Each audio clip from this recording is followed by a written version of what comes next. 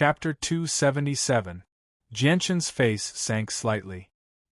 He glared at the middle-aged man and asked, "Sir, what's the meaning of this?" Perhaps sensing the hostility in Jianquan's tone, the middle-aged man smiled brilliantly and said, "Don't misunderstand, little brother. I'm a member of the Stav clan. We're also very interested in the 5-colored stone you just bought, so on behalf of the Stav clan, I hope you can sell it to us." At this moment, the rest of the people on the 4th floor of the Precious Treasure Pavilion came to their senses. They quickly rushed over and surrounded Jianquan. They all clamored for Jianquan to sell the 5-colored stone to them. They were willing to pay a higher price for it. Jianquan sighed inside. What he was worried about had finally happened. After witnessing the extraordinariness of the 5-colored stone, these people finally could not help but want to buy it from Jianquan. They were even willing to pay a higher price. Although they had already heard about the wonders of the 5-colored stone from the manager of the 4th floor, they weren't willing to spend such an expensive price to buy an item that they could only admire. Only when the 5-colored stone emitted a light that filled the sky and increased their spiritual power in just a few breaths did they truly feel the wonders and value of the 5-colored stone. "Everyone, I'm really sorry. I'm not selling this 5-colored stone," Jianquan said to the crowd. "Little brother, why don't you sell it to us? I'm willing to pay 30,000 purple coins for it. Anyway, this 5-colored stone is useless to you. Who knows, it might even cause you more trouble. Why are you so stubborn?" An old man with white hair and a ruddy complexion said earnestly, as if everything he said was for Jianquan's sake. "That's right. Little brother, this 5-colored stone really isn't safe with you. You should sell it to us. This 5-colored stone will definitely attract the attention of many people if you keep it. It will bring you a fatal disaster. The gains do not make up for the losses. You should sell it to our Maplewoods family. Our Maplewoods family is willing to purchase it for 35,000 purple coins." Everyone tried to persuade him. At this moment, a loud voice came from behind the crowd. "I want this 5-colored stone. Don't fight with me." Hearing that, the noisy 4th floor immediately fell silent. Everyone looked back coldly to see who was so arrogant to say such arrogant words in front of so many people. After all, those who could enter the 4th floor of the Precious Treasures Pavilion were not ordinary people. 2 people in white robes stood there emotionlessly with their arms crossed. One of them seemed to be in his late 20s, around the same age as Ming Dong. Beside him was a middle-aged man with a resolute face. His eyes shone brightly as he constantly glanced over everyone with a threatening gaze. "So it's young Master Tianjue." When everyone saw the young man in his 20s, their expressions changed. Immediately, many people smiled and greeted the young man in a friendly manner. The rest of the people's faces became a little embarrassed. They sighed that they were not fated to obtain such a divine stone.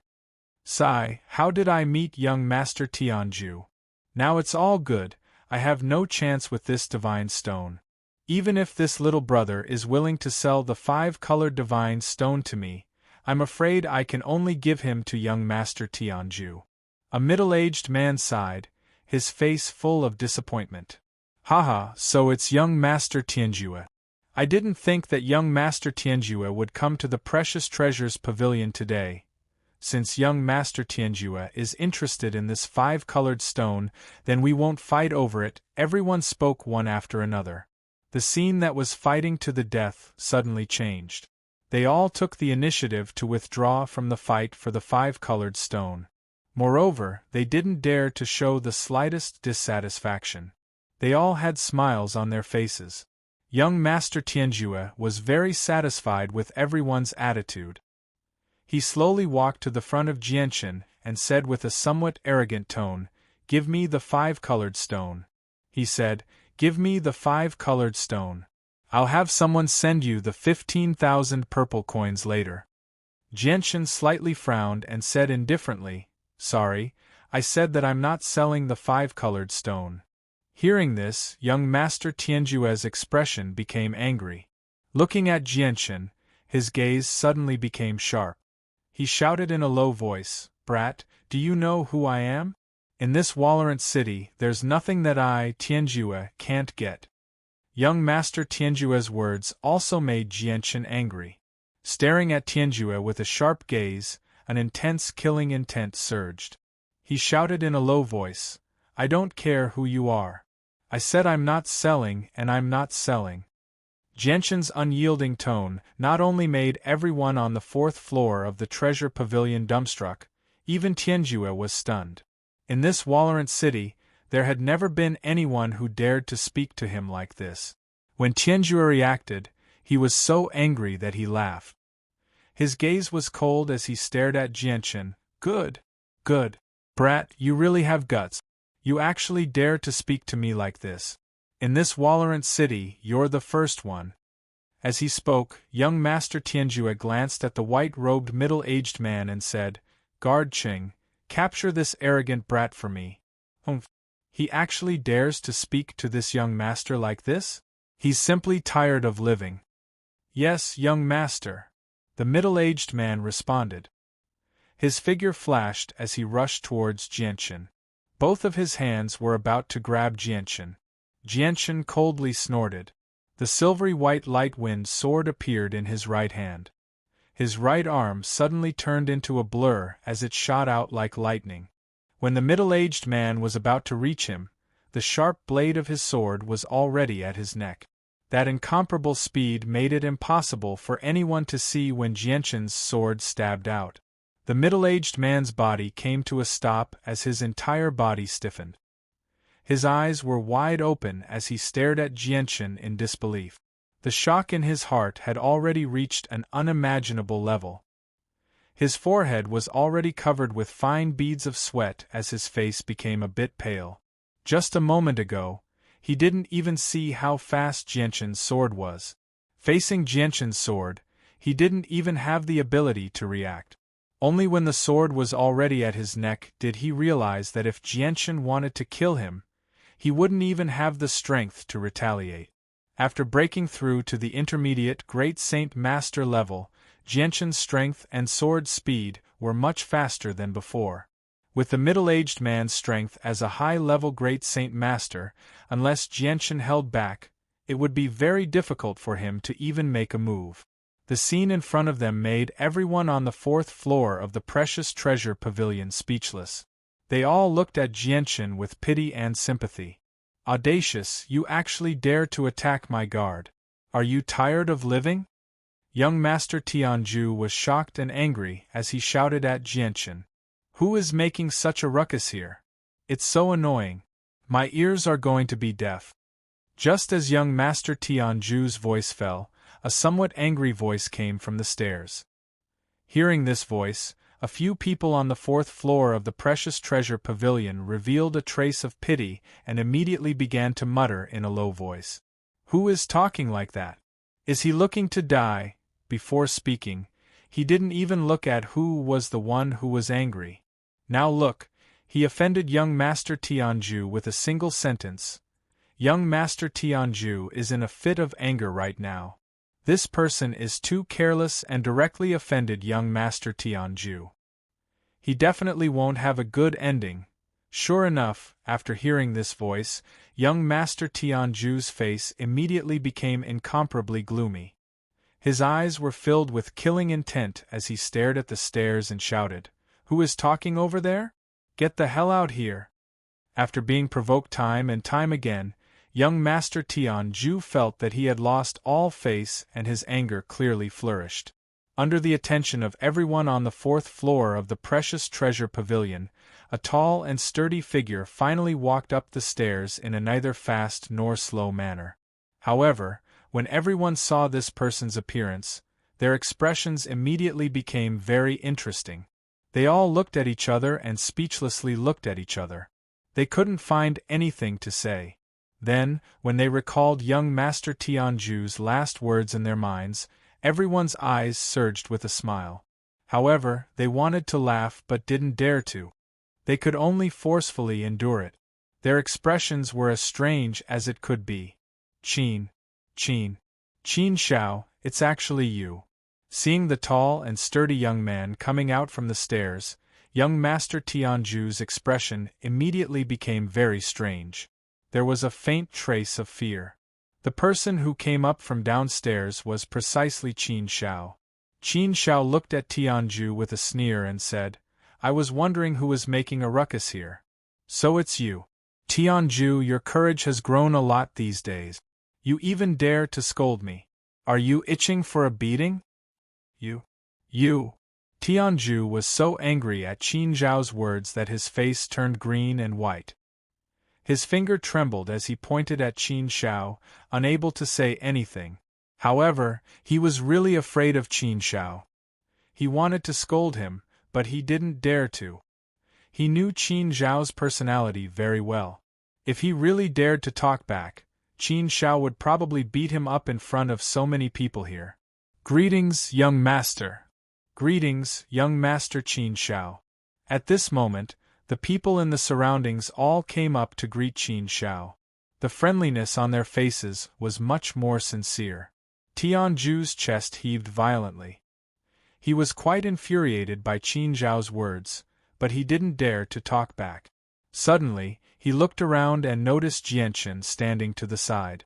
A sinister smile immediately appeared on his face, and he said, "Qin Shao, not only did this ignorant brat insult my Tianqin clan, he even attacked our guards. You've come at the right time.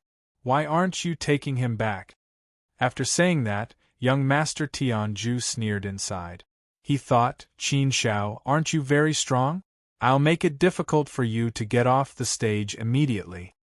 Tianju had already seen Jianchen's strength before, so he wanted to borrow Jianchen's strength to teach Qin Shao a lesson.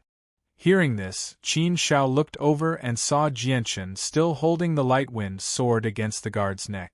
At this moment, Qin Shao didn't need to think to know what was going on.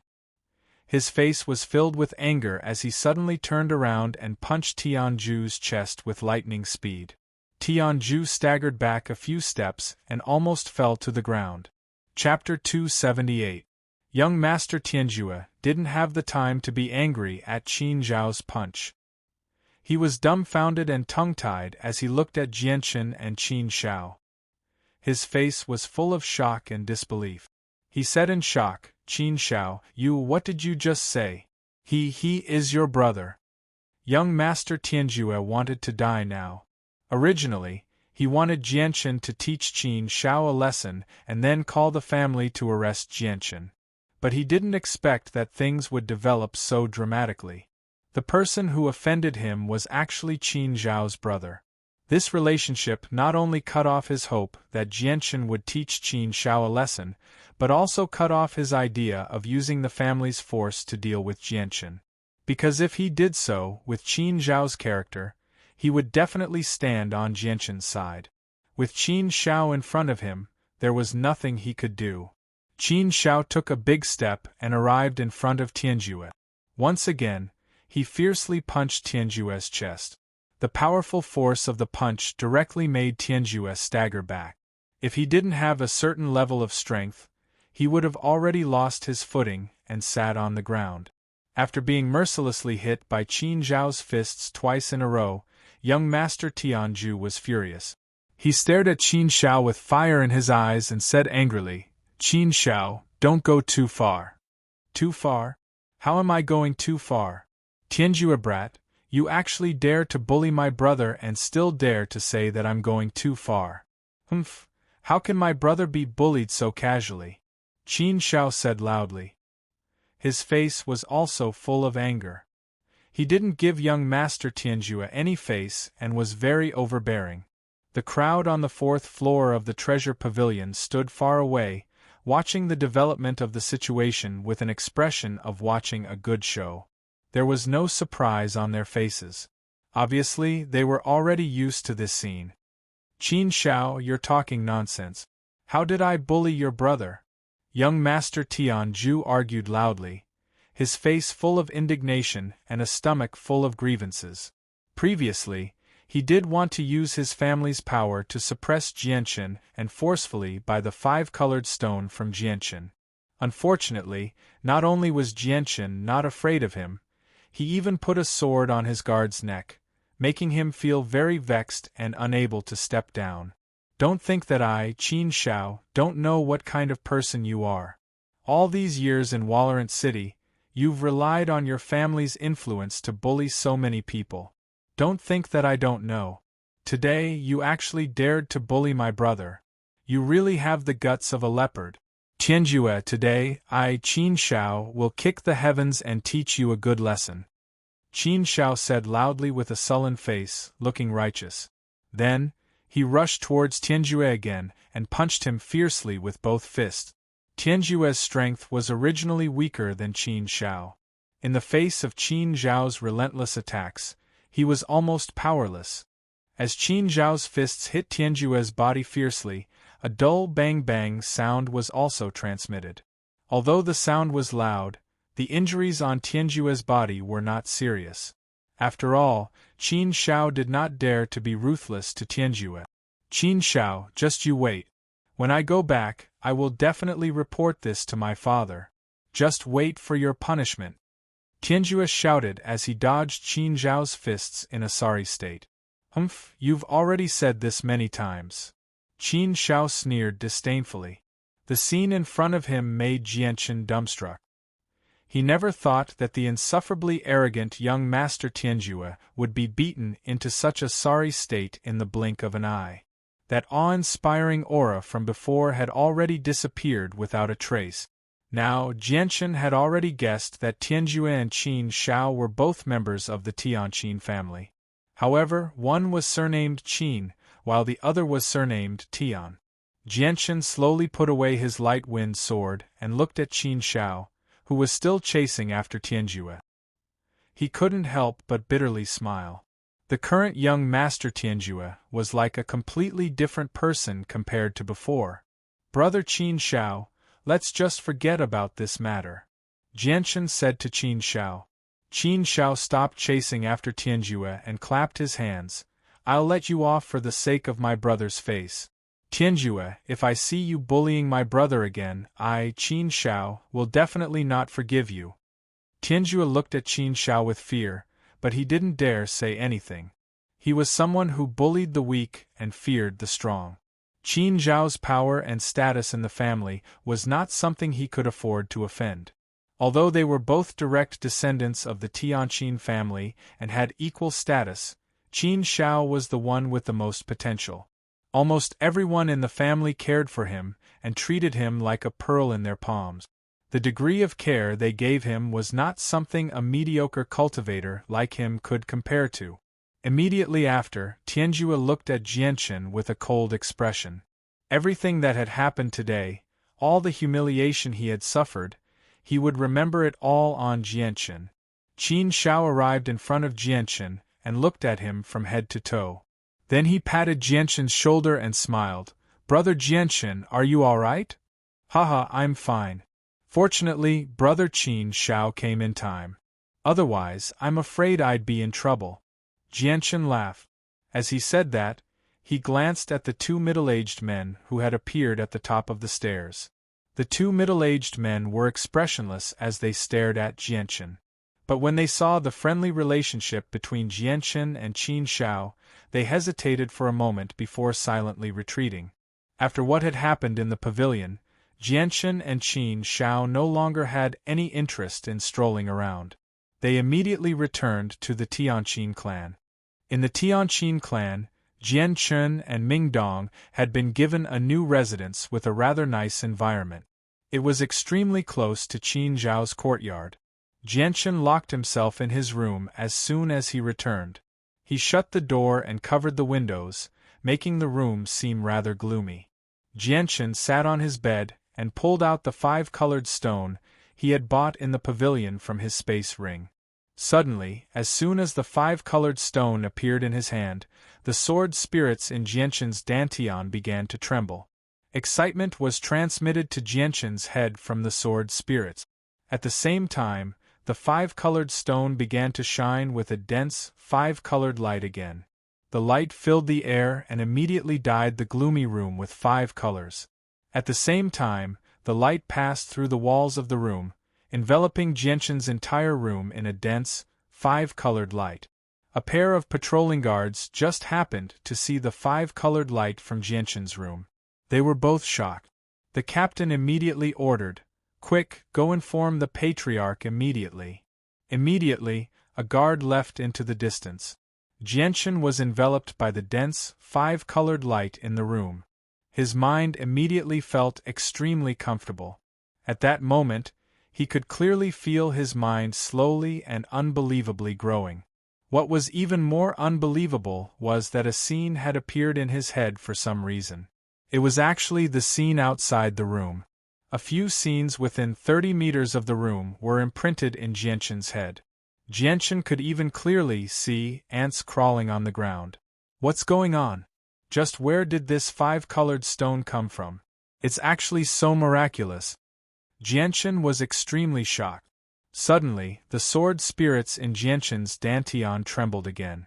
Immediately, a beam of purple and green light shot out from Jianshan's body and instantly enveloped the five-colored stone in Jianshan's hand. Then, it disappeared. And along with the disappearance of the sword spirits, the five-colored stone in Jianshan's hand that was emitting a five-colored light also disappeared.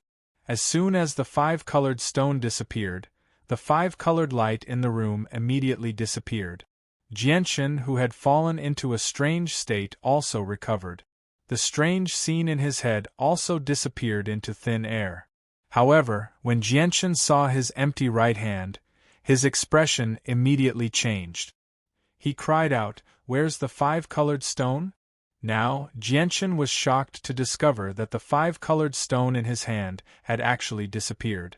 Jianshan immediately began to feel anxious. The five-colored stone was definitely a rare treasure. It could rapidly increase a person's mental strength. If it disappeared just like that, it would definitely be quite a blow to him. Anyone who had just discovered a huge treasure and possessed it, but before they could even enjoy it, the treasure disappeared without a trace would inevitably find it hard to accept. A thought flashed through Jianshan's mind. He immediately sent his consciousness into his dantian and let out a sigh of relief. The five-colored stone had not disappeared. Instead, it had mysteriously entered his dantian and was being held by the sword spirits. Thump, thump, thump. Suddenly, a series of hurried knocks rang out. Hearing this, Jianshan's expression immediately became serious. He had a bad feeling. The light that had just been emitted by the five-colored stone had definitely been discovered by the Tianqin clan. Bang! A loud sound rang out. Seeing that Jianshan had not opened the door for so long, the person knocking on the door finally could not hold it in any longer. He directly kicked the door open, and a large group of people filed in. Very soon, the small room was filled with people. The leader of this group of people was an old man with white hair and a ruddy complexion. His eyes were bright and piercing, and there was a long beard on his chin. Behind the old man, there were more than 10 middle-aged men in various kinds of clothes, and all of them had extraordinary bearings. For the old man to stand at the very front, it was obvious with a single glance that his status in the Tianqin clan was not low. The old man looked at Jianshan with a smile and said, "I heard that Qin Shao made a friend outside yesterday. Little brother, that person must be you." Jianshan slowly got off the bed and glanced at the shattered door. He then clasped his hands at the old man and said, "I am Jianshan. Greetings, sir." The old man chuckled as he scanned the room. However, he did not find anything of value. Chapter 279. Jianshan had a troubled expression. If the old man had made this request before he had returned, then he could have taken out the five-colored stone for him to see. However, the five-colored stone had already entered his dantian and was surrounded by the sword spirits. He could not take it out at all. Seeing the troubled expression on Jianshan's face, the old man slightly frowned. He said with some displeasure, "Don't worry, no matter how precious the five-colored stone is, I, Tian Chongqing, will not covet it. I only want to see the true appearance of the treasure. Sir, I'm really sorry. I can't take out the five-colored stone right now." Jianshan bitterly smiled. This group of people had come at far too much of a coincidence. They had come just as the 5-colored stone entered his dantian, which made it difficult for him to explain. After all, this was just too unbelievable. Even if he told them the truth, probably not many people would believe him. If you can't take it out, are you worried that our Elder Wu will covet your crappy treasure? Elder Wu has an important position in our Tianqin clan. How can he covet your crappy treasure? How much is your treasure worth? How can our Elder Wu care about it? Before the old man could say anything, quite a few people behind him began to talk at once. They all criticized Jianchen. Jianchen's face sank slightly. He clasped his hands at the old man and said, "Elder Wu, it's not that I don't want to show the treasure to you, but because of some unforeseen circumstances, I really can't take it out." Jianchen's words were neither haughty nor humble. There was a hint of coldness in them. If the old man continued to threaten him, he would not give him any face. "Stop with the lies. Who would believe your nonsense? You better take it out and let Elder Wu see it. With Elder Wu's status, how can he covet your item?" A young man standing behind Elder Wu coldly stared at Jianchen and coldly said, "Get out of the way, get out of the way." At this moment, a shout came from outside, and then the crowd surged. A tall and sturdy young man strode in from outside, and as soon as they saw this young man, the people crowded in the room made a path for him, and respectfully called out, "Eldest young master." This person was none other than Qin Shao, who had rushed over upon hearing the news. "Nephew Shao, why are you here?" Upon seeing this young man, Elder Wu immediately revealed a slight smile on his face as he asked in an amiable tone. Qin Shao had an extraordinary position in the clan. Even though Elder Wu had a very important position in the Tianqin clan, he did not dare treat Qin Shao too harshly. Qin Shao glanced at Elder Wu and said indifferently, "Elder Wu, I should be the one asking you this. This is my brother Jianchen's residence. What are you all doing here?" After saying that, Qin Shao looked at the group of people behind Elder Wu and suddenly shouted, "All of you, get out!" The group of people behind Elder Wu were all yes-men. They looked at each other, and in the end, they all gathered their gazes on Elder Wu. None of them were willing to leave. Seeing this, anger appeared on Qin Shao's face. Just when he was about to shout again, a dignified voice suddenly rang out from outside the room. "All of you, get out!" Hearing the dignified voice, everyone in the room was slightly surprised. Although they did not see the person, the extremely familiar voice immediately made them think of the person with the greatest authority in the Tianqin clan. "Greetings to the Patriarch! Greetings to the Patriarch!" The group of people in the room all bowed respectfully before retreating obediently. With the Patriarch's words, no one dared to remain in the room. The white-clothed Patriarch of the Tianqin clan walked into Jianchen's room with a few middle-aged men and old men behind him. "Greetings to the Patriarch!" Elder Wu bowed towards the Patriarch of the Tianqin clan. "Father, you've finally come. Elder Wu has brought a large group of people into Brother Jianchen's room for no apparent reason. That's just too much. If news of this spreads, how will our Tianqin clan have the face to entertain guests?" Qin Shao said with great dissatisfaction. The Patriarch of the Tianqin clan looked at Elder Wu and said indifferently, "Elder Wu, little brother is currently a guest of our Tianqin clan. You were in the wrong in the first place when you brought people to intrude into little brother's residence. If news of this spreads, where will our Tianqin clan stand? Why don't you apologize to little brother Jianchen?" Elder Wu's expression changed slightly. He looked at the Patriarch of the Tianqin clan in disbelief. He really could not understand. With his status as a dignified elder, why would he need to apologize to a member of the younger generation? Although he was dissatisfied, he did not dare to disobey the Patriarch of the Tianqin clan's orders. He could only unwillingly apologize to Jianchen. "Little brother, I just heard from the guards that your place is emitting a very strong 5-colored, auspicious light. I wonder what's going on. I wonder what this is. the patriarch of the Tianqin clan said to Jianchen with a smile. His tone was gentle, and he did not pressure Jianchen like a patriarch. Jianchen smiled bitterly. The five-colored rock really was a disaster. It had caused some trouble in the treasure pavilion earlier, but it was all thanks to Qin Zhao's appearance that the matter did not escalate. Now, even the patriarch of the Tianqin clan had been alerted. Patriarch, I bought a wondrous stone in the treasure pavilion earlier. The five-colored light came from the wondrous stone, Jianchen explained. Oh? There's actually such a wondrous stone? The patriarch of the Tianqin clan immediately became interested. He stared at Jianchen with shining eyes and said, "Little brother, may I ask what this wondrous stone is? It's so wondrous that it can even give off an intense five-colored auspicious light. Can you show it to me?" The patriarch of the Tianqin clan looked at Jianchen with hope. "Patriarch, the wondrous stone has mysteriously entered my body earlier. I can't take it out." Jianchen was helpless. "What? You've entered your body today?" The patriarch of the Tianqin clan was shocked, along with some disbelief. "Looks like this wondrous stone is a supreme treasure. I've read about this in some ancient record. Legend has it that some supreme treasures are extremely powerful and can be absorbed into a person's body at will. It's extremely wondrous." A white-haired, wrinkled old man behind the patriarch of the Tianqin clan sighed emotionally. "Supreme treasure?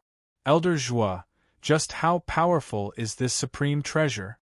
The patriarch of the Tianqin clan was amazed. He humbly asked the old man behind him for advice. The old man shook his head. "Patriarch, there are extremely few records about supreme treasures in the records. That's all I know." The patriarch of the Tianqin clan became disappointed when he heard that. He then looked at Jianchen with mixed feelings. After a moment of silence, he gently sighed, "Little brother, it's your fortune to be able to find such a treasure. However, a man's wealth is his own ruin. I've heard that quite a few people know about the wonders of your five-colored stone in the treasure pavilion, so you need to be more careful in the future, just in case someone tries to harm you in secret." "Thank you for the reminder, Patriarch." Jianchen clasped his hands in thanks. Afterwards, the patriarch of the Tianqin clan left with a group of people. He did not ask too much about the five-colored stone. "Brother Jianchen, you have such a great treasure on you, so you need to be careful. Although no one dares to do anything to you in Wallerant City, once you leave the city, no one will fear you at all. Someone might try to steal this treasure from you," Qin Shao reminded Jianchen out of kindness. Afterwards, Qin Shao stayed for a while longer before leaving. Ming Dong also came to check on the situation. Seeing that there was nothing wrong, he left Jianchen's room as well. He returned to his residence and worked hard to increase his strength.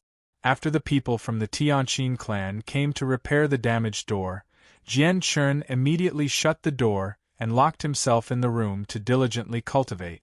With the arrival of the mercenary gathering, he had to increase his strength as quickly as possible.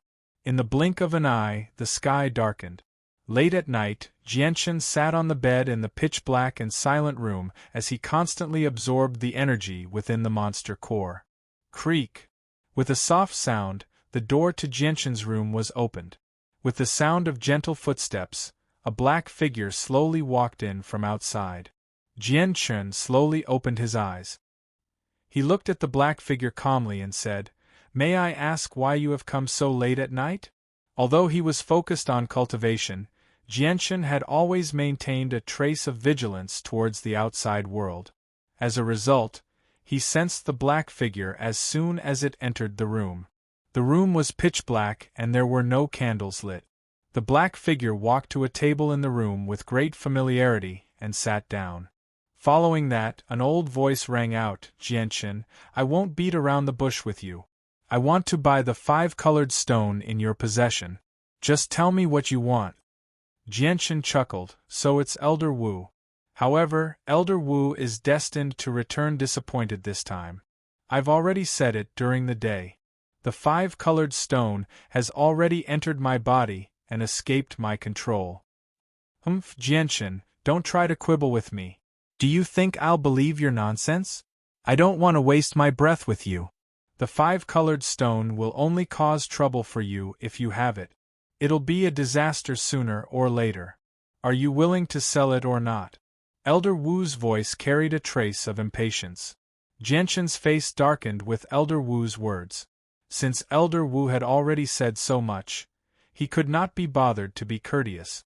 He directly replied coldly, I'm not selling. Chapter 280. In the following period of time, Jianchen rarely went out. He shut himself in his room and cultivated. He kept a very low profile in the Tianqin clan, only occasionally sparring with the battle-crazed Qin Shao. Elder Wu, who was constantly thinking about the 5-colored stone, did not continue to look for Jianchen. He seemed to have completely disappeared from the Tianqin clan, never appearing before Jianchen again. After a month passed like this, Jianchen used the monster cores to cultivate and raised his strength to the high-level Great Saint Master level. Afterwards, Jianchen spent half a month to stabilize his cultivation. After completely eliminating the hidden dangers caused by using monster cores to cultivate, he continued to absorb the energy within the monster cores to cultivate. After a month and a half, the waves caused by the 5-colored stone in the Tianqin clan calmed down. It was as if everyone had forgotten about this matter. During this period of time, Ming Dong did not remain idle. He learned from Jianchen and shut himself in his room to absorb the energy within the monster cores to cultivate, working hard to increase his strength. In the morning 10 days later, the door to Jianchen's room that had been tightly shut for several days finally opened. A white-robed Jianchen slowly walked out. Jianchen glanced at the nearby room where Ming Dong lived. He saw that the door was tightly shut and strands of obscure energy rippled out from within. Ming Dong was still cultivating inside. Jianchen deeply breathed in the refreshing morning air and muttered, It's been almost 2 months since I've been in the Tianqin clan. Presumably, the people of the Tianqin clan will be setting off for Mercenary City soon. Jianchen glanced at the independent courtyard where Qin Shao lived. After a slight hesitation, he walked over in the end. He still needed to ask Qin Shao about the exact departure date of the Tianqin clan. When Jianchen arrived at the independent courtyard where Qin Shao lived, he was stopped by a guard at the entrance. Brother, is Qin Shao inside? Jianchen clasped his hands and asked. The young master went to the martial arts field early in the morning. He's not in the room, the guard replied expressionlessly. Afterwards, Jianchen made his way to the martial arts field. During the days he had been in the Tianqin clan, Jianchen had often been dragged to the martial arts field by Qin Shao, so he was extremely familiar with it. Just as Jianchen passed by a garden, the melodious sound of a zither suddenly rang out from a nearby pavilion. The sound was gentle, but it seemed to possess a strange charm. It was actually able to resonate with the sound of the zither when it reached the ears of those who heard it. Jianchen was attracted by the zither sound and instinctively stopped. He turned his head in the direction of the pavilion and saw a woman in a white dress sitting in the pavilion with her back to him. Following the gentle movements of her slender fingers, a beautiful zither sound rang out. Jianchen made his way to the pavilion and arrived behind the woman in the white dress very quickly. The woman's long black hair cascaded down her back very casually. Her face was covered with white gauze, which completely covered her face. It was impossible to see what she looked like.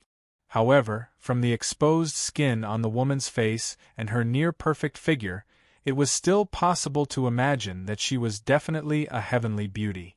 The woman was the second miss of the Tianqin clan. Very quickly, the second miss of the Tianqin clan finished playing her zither. She turned her head and glanced at Jianchen, who was standing behind her. She gently asked, Could it be that young master is also someone who likes the zither? The second miss of the in-laws family had a very lively voice. It was as beautiful as a lark's voice, causing people's hearts to tremble. If it was someone with a weak heart, they would probably be mesmerized by this voice on the spot. Jianchen gently smiled. Miss, your zither music is very beautiful. Although I don't know how to play the zither, I was still attracted by your music. The second miss of the Tianqin clan smiled sweetly and gently said, Thank you for your praise, young master. Jianchen smiled and said, Miss, your zither playing must have reached the point of perfection long ago. You can actually play such a heavenly song that can make people's heartstrings rise and fall with the zither sound. You are truly admirable. Although I like the zither, chess, calligraphy, and painting, and have been studying them since I was young, I am still nowhere close to the purity of the flames that young master speaks of. The reason why the zither music is so beautiful is all because of this good zither. The second miss of the Tianqin clan slowly stroked the strings of the zither with her soft, jade-like hands. She murmured, Although this zither is made from a fabric of the zither of the demonic cry and is only made from a few precious materials, it still contains the saint energy of the heavenly enchantress, so it is rather extraordinary when played. The music is moving, as if it can draw people's hearts. The zither saint? The heavenly enchantress? Jianchen was puzzled. He asked, Miss, may I ask who the heavenly enchantress is? The second miss of the Tianqin clan glanced at Jianchen strangely before seeming to think of something. A sliver of understanding appeared on her face before a sliver of admiration appeared on her face. She gently said, Young Master Jianchen comes from a distant kingdom, so you obviously don't know about the heavenly enchantress. The heavenly enchantress is extremely famous in our region. With just her zither of the demonic cry, she can make the peak experts of many kingdoms on the Tian-Yuan continent pale. The heavenly enchantress uses the sound of the zither to injure her enemies, making it impossible to defend against. No one can last long under the effects of the zither. All the people who clash with her will either lose themselves in the sound of the zither or have their souls directly obliterated by the sound. They will die without a trace. The heavenly enchantress way of the zither has already reached the peak of perfection.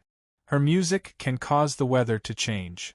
It's said that several decades ago, in order to stop a war between two countries, the heavenly enchantress played a song in the air above the battlefield. In just a few seconds, over 1 million soldiers fell unconscious, and they only woke up after 3 days and 3 nights. The second miss of the Tianqin clan admired the heavenly enchantress very much. Her eyes shone with a strange light as soon as she mentioned the heavenly enchantress. Over 1 million soldiers fell asleep for 3 days and 3 nights with a single song. The heavenly enchantress music is just too powerful. Jianchen could not help but feel shocked by the power of the heavenly enchantress music. Every single song the heavenly enchantress plays is unparalleled. It's an immortal song, said the second miss of the Tianqin clan. She had loved the 4 arts since she was young, so the heavenly enchantress had become her goal long ago. Oh, the heavenly enchantress music is actually so wondrous. If there's an opportunity, I would like to see it for myself, said Jianchen. The heavenly enchantress has already become a saint ruler. How can she be so easy to see? The second miss of the Tianqin clan murmured. Afterward, her eyes shone and she said, Young Master Jianchen, I heard you're going to participate in the mercenary gathering this time? Jianchen sat down on a stool in the pavilion and replied, That's right.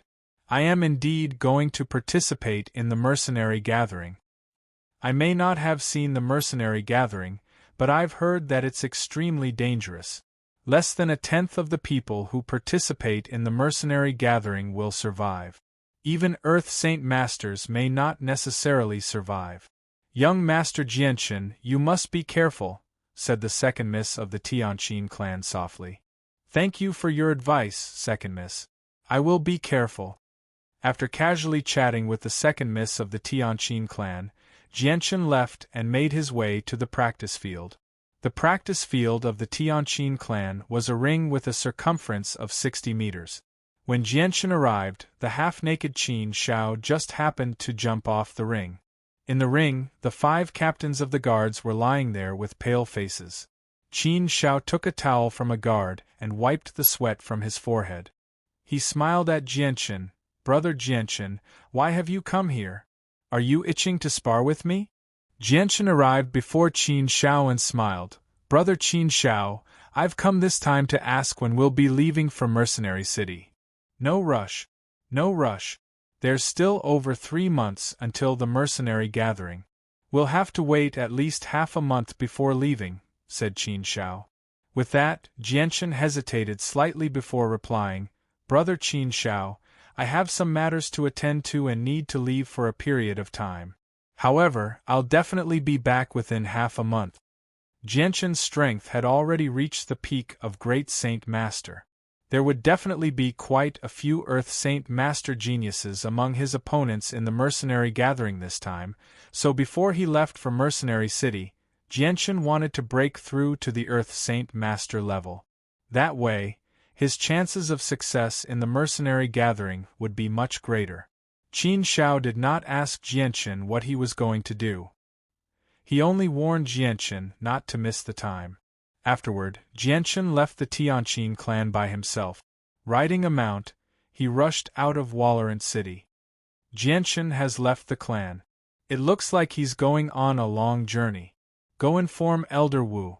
One of the 2 guards immediately ran into the Tianqin clan. Within an independent courtyard of the Tianqin clan, Elder Wu and an old man around his age sat at a table in the courtyard, leisurely playing chess. Elder Wu, this subordinate has something to report. Suddenly, a guard came directly to the entrance of the small courtyard and spoke to Elder Wu, who was inside. Elder Wu frowned slightly when he heard that. He glanced at the guard with some displeasure and scolded, Don't you know that it's forbidden to be disturbed when I'm playing chess? Elder Wu's voice contained some anger. Elder Wu, this matter was personally ordered by you.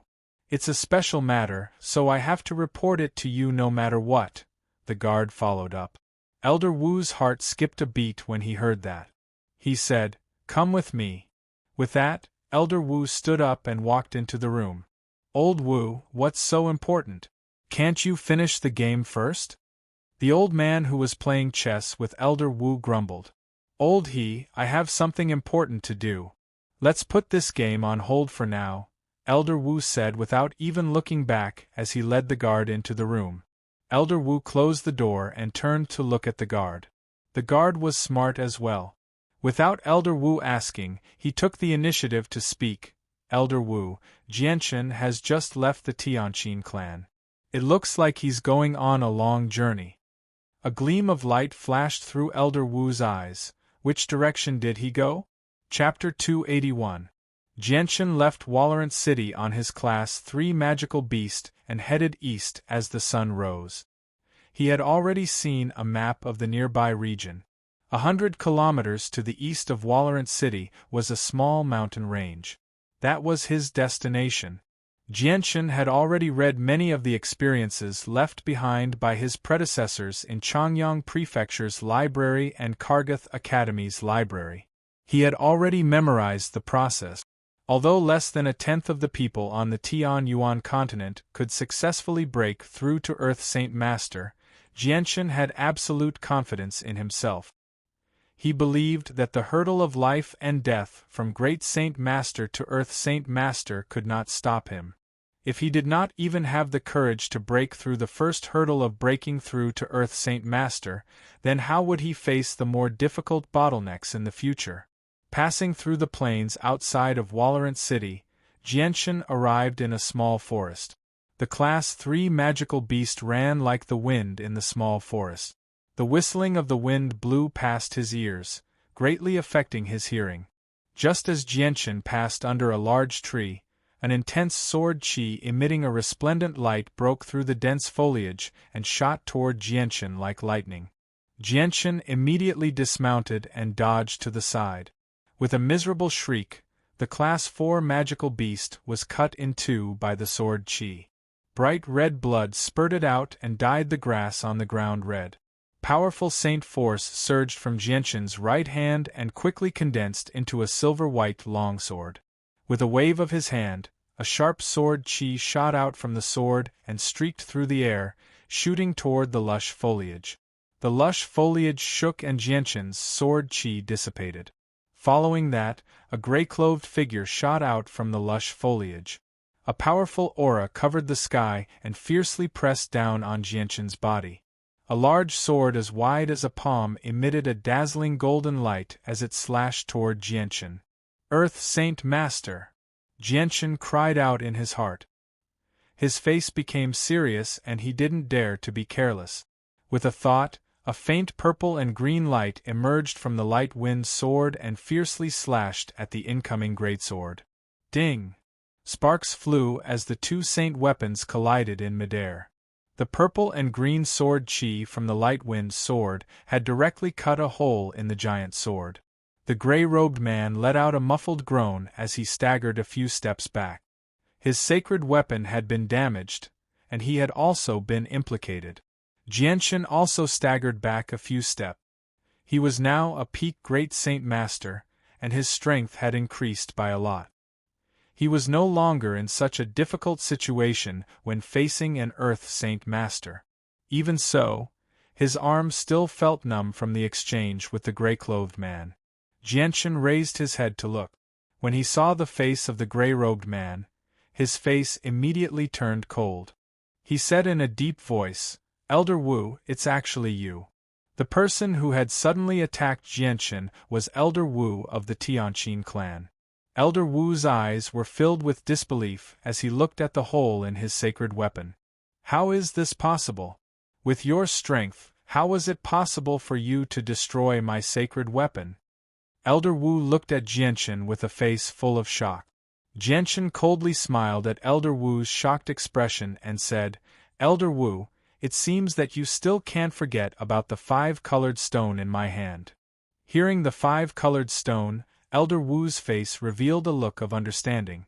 Soon after, his face revealed an unconcealable joy as he said, "Yes, it must be the 5-colored stone. The 5-colored stone is a priceless treasure with great power.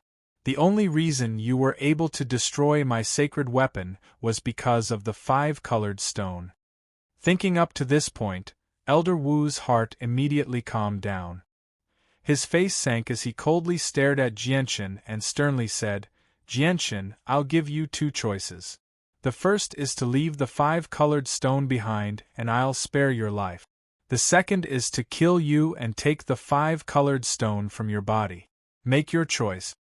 Jianshan coldly smiled. He was too lazy to explain Elder Wu's misunderstanding.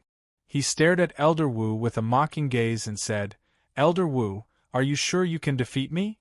Elder Wu coldly snorted and said, "Jianshan, don't think that you can fight an Earth Saint Master just because you have a priceless treasure. The difference between an Earth Saint Master and a Great Saint Master is like a chasm. It's not something that can be made up for by any treasure." Although he said this, there was still a trace of fear in the depths of Elder Wu's eyes. "Is that so?" Jianshan coldly smiled and said, "Today, I'll let you see how a Great Saint Master kills an Earth Saint Master. The chasm between Great Saint Master and Earth Saint Master is destined to be broken by me." With that, Jianshan charged toward Elder Wu. Arrogant. I don't believe that I can't stop you with my strength as a 3rd cycle Earth Saint Master." Elder Wu angrily roared as a strong saint force wrapped around his greatsword. With a whistling sound, he slashed it at Jianshan. The purple and green sword chi on Jianshan's light wind sword became even more intense as it met Elder Wu's saint weapon head-on. Elder Wu knew that Jianshan's saint weapon was powerful and could not touch it.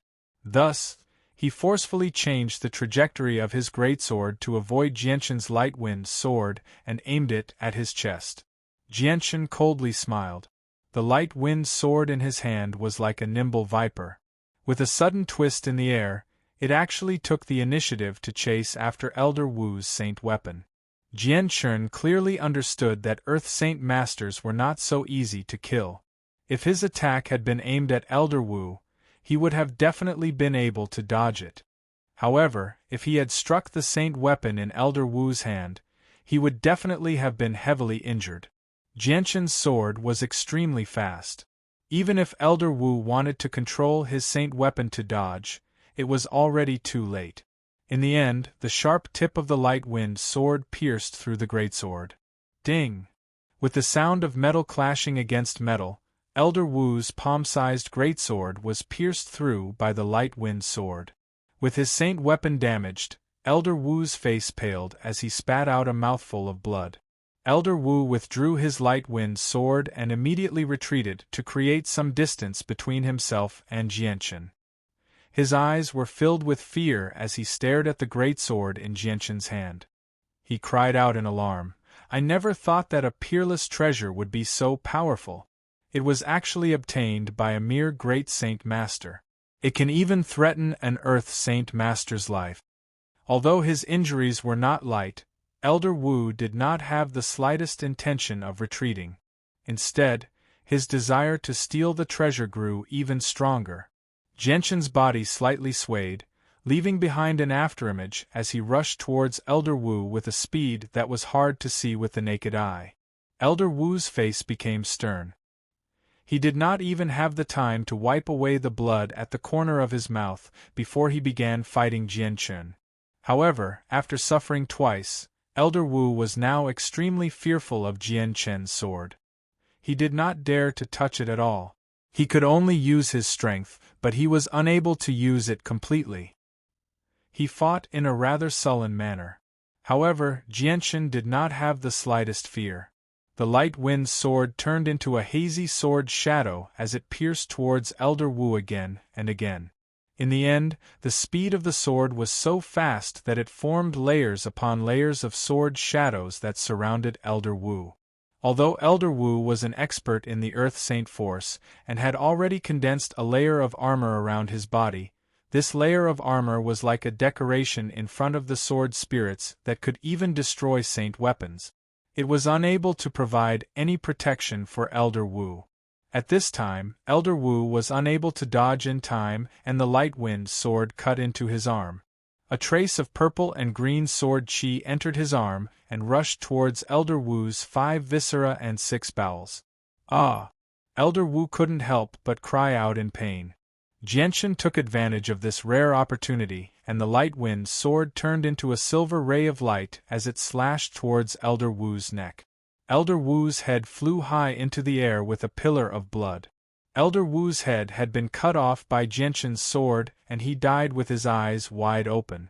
Even in death, he still could not believe that a third cycle Earth Saint Master like him would actually die at the hands of a great Saint Master brat. Jianshan let out a long breath. Elder Wu was truly worthy of being a third cycle Earth Saint Master. He was truly difficult to deal with.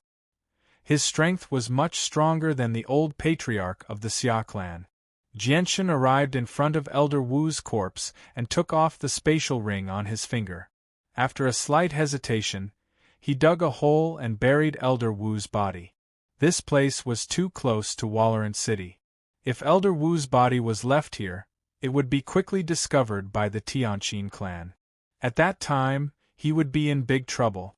After burying Elder Wu's body, Jianshan cleaned up the battlefield and covered up all traces of Elder Wu before finally leaving. 2 hours later, Jianshan arrived at a small mountain range and finally sat down on a large rock in front of a waterfall.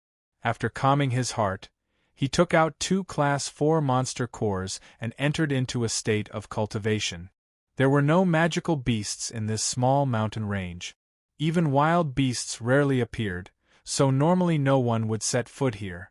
Jianshan was very relaxed when cultivating here. The energy from the monster cores continuously flowed into Jianshan's body. The moment the energy from the monster cores entered Jianshan's body, it was as if there was a mysterious force pulling them out of the monster cores and into the sword spirits. The energy was continuously absorbed by the miniature version of the light wind sword in Jianshan's dantian. The light wind sword's light became more and more intense, illuminating the entire dantian. Jianshan had already memorized the process of breaking through from a great saint master to an earth saint master, so it was a walk in the park for him. Chapter 282.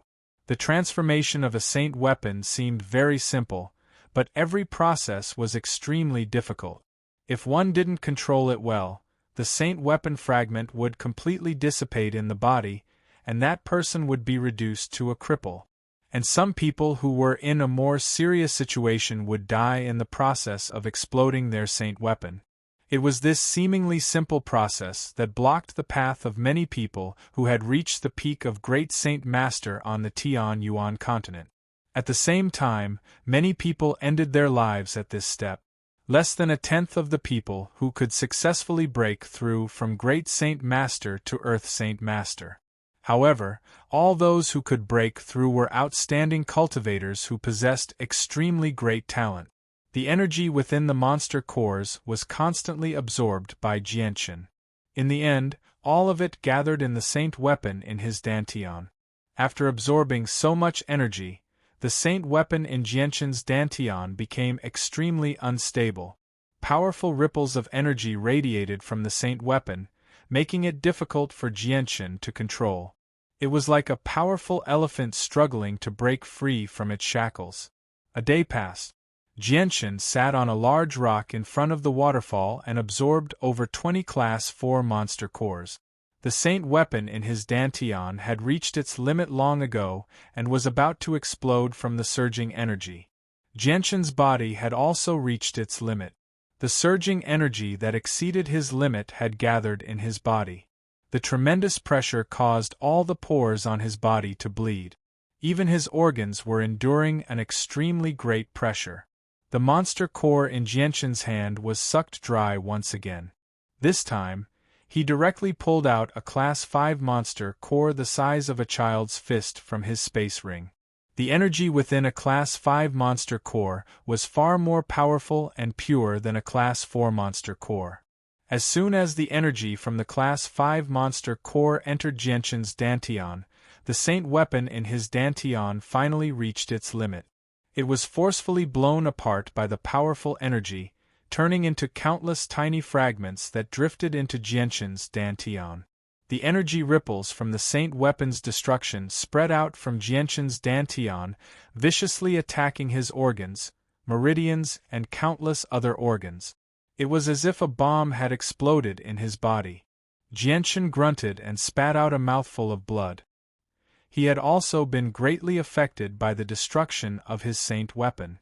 The energy ripples from the destruction of his saint weapon had also heavily injured him. The pain from his body had already numbed Jianchen's entire body, as if he had lost control of his body. His head also became a little dizzy, as if he could not endure it any longer, and fainted. This step had ended the lives of many people who had broken through from Great Saint Master to Earth Saint Master. Jianchen clenched his teeth, doing his best to keep himself awake. He could feel the energy within the saint weapon's fragments rapidly flowing away. Jianchen's heart immediately tightened. Without any hesitation, he divinized his consciousness and connected it with the countless tiny fragments of the saint weapon. Afterwards, he immediately began to absorb the energy from the Class 5 monster core into the countless fragments of the saint weapon, replenishing the energy that was constantly flowing away. Jianchen had already made it through the hurdle of life and death. The next step was the most crucial one. The energy fragments from the saint weapon's destruction would only remain in the body temporarily, and would not last forever. The energy within them would rapidly flow away at every moment. The moment the energy completely dissipated, the cultivator would become a complete cripple. Pure and powerful energy surged out from the Class 5 monster core. After entering Jianchen's body, it immediately split into countless strands of energy that flowed into every fragment of the saint weapon. With the support of this energy, not only was the saint weapon's energy continuously flowing away replenished, there was even excess energy that was being refined into every fragment of the saint weapon. Not only did the saint weapon's energy become even more powerful, it was also slowly undergoing a qualitative change. Reaching this step required an extremely large amount of energy. The speed at which Jianchen absorbed the energy from the Class 5 monster core had already reached the limit. The surging energy within the monster core entered Jianshan's body through his pores, gathering in his dantian. In just half a day's time, the energy within the Class 5 monster core had been completely absorbed by Jianshan. Afterward, Jianshan took out another 2 Class 5 monster cores from his space ring and continued to absorb the energy within them. The Saint weapons fragments in Jianshan's dantian emitted a weak glow that drifted through Jianshan's dantian. They flickered like stars, as if they were bottomless pits. Even after absorbing such a large amount of energy, they still had not reached a state of saturation. However, the flickering light was constantly growing stronger. Breaking through to Earth Saint Master was extremely difficult and troublesome. It was far from being as easy as Jianshan's breakthroughs in the past. Every single process required precise control.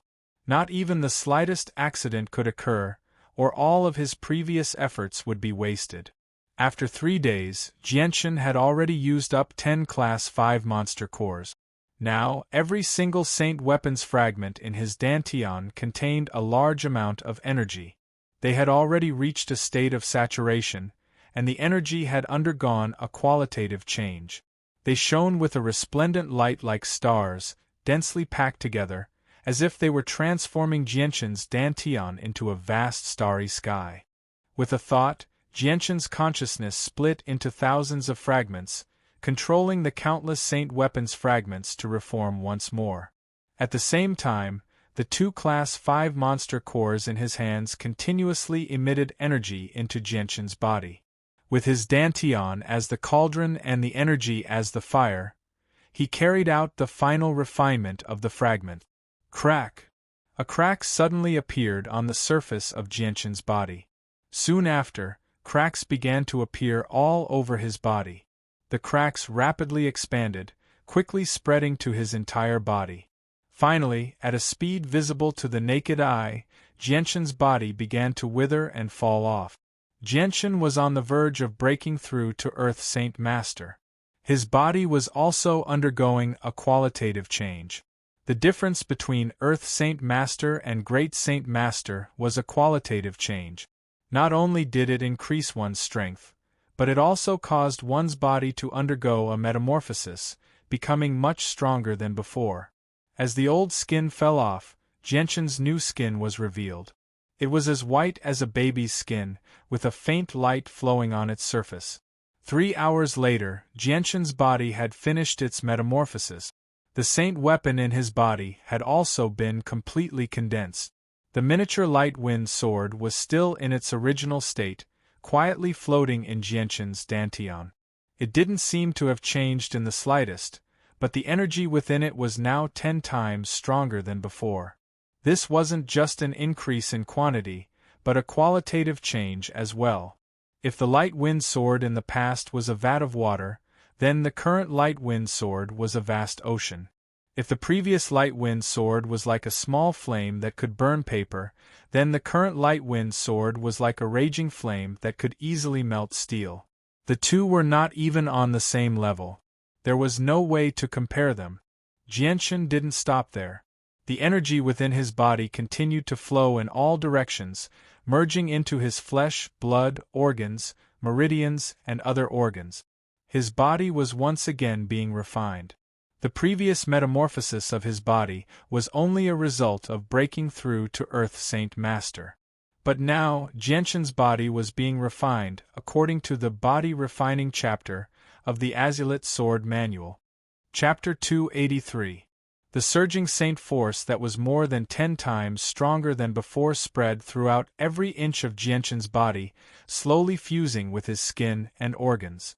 Jianshan was completely using energy to temper his body and not various exercises to strengthen his body. If he were to use some exercises to strengthen his body, it would gradually change shape, breaking away from its natural shape and becoming tall and sturdy. In Jianshan's opinion, this method of tempering was completely suppressing the functions of his body. Although it could strengthen his body to a certain extent, it was not suitable for him. No swordsman had the back of a tiger or the waist of a bear. To a swordsman, it was necessary to maintain a slender figure. That way, they would be able to display their speed and react in the shortest amount of time with the least amount of energy. The body tempering technique recorded in the Azulite Sword Codex was without a doubt tailor-made for swordsmen. Not only could the body tempering technique strengthen one's body without changing its shape, it was a unique method of using energy to strengthen the body. It could strengthen a person's body without limit. As long as the energy in the body continued to increase, the body would continue to strengthen. Layer after layer of light from the flow of energy flashed on Jianshan's skin. When the pure energy that had undergone a qualitative transformation fused with Jianshan's body, his flesh and blood immediately began to strengthen at an unbelievable rate. The energy within the Class 5 monster cores continuously supplied Jianshan's energy to strengthen his body. Strengthening the body required an extremely large amount of energy, but Jianshan had a large number of monster cores, so he obviously did not need to worry about energy. The awkward situation he had encountered in the Changyang Prefecture when he was young would not happen to him again. The time needed to strengthen his body was even longer than when Jianshan broke through. After 7 days and over 20 Class 5 monster cores, Jianshan finally reached the limit of his body. If he wanted to strengthen his body again, Jianshan could only strengthen the Saint Force in his body. Jianshan finally opened his eyes slowly as he sat on the boulder. As his consciousness returned to reality, the deafening sound of the waterfall immediately rang out. It was like the roar of a wild beast. Jianshan sensed the Saint Force in his body that had undergone a qualitative change. He could not help but smile in joy and excitement. Now, he had finally become an Earth Saint Master. Even on the Tian Yuan continent, he could be regarded as an expert who could hold his own. Now that my body has undergone a transformation and has been tempered with Saint Force, its strength and flexibility have increased by tens of times. I'm afraid that even a Saint weapon would not be able to harm me. Jianshan muttered to himself as he massaged his body. His face was filled with joy from the great increase in strength. Jianshan opened his palm and a surge of Saint Force began to gather in his right hand. It quickly condensed into a silver-white light wind sword. As soon as the light wind sword appeared in Jianshan's hand, it emitted a biting cold aura. It was even sharper than before. Right now, the light wind sword looked exactly the same as before. The only difference was that the light wind sword looked even brighter, as if it was emitting a layer of white light. The blade of the light wind sword was like a mirror that could clearly reflect the surrounding scenery. Suddenly, Jianshan's right hand shook, and the light wind sword began to vibrate violently. It let out a light sword hum, and with the light wind sword as the center, a faint white light spread out in all directions. The weeds on the ground were instantly turned into dust by the white light, as if they had been sliced into countless tiny pieces.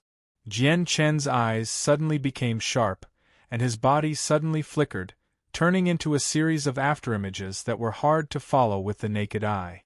Following the sound of the air being torn apart, the light wind sword in his hand had already turned into a dense array of afterimages. The speed at which he appeared was so fast that he left behind afterimages that overlapped with each other, covering every inch of the space around him. Jianshan's quick movements created an invisible wind that spun around the area. Gradually, the wind became stronger and stronger, causing the leaves and grass on the ground to be blown up into the air. Hum! The light wind sword let out a clear hum as the dense array of sword shadows covered the sky, piercing through the countless leaves that were blown away by the wind. After this scene continued for a while, Jianshan's movements came to an abrupt stop. Because of his quick movements, the wind that he created slowly dissipated. The leaves and grass that filled the sky also lost their support and slowly drifted to the ground. If one were to look carefully, it would not be hard to see that among the leaves, there was a large sword character written on each leaf. The characters were all different in size, but they just so happened to cover the entire area of the leaf. The strength of each character was finely controlled. Not only was the writing clear, but the leaves were not damaged in the slightest. After breaking through to the Earth Saint Master realm, Jianshan's sword speed had become much faster than before. When he was still a great Saint Master, his sword speed could only threaten a great Saint Master. In front of an Earth Saint Master, he did not have the slightest advantage. He could only rely on the azure and violet sword chi to fight against an Earth Saint Master. But now that he had become an Earth Saint Master, even if he did not use the azure and violet sword chi, an Earth Saint Master would not be able to give him the slightest pressure. Looking at the leaves on the ground, a satisfied smile appeared on Jianshan's face. Sheathing the light wind sword, he took off his clothes and jumped into the pool below the waterfall.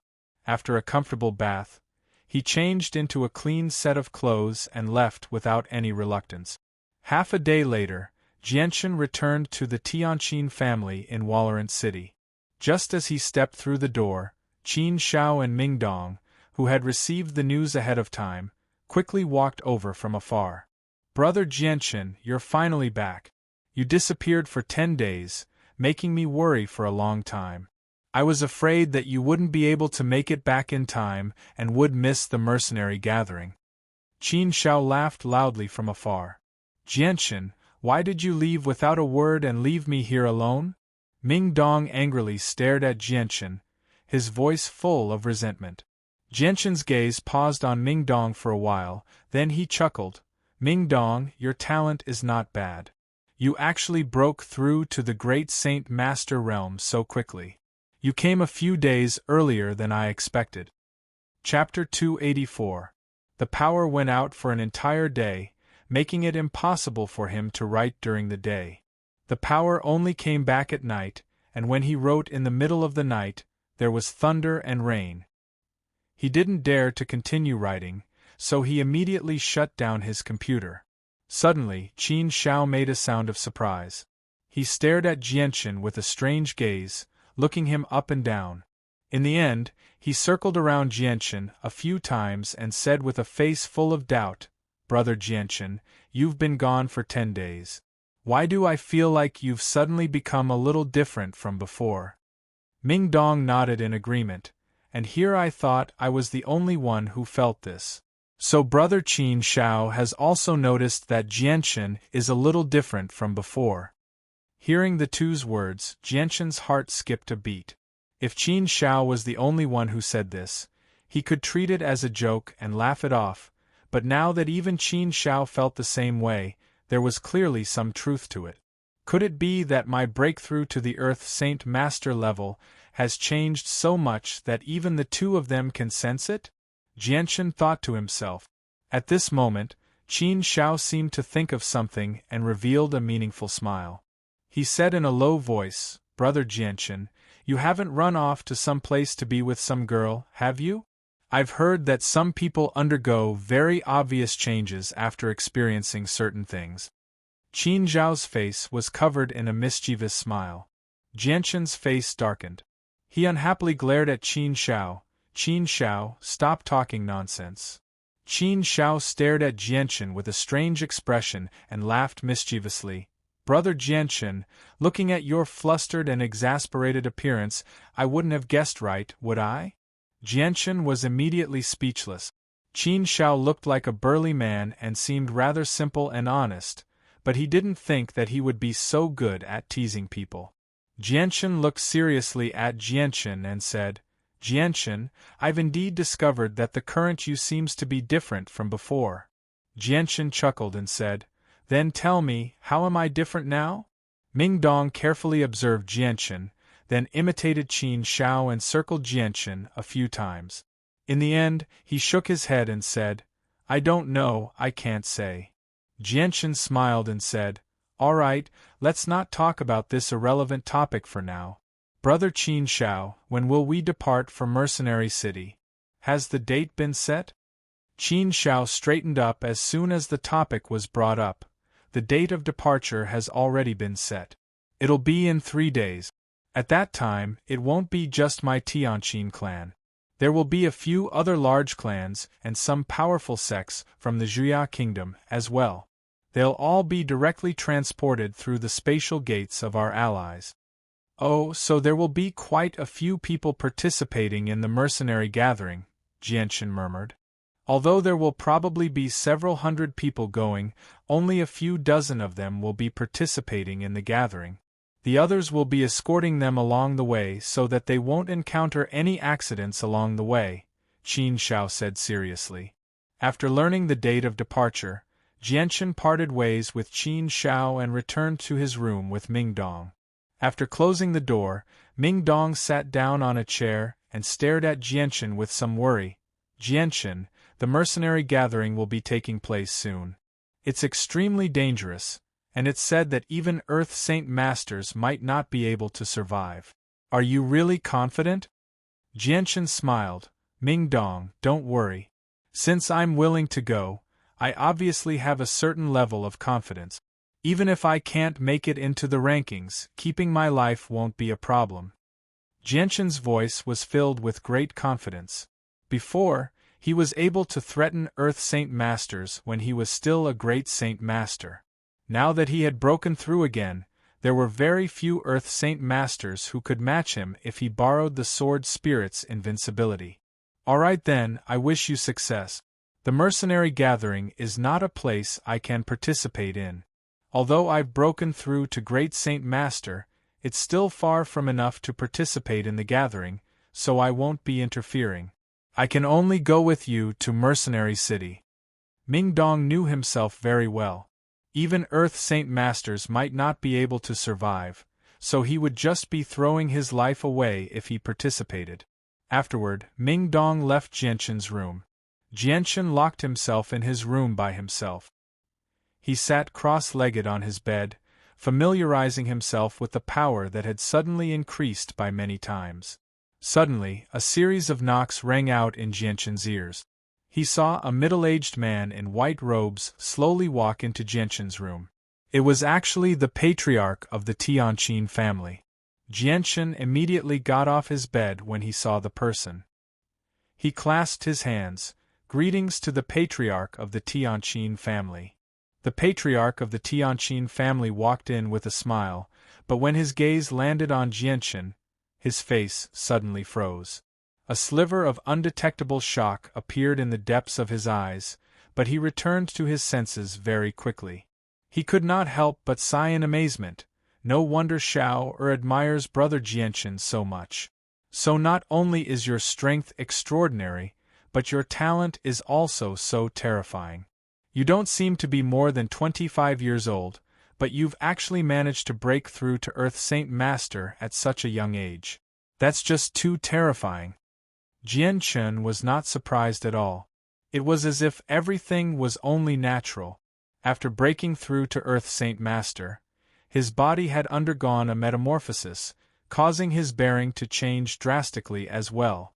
Ming Dong and Qin Shao, who were more familiar with him, could clearly sense this change, let alone the knowledgeable patriarch of the Tianqin clan, Jing Yang and Jing Yang. You're too kind, patriarch. I was just lucky and happened to succeed, Jianchen declined with clasped hands. Brother Jianchen, you've only broken through to Earth Saint Master recently. The metamorphosis of your body has caused you to give off a unique aura. Anyone with a bit of insight will be able to see through you.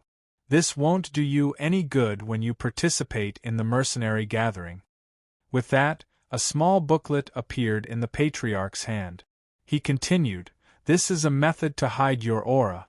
Not only will you be able to hide your aura after breaking through to Earth Saint Master, but you'll also be able to completely hide your strength.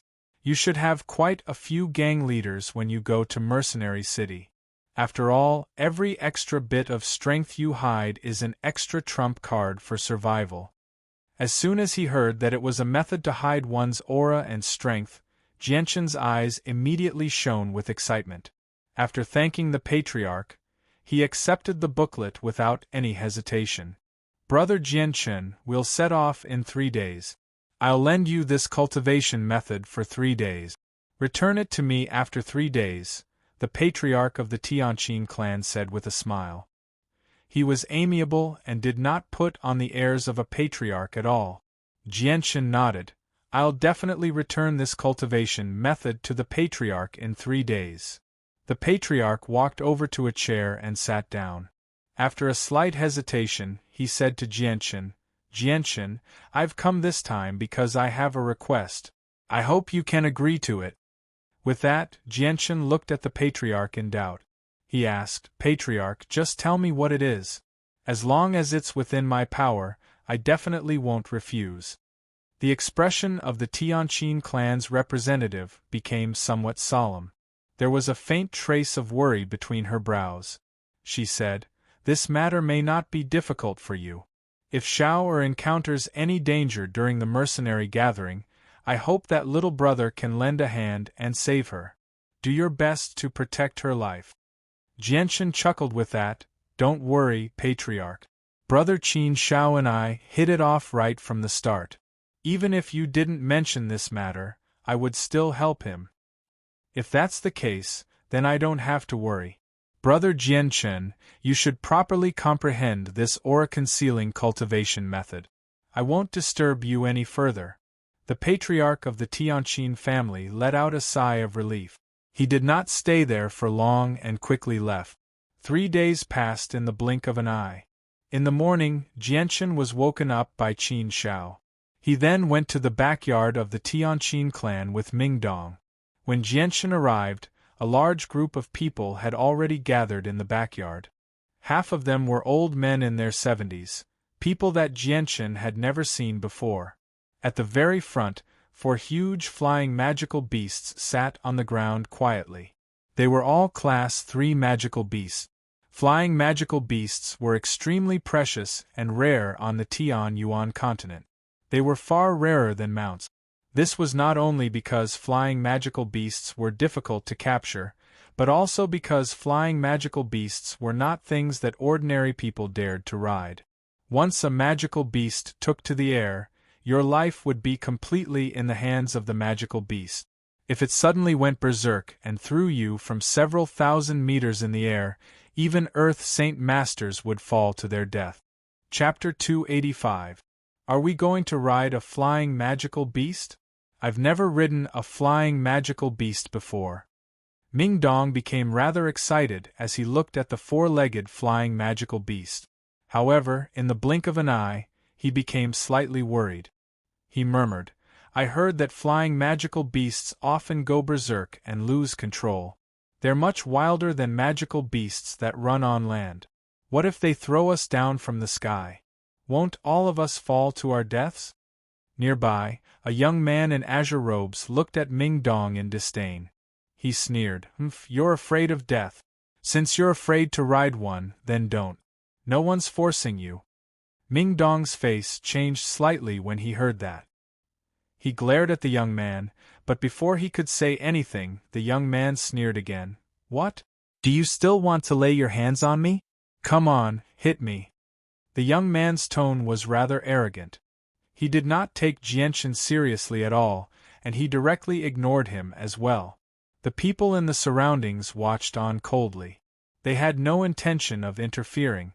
Jianshan's face became rather ugly as well. Even he could not stand the young man's arrogance. However, just when he was about to teach the young man a lesson, there was a flash. The burly Qin Shao suddenly appeared before the young man and slapped him viciously. He said angrily, Tianling, how dare you insult my friend? Are you asking for a beating? Qin Shao did not hold back. The young man fell to the ground from the slap, and the left side of his face immediately swelled up. Qin Shao didn't intend to let the youth named Tianling off so easily.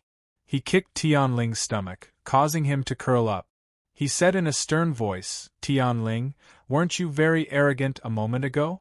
You even dared to insult my brother. Why aren't you scolding him now? Tianling glanced at Qin Shao with some fear. He dared not say anything.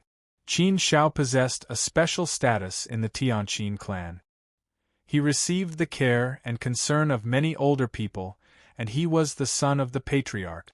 It could be said that no one in the younger generation dared to provoke him. Enough, Qin Shao. No matter what, you and Tianling grew up together. How can you harm the harmony of your family for an outsider? Is an outsider more important than your brother and sister? A middle-aged man walked over and glared at Qin Shao. Afterwards, he glanced past Jianchen and Ming Dong, and an undetectable sliver of coldness flashed through his eyes. Uncle! As soon as Tian Ling saw the middle-aged man, he crawled up from the ground as if he had found his savior. He hid behind the middle-aged man as he glared at Jianchen and Ming Dong with eyes filled with fury and hatred like a wolf. Qin Shao was clearly afraid of the middle-aged man, but with his personality, he would not be afraid because of this. He said confidently, "Uncle Tianzhou, what are you saying? Jianchen and Ming Dong are my brothers. They're not outsiders. I heard the cause of the matter clearly. Tian Ling was just looking for trouble, offending my brother of his own accord. He brought all of this on himself, so who can he blame?" The middle-aged man snorted coldly and stopped arguing with Qin Shao. He glanced at Jianchen and Ming Dong coldly and said emotionlessly, "We will be leaving the Zhuya kingdom on the clan's flying magical beast. Please return to where you came from." The middle-aged man did not hold back at all, directly telling Jianchen and Ming Dong to leave. Jianchen and Ming Dong's expressions immediately became ugly when they heard that. The middle-aged man was clearly chasing them away as a host. Jianchen and Ming Dong had already stayed with the Tianqin clan for over 2 months. There was less than half a month until the mercenary festival. If they did not pass through a space gate in such a short amount of time, they would not be able to make it to Mercenary City, which was several 100,000 kilometers away. The middle-aged man's words infuriated Qin Shao. He suddenly strode forward and glared at the middle-aged man. He yelled out, "Uncle Tianzhou, what are you trying to say? Jianchen and Ming Dong have been invited by our Tianqin clan to come to Mercenary City with us. They are our esteemed guests. How can you treat our esteemed guests like this?" Esteemed guests. The middle-aged man smiled disdainfully. Are the two of them even worthy of being esteemed guests of our Tianqin clan? Nephew Qin Shao, it's best if you don't bring those dubious people back in the future. Our Tianqin clan is the greatest clan in Walorant City, not some small clan. How can we just let some random people in? Afterwards, the middle-aged man looked at Jianchen and Ming Dong. If you know what's good for you, leave quickly. This is not a place where the two of you can stay. Uncle Tianzhou, since you say that my friends are dubious, are the 3 people behind you noble as well? According to what you said, aren't you still bringing a bunch of random people into my Tianqin clan? Qin Shao retorted rudely. If anyone else dared to talk back to him like that, he would have rushed up and beaten them up long ago. However, the middle-aged man before him was not someone he could deal with, so he could only hold back his anger. The middle-aged man's face sank. The 3 brothers behind me are the pillars of my mercenary group. They've been with me for over 20 years, and they've gone through many life-or-death situations with me. They've climbed out of piles of corpses countless times with me. We've already become best friends. How can the people you casually bring back compare to them?" With that, the middle-aged man looked at Jianchen and Ming Dong and said with a deep voice, "You're actually still not leaving? Do you want me to make you leave by force?" A few people in the surroundings watched this scene coldly. No one said anything. Jianchen had kept a very low profile in the Tianqin clan. Apart from Qin Shao, he had no connections with anyone else. Jianchen's face became rather sunken. He said disdainfully, "If the patriarch of the Tianqin clan wants me to leave, I definitely won't stay for a moment longer. But who are you? Can you represent the patriarch of the Tianqin clan? What right do you have to make me leave? How dare you speak to me like that? You're looking to die." The middle-aged man was furious. Saint Force surged in his right hand as a fiery red machete quickly condensed. With the appearance of the machete, the surrounding temperature immediately began to climb. "Stop!" Just when the middle-aged man was about to attack Jianchen, a dignified voice rang out from afar. Everyone looked in the direction of the voice and saw a large group of people walk over from afar. The violet-robed person at the front was the patriarch of the Tianqin clan. Seeing the patriarch of the Tianqin clan arrive, the middle-aged man slowly put away his saint weapon. He stared coldly at Jianchen like a venomous snake. "Humph, I'll let you off today. Leave my Tianqin clan immediately." Jianchen's gaze became slightly cold. A sliver of killing intent flashed through his eyes, but he soon sneered disdainfully. He already knew that the middle-aged man was an Earth Saint Master and possessed fire-attributed Saint Force. He possessed a natural advantage in terms of attack power, but Jianchen did not take him seriously at all. Ming Dong, on the other hand, was furious. Clearly, he had been quite infuriated by the middle-aged man's words. Qin Zhao's expression was rather ugly as well. After understanding the situation from Qin Zhao, the patriarch of the Tianqin clan's face immediately sank. He turned to the middle-aged man and said, "Tian Zhou, little brother Jianchen is an esteemed guest of our Tianqin clan. How can you be so rude?" The middle-aged man called Tian Zhou snorted coldly in disdain.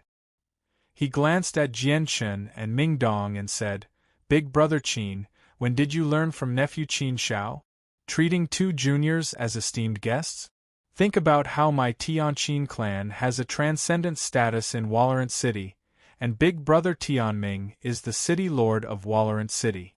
How can such an illustrious clan allow just anyone to enter? What's even more outrageous is that my Tianqin clan actually wants to bring these two people to Mercenary City through a space gate. Big brother Qin, don't you know the expensive price of using a space gate?"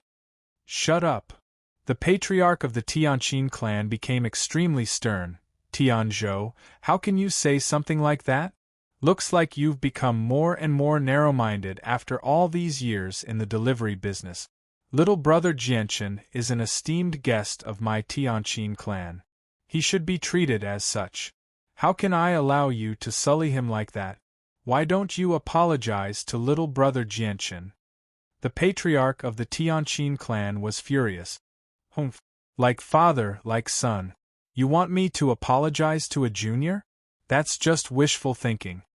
Tian Zhou was extremely arrogant, as if he was the supreme patriarch of the clan.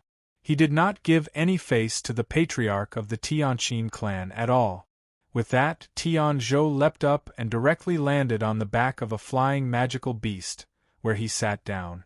Afterwards, the three middle-aged men behind him also leapt onto the back of the same flying magical beast, closing their eyes to rest. Seeing how arrogant Tian Zhou was, the patriarch of the Tianqin clan's expression became extremely ugly. His chest heaved violently. Clearly, he was quite angry as well. Qin Zhao arrived before Jianchen and said softly, "This person is my uncle, Tian Zhou. He's from the Tian bloodline and has a very high status in the Tianqin clan, almost comparable to my father. He spends most of his time wandering the Tian Yuan continent and only returned 2 days ago. It seems like he has a very bad opinion of you. You must be more careful in the future. He's an Earth Saint Master." Jianchen nodded slightly and softly said, "I will be careful." At this moment, an old man in black robes descended from the sky. In the end, he hovered 10 meters above the ground. His indifferent gaze slowly swept past the people below. "Greetings to the great elder." Everyone, including the patriarch of the Tianqin clan, bowed when they saw the old man. Even Zhou Tian on the flying magical beast immediately stood up and respectfully bowed to the old man. "A heaven saint master." Jianchen's eyes suddenly narrowed when he saw the old man hovering in the air. The Tianqin clan actually had a peak expert like a heaven saint master. The old man indifferently glanced past the patriarch of the Tianqin clan and Zhou Tian before looking at Qin Zhao. He could not help but smile kindly. However, when his gaze landed on Jianchen, a gleam of light flashed through his eyes. A sliver of undetectable shock and disbelief appeared in the depths of his eyes, but it only lasted for a moment. The old man gently sighed. His gaze immediately became rather complicated. There was regret, relief, and a sliver of anticipation. It was very difficult to understand. Tianzhou Qin Yixing, the old man slowly said. What orders does the great elder have? The patriarch of the Tianqin clan and Zhou Tian asked in unison. The two of you should be extremely clear about the first rule of the Tianqin clan. If the relationship between the two clans is fractured because of you, then just wait for the harshest punishment, the old man said emotionlessly. His voice was extremely calm, but even so, the patriarch of the Tianqin clan and Zhou Tian's hearts still trembled when they heard it. Don't worry, great elder. We will definitely abide by the rules of the ancestors. We will definitely properly protect the relationship between the two clans, the patriarch said. Tianzhou immediately bowed as well. Tianzhou will abide by the rules of the ancestors. We will definitely properly protect the relationship between the two clans. Yes. The old man slowly nodded. Is everyone here? Great elder, everyone is here, the patriarch of the Tianqin clan said in a hurry. Then let's go. Afterward, everyone leapt onto the backs of the magical beast. 10 people sat on each magical beast, making it a total of 40 people. Jianchen, Mingdong, and Qin Shao all sat on the same magical beast. They were surrounded by 7 people, clearly protecting them. Chapter 286. The flying magical beast flew at high speeds several thousand meters above the ground. Its speed grew faster and faster. The great elder of the Tianqin clan flew at the front, protecting everyone. At the same time, he prevented the flying magical beast from suddenly going berserk and throwing everyone down from the sky. Although this was a rare occurrence, there were quite a few geniuses of the Tianqin clan who were going this time. They were all the future pillars of the Tianqin clan. Not a single accident could happen to them. Sitting on the back of the flying magical beast, Jianshen's expression became complicated. He could not help but think of the time when he was forced to leave home by the Huayun sect. At that time, it was Chang Bo who had sent him away from Lore City on the flying magical beast. Then, he thought of his graceful mother, Bai Yuntian, his lively sister, Changyang Mingyue, his burly and straightforward big brother from Changyang Prefecture, as well as the dignified patriarch of the clan, Changyang Ba. All of these people who had cared for Jianshen could not help but appear in Jianshen's mind. Among them were fragments of memories of his life in Changyang Prefecture. The Huayun sect. Jianshen tightly clenched his fists. He was completely forced to leave the kingdom of Jessen by the Huayun sect. It was a pity that the Huayun sect was just too powerful in the kingdom of Jessen. They had 2 peak heaven saint masters and many other saint masters, causing the imperial family of the kingdom of Jessen to fear them. It was not something that the Changyang prefecture could contend against. Huayun sect, when I return, it will be the day that I, Jianshen, get my revenge. I was forced to wander outside by you all these years. I will definitely settle this debt with you. The coldness in Jianshen's eyes grew sharper and sharper, but he was an extremely rational person. Although he was already an Earth Saint Master, and there were very few Earth Saint Masters who could pose a threat to him with the help of the Azulite Sword Spirits, he was basically powerless against a Heaven Saint Master. Every major realm above Earth Saint Master was like a natural chasm. It was like the difference between heaven and earth. It was impossible to make up for it. The saint force of a Heaven Saint Master had reached an extremely terrifying level. It could support their bodies to fly thousands of meters in the air for long periods of time. Moreover, the saint force was endless. Unless an intense battle occurred, the saint force within a Heaven Saint Master would never run out. The flying magical beasts that Jianshen and the others rode flew at high speeds in the air. Fierce gusts of wind blew past their ears, causing thunderous booms that greatly affected their hearing. Along the way, there were constantly people riding magical beasts that encountered the group from the Tianqin clan. These people were all from the Zhuya kingdom. Every single group was protected by a Heaven Saint Master. These people all knew the great elders of the Tianqin clan, so they would greet each other in an extremely friendly manner as soon as they saw each other. Afterward, they would gather together and continue on their way. Not everyone who went to Mercenary City had a flying magical beast to ride on. On the ground, there were quite a few groups riding magical beasts. Each group was large in scale, with at least 100 people in each group. They kicked up clouds of yellow dust on the ground, forming huge yellow dragons that were several kilometers long. Half a day later, everyone left the Zhuya kingdom. After another day of flying, they finally arrived at a kingdom with a space gate. It was a kingdom called the Great Zhou Kingdom.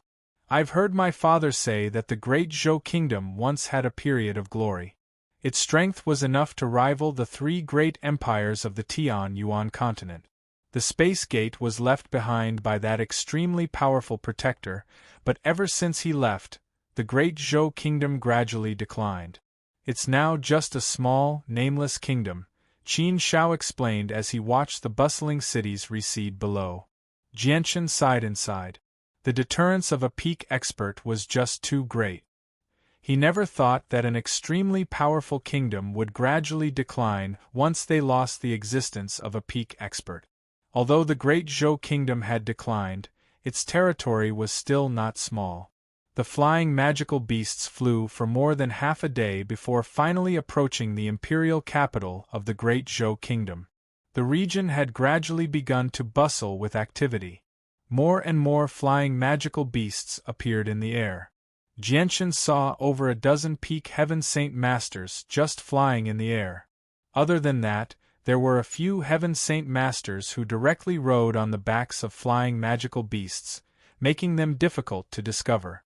These people belonged to the various large organizations of the various kingdoms in the region. They all planned on using the space gate in the Great Zhou Kingdom to head to Mercenary City. Under the lead of the Great Elder, the group of people from the Tianqin clan flew all the way to the imperial palace of the Great Zhou Kingdom before descending.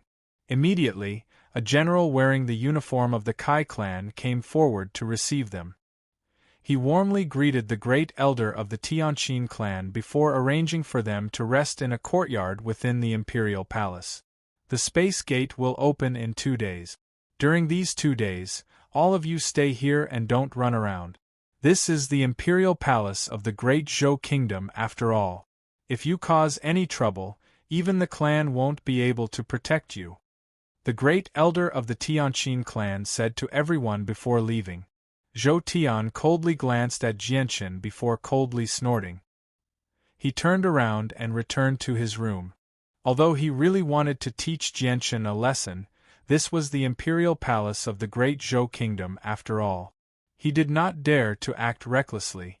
Qin Shao arrived before Jianchen and said with a slightly worried expression, "Jianchen, Zhou Tian is also going to participate in the mercenary gathering. You have to be careful if you encounter him in the future." Jianchen faintly nodded and did not say anything. These 2 days were rather peaceful. The group of people from the Tianqin clan obediently stayed in the small courtyard arranged by the imperial palace. They did not take a single step out, afraid that they would cause any trouble. Although the Great Zhou Kingdom had gradually declined over the years, a starving camel was still bigger than a horse. The current Great Zhou Kingdom was still very much feared by many of the surrounding kingdoms. 2 days later, the Great Elder of the Tianqin clan suddenly appeared and led everyone away. They passed through countless splendid palaces and pavilions before finally stopping in an open space. A large group of people had already gathered here. As far as the eye could see, there were at least 1,000 people, completely surrounding the open space. Jianchen faintly raised his head. He could clearly see that there was a transparent energy barrier in front of him that was connected to the ground. The barrier was semicircular and covered a radius of 100 meters. Everyone was standing around the barrier. I heard that this barrier was left behind by the protector of the Great Zhou Kingdom in the past. It's extremely powerful and no one has been able to break through it after so many years. It's said that when the Great Zhou Kingdom was in chaos, a saint ruler snuck into the kingdom and attacked the barrier in an attempt to steal the space gate. It's a pity that he could only make the barrier shake a few times with his full strength. He was unable to break through it, so he had no choice but to retreat in the end. The protector of the Great Zhou Kingdom in the past was just too powerful. He stood at the apex of the Tianyuan continent long ago. How can a regular saint ruler break through his barrier? I heard that the protector of the Great Zhou Kingdom had reached the peak long ago. He seemed to have disappeared in search of a final breakthrough. However, there hasn't been any news of him in several hundred years. Looks like he failed to break through to the final level. The peerless Grand Imperial Protector of the Great Zhou Kingdom is no longer in this world. What a pity, what a pity, such a peerless expert has left just like that. A few of the old people in the surroundings stared at the transparent barrier with mixed feelings as they discussed. Many of them sighed emotionally, while many of them looked at the barrier with respect. I wonder just how powerful the protector of the Great Zhou Kingdom was if even saint rulers can't break through the barrier, Jianshan softly murmured as he listened to the discussions of the people in the surroundings. Suddenly, there was a sudden silence. Some of the people who were whispering stopped talking at the same time. Then, 5 old men in white robes with white hair and youthful faces slowly floated down from the sky.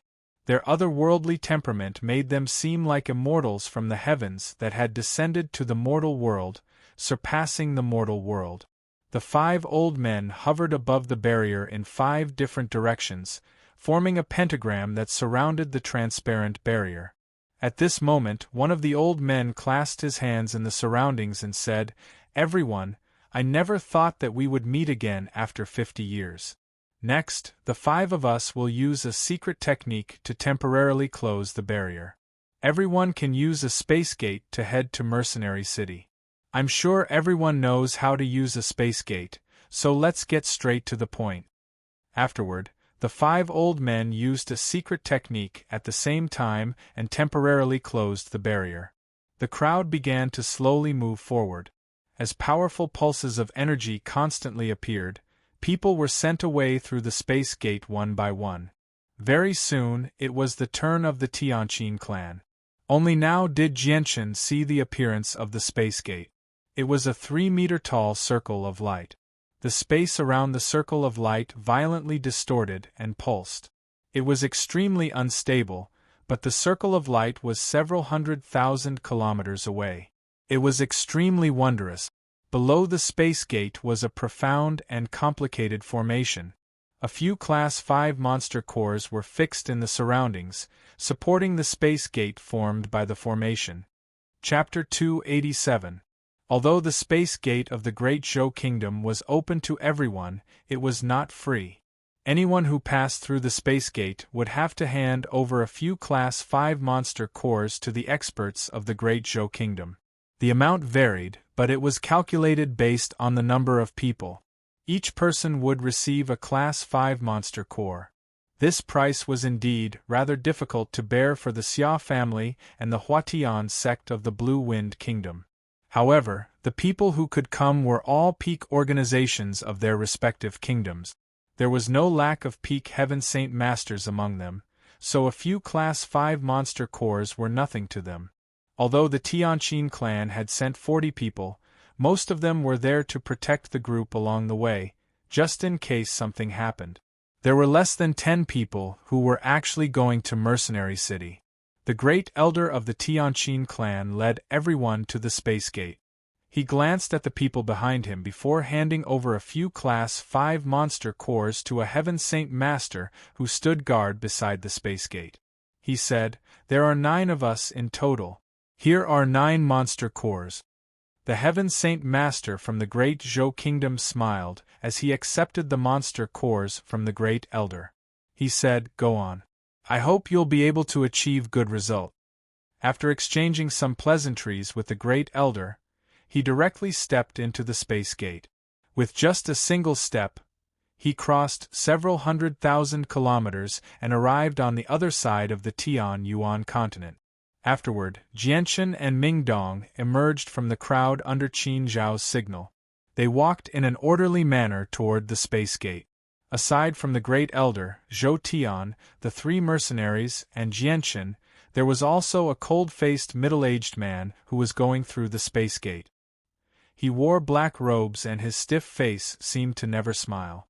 However, his eyes were extremely sharp, flickering with a cold light from time to time.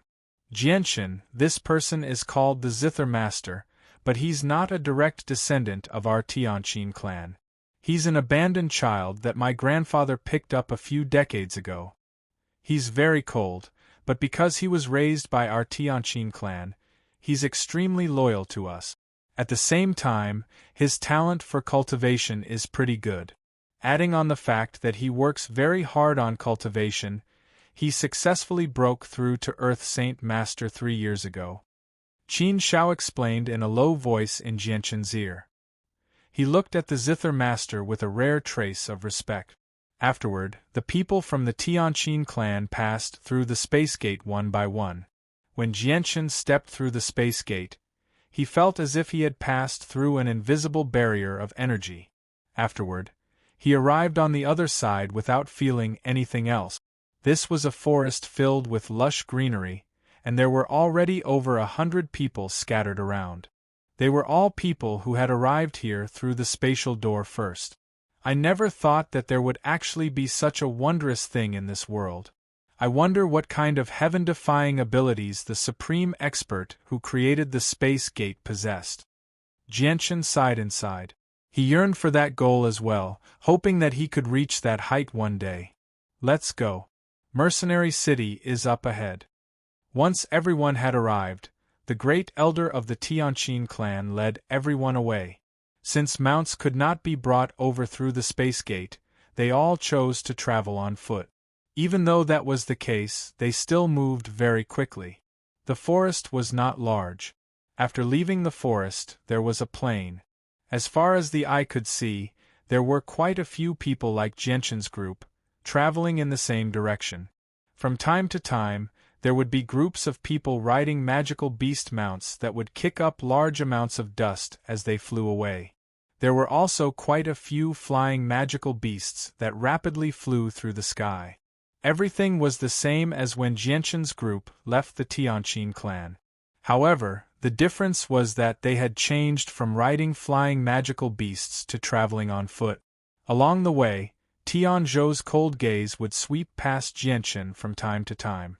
If it were not for the Great Elder, he probably would have attacked Jianchen long ago.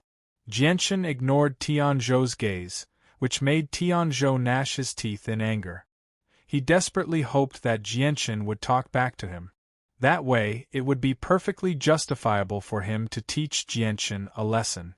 4 hours later, Jianchen's group finally arrived at Mercenary City under the lead of the Great Elder of the Tianqin clan. Mercenary City was a huge city. It was extremely vast, but unlike other cities, Mercenary City did not have walls. It could be entered from all directions. In the sky above the city, a huge energy barrier shone with a faint golden light as it enveloped the surroundings, enveloping the entire Mercenary City. All of you, remember that fighting is prohibited in Mercenary City. Otherwise, you will receive extremely severe punishment. Moreover, there are many powerful factions that we cannot afford to offend inside. You should all behave yourselves and avoid causing trouble. The Great Elder of the Tianqin clan sternly stared at the crowd as he spoke with a stern expression. Yes, Great Elder. The people of the Tianqin clan replied politely. Afterwards, they followed the crowd into Mercenary City. Although Mercenary City did not have walls, the layout inside was no different from other cities. Various shops and inns filled the streets and alleys. The mercenary gathering would only begin half a month later. Jianchen's group found an inn in the city to stay for the time being. On the second day, they strolled around Mercenary City with Qin Shao and Mingdong. The Great Elder of the Tianqin clan vanished on the second day. Just like in the imperial palace of the Great Zhou Kingdom, no one knew where he had run off to. He did not restrain them too much. The following days were relatively peaceful, but more and more people gathered in Mercenary City. In the end, all the inns in the city were filled with people, and large amounts of tents had been set up outside the city. In the blink of an eye, half a month had passed. The next morning, the great elder of the Tianqin clan suddenly appeared before leading everyone to the center of Mercenary City. Ming Dong, stay in Mercenary City for now. Be careful, Jianchen warned Ming Dong as they walked. Ming Dong nodded and patted Jianchen's shoulder. I understand. Jianchen, you have to return safely. I'll be waiting for you here. The great elder at the front suddenly turned around and glanced at Ming Dong. He said indifferently, Mercenary City is an extremely safe place. There's probably no safer place in the world. Remember, you can't fight with anyone in Mercenary City. Otherwise, no one will be able to save you. Thank you for your warning, Senior. Ming Dong clasped his hands and said politely. Very soon, they arrived at the center of Mercenary City. It was an extremely large square, but it was already filled with people. It was impossible to count the number of people, but there were at least 100,000 of them. A 50-meter-tall statue stood in the center of the square. It was a statue of a middle-aged man, and it was extremely lifelike. It possessed an indescribable charm, as if it had been carved from a real person.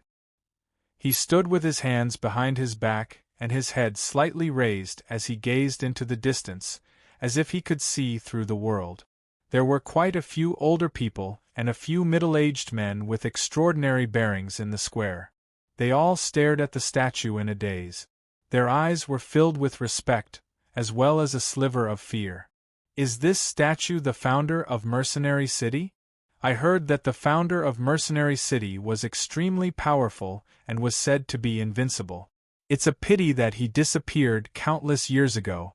According to the records of the ancient times, when the Tianyuan continent was still in turmoil and humans were facing the annihilation of the 100 races, a shocking genius appeared out of nowhere when they were forced to a dead end.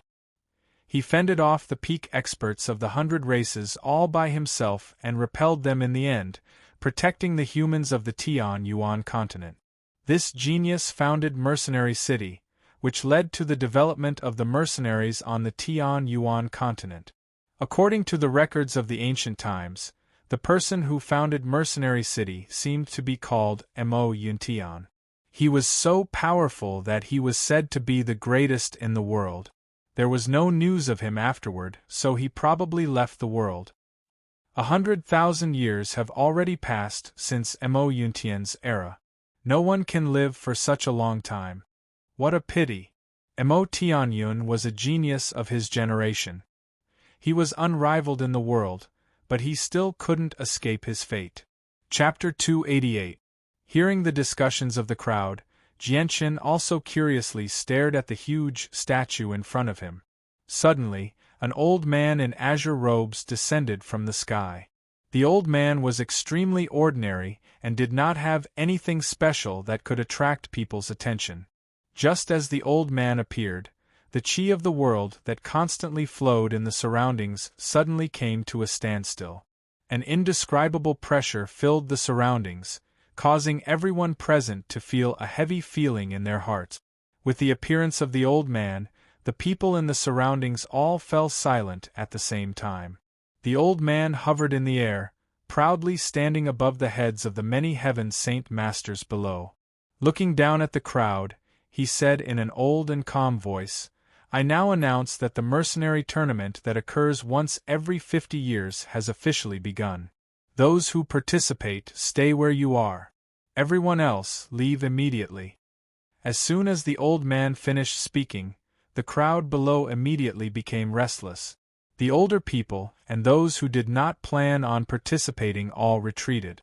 Jianchen, take care of yourself, Ming Dong solemnly said to Jianchen before retreating with the crowd. With their departure, the number of people who remained decreased greatly. Even so, there were still several tens of thousands of people. Seeing that the crowd below had gradually calmed down, the old man floating in the air continued to speak. The mercenary tournament only allows people under the age of 50 to participate. Once people over 50 enter the tournament, they will be mercilessly killed by the power of the enchantment, and will be turned into ashes in an instant. Those who are younger than 50 leave immediately. This is your last chance. Subsequently, a few hundred people among the tens of thousands of people slowly retreated, their faces full of unwillingness. Seeing that no one was retreating, the old man waved his sleeve, and countless pitch-black tokens surged out of his sleeve. They were enveloped by an invisible force, and they landed accurately in front of the tens of thousands of participants below. Jianshan extended his hand to catch the black medallion that floated in front of him. It was the size of a palm and was made from an unknown material. It was extremely tough and difficult for external forces to damage it. Moreover, there was a mysterious energy that flowed within it. The old man looked down at the people below and calmly said, "This is the medallion for the tournament. The first elimination round will be held in an independent world. After entering the world gate, you will be sent to any place. The elimination round will last for a year. In this year, the top 500 medallions will be selected while the rest will be eliminated." With that, the old man clasped his hands towards the sky and respectfully said, "Please open the world gate." The world suddenly fell into a strange silence. Over 100,000 people had gathered together, but surprisingly, not a single person made the slightest sound. Only the faint sound of breathing could be heard. Suddenly, a powerful pulse of energy appeared in the sky, which immediately attracted everyone's attention. Everyone raised their heads and saw that the energy in the sky was fluctuating in an extremely unstable manner. The entire space twisted violently. This lasted for around 2 seconds before a speck of multicolored light suddenly appeared. It rapidly expanded from there, forming a huge, multicolored hole that was 100 meters in diameter.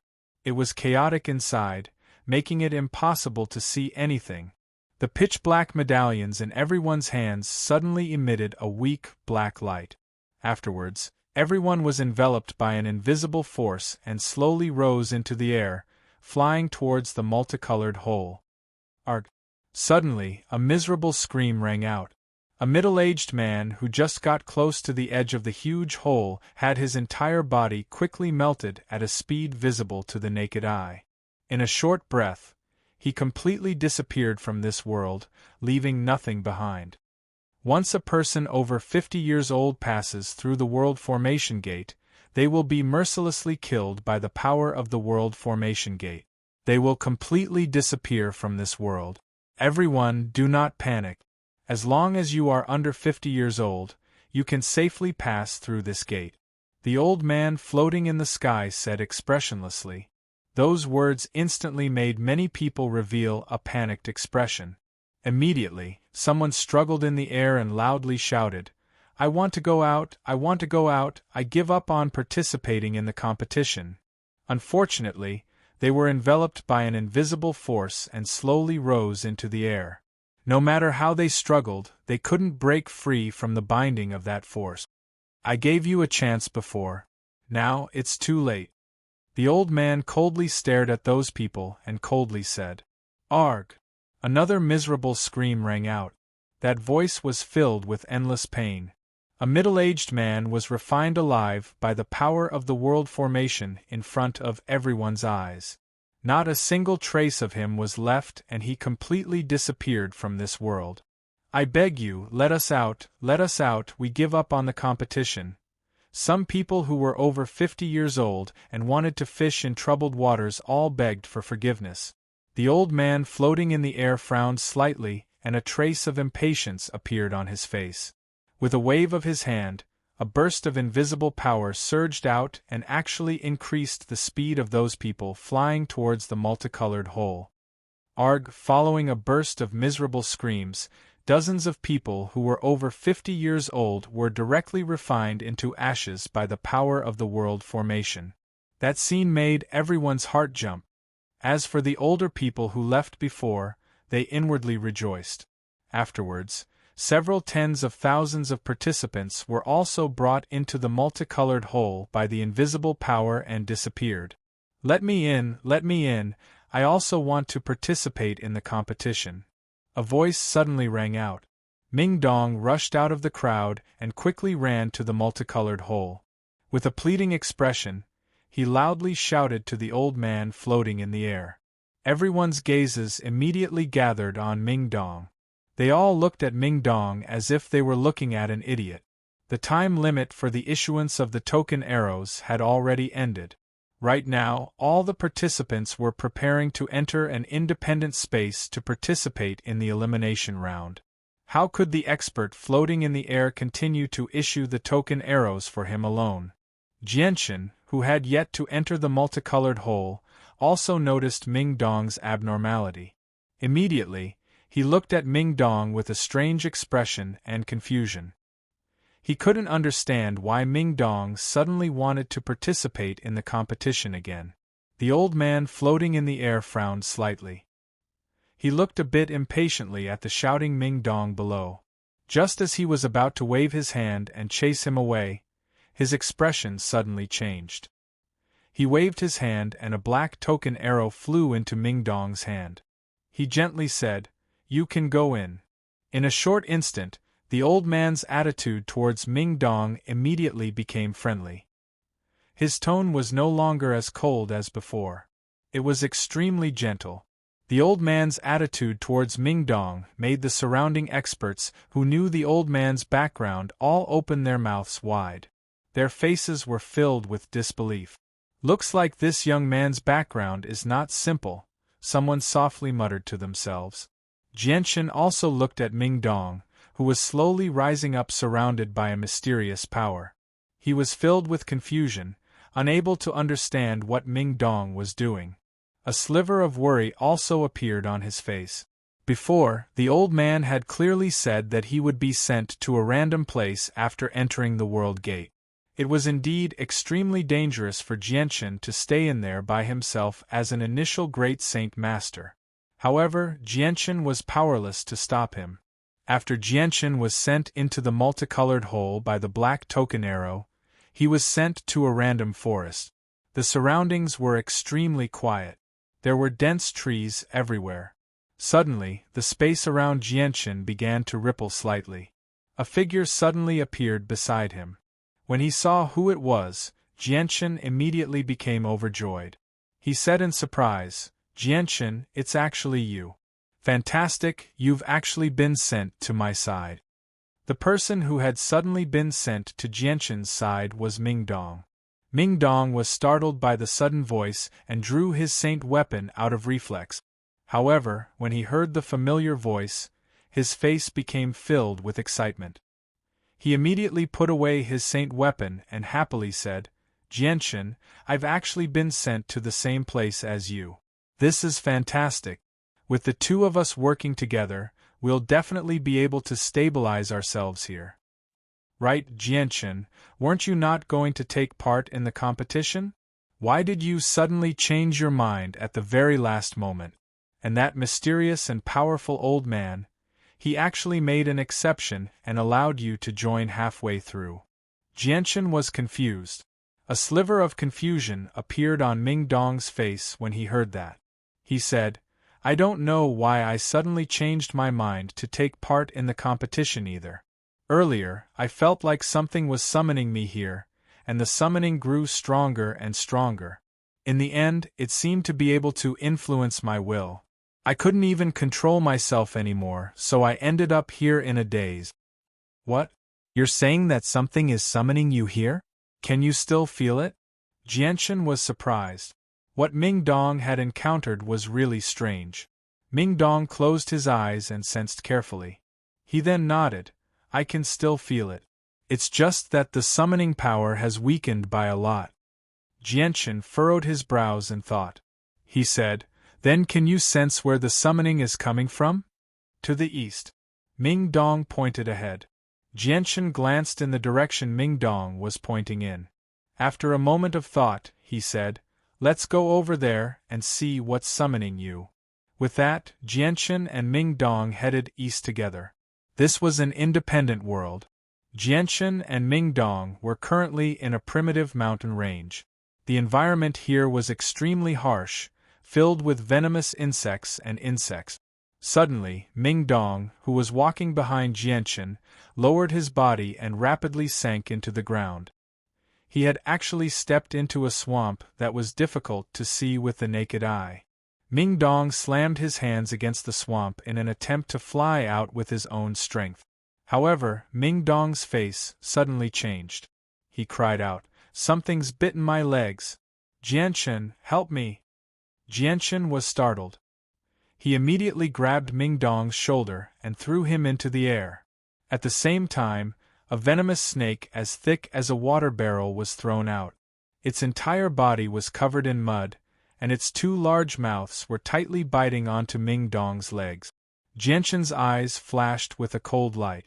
The light wind sword appeared in his hand, and with a flash of his sword, the venomous snake was cut into countless pieces. Bright red blood mixed with the stench of mud splashed everywhere. Jianchen gently caught the falling Ming Dong. Although the venomous snake's body had been cut in half, its head was still tightly biting onto Ming Dong's legs, causing Ming Dong to grit his teeth in pain. With a wave of Jianchen's hand, a silver light flashed and the snake's head that was biting Ming Dong was split in half. Ming Dong's legs had already been bitten and were bleeding profusely. The poison had entered his body, causing the skin around his wounds to darken and rapidly expand. Ming Dong immediately pulled out a small, white bottle from his space belt. He poured out some white powder and sprinkled it on the wound. He murmured, "Fortunately, I prepared an antidote in Walorant City. It's extremely famous on the Tianyuan continent. It can cure hundreds of poisons. The only downside is that it's too expensive." Jianchen looked at the wounds on Ming Dong's legs and asked, "Can you still walk?" After applying the antidote, Ming Dong stood up and stretched his legs. He smiled, "Fortunately, the wounds aren't too deep. It's not a big problem, so I can continue forward." "Be careful. Let's continue forward. Who knows how big this world is? So many people have been sent here, but we haven't seen a single one," Jianchen said. "Hold on." Ming Dong arrived before the snake's severed body and unfolded it. He took out a monster core and smiled, "We can't just throw this away. It's such a waste." Jianchen smiled helplessly. The snake was Class 3, so a single Class 3 monster core was not enough to catch his attention. The two of them became even more careful after this. Even with that being the case, the undetectable dangers hidden in the ground still made them suffer a little. Some of the ground was clearly made of mud, but it would suddenly turn into swamps when they stepped on it. It was like quicksand in a desert, dragging them down. Even Jianchen suffered a few times, but he managed to make it through safely. Magical beasts would appear in the primitive mountains from time to time. They were all Class 3 and Class 4 magical beasts, and almost all of them were venomous species. Jianchen and Ming Dong carefully walked through the forest for half a day before Jianchen suddenly stopped. His ears trembled slightly as he listened to the surroundings. A while later, Jianchen smiled, "We've finally come across a living person after walking for half a day. This world sure is big. Several tens of thousands of people have been sent here, but we've only come across one after so long. Jianchen, is there anyone nearby?" Ming Dong understood what Jianchen was implying and asked. No one knew whether he was happy or worried. Jianchen nodded, "That's right. There's one. He's nearby. He seems to be walking in our direction. I wonder what his strength is like. If he's an Earth Saint Master, we'll be in trouble." Ming Dong became rather stern. Chapter 289. Jianchen and Ming Dong continued forward, and soon met up with the person up ahead. The other party was a skinny, middle-aged man. His face was covered in dust, and he was in a sorry state. His clothes had been torn by the thorns and were covered in mud. Clearly, he had suffered greatly in the harsh environment of the forest. The middle-aged man immediately became cautious when he saw Jianchen and Ming Dong. He immediately drew his saint weapon, but when he saw the youthful faces of Jianchen and Ming Dong, he immediately became less cautious. We've finally seen two living people after walking for so long. I say, this world sure is big. So many people have been teleported here, but we haven't seen a single one of them. The person who created this world is just too great.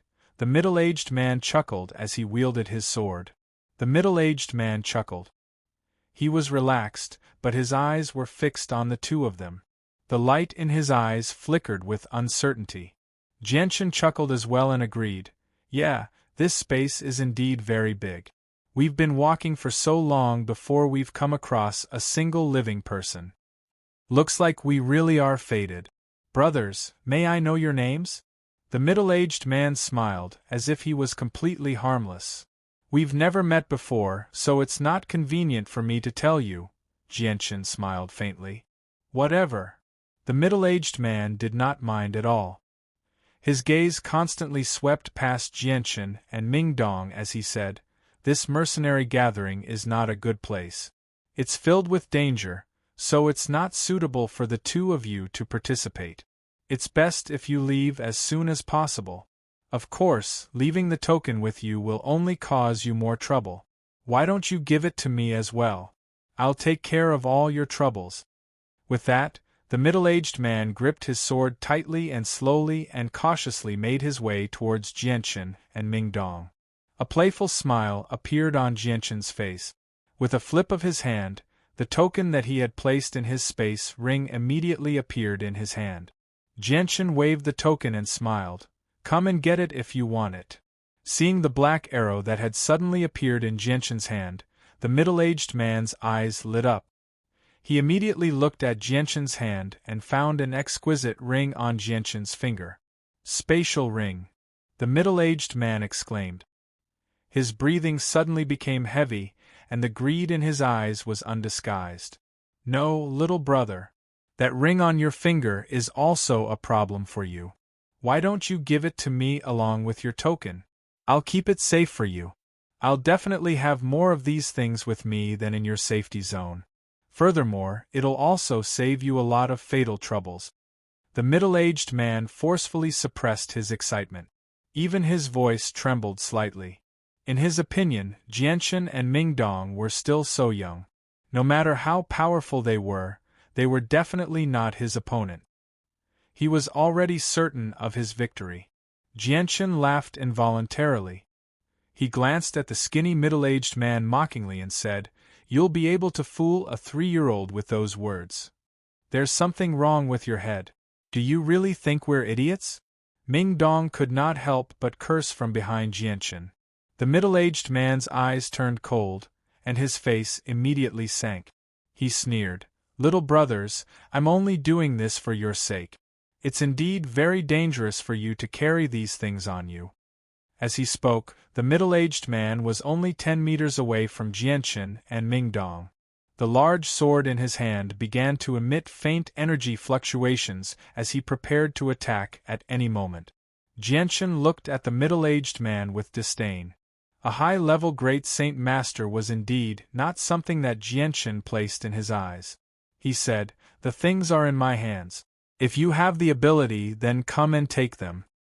The middle-aged man's eyes flashed coldly as he laughed. "Since the two of you are so stubborn, then I'll personally take action." As he spoke, the middle-aged man's saint weapon began to emit Saint Chi fluctuations as it pierced towards Jianchen's heart. He did not hold back in the slightest. Jianchen's eyes flashed with killing intent as the silver light wind sword appeared in his hand. With a flash of silver light, the middle-aged man's large sword was broken in two. With his saint weapon destroyed, the middle-aged man spat out a mouthful of blood. His face turned pale as he fell to the ground, unable to get up for a long time.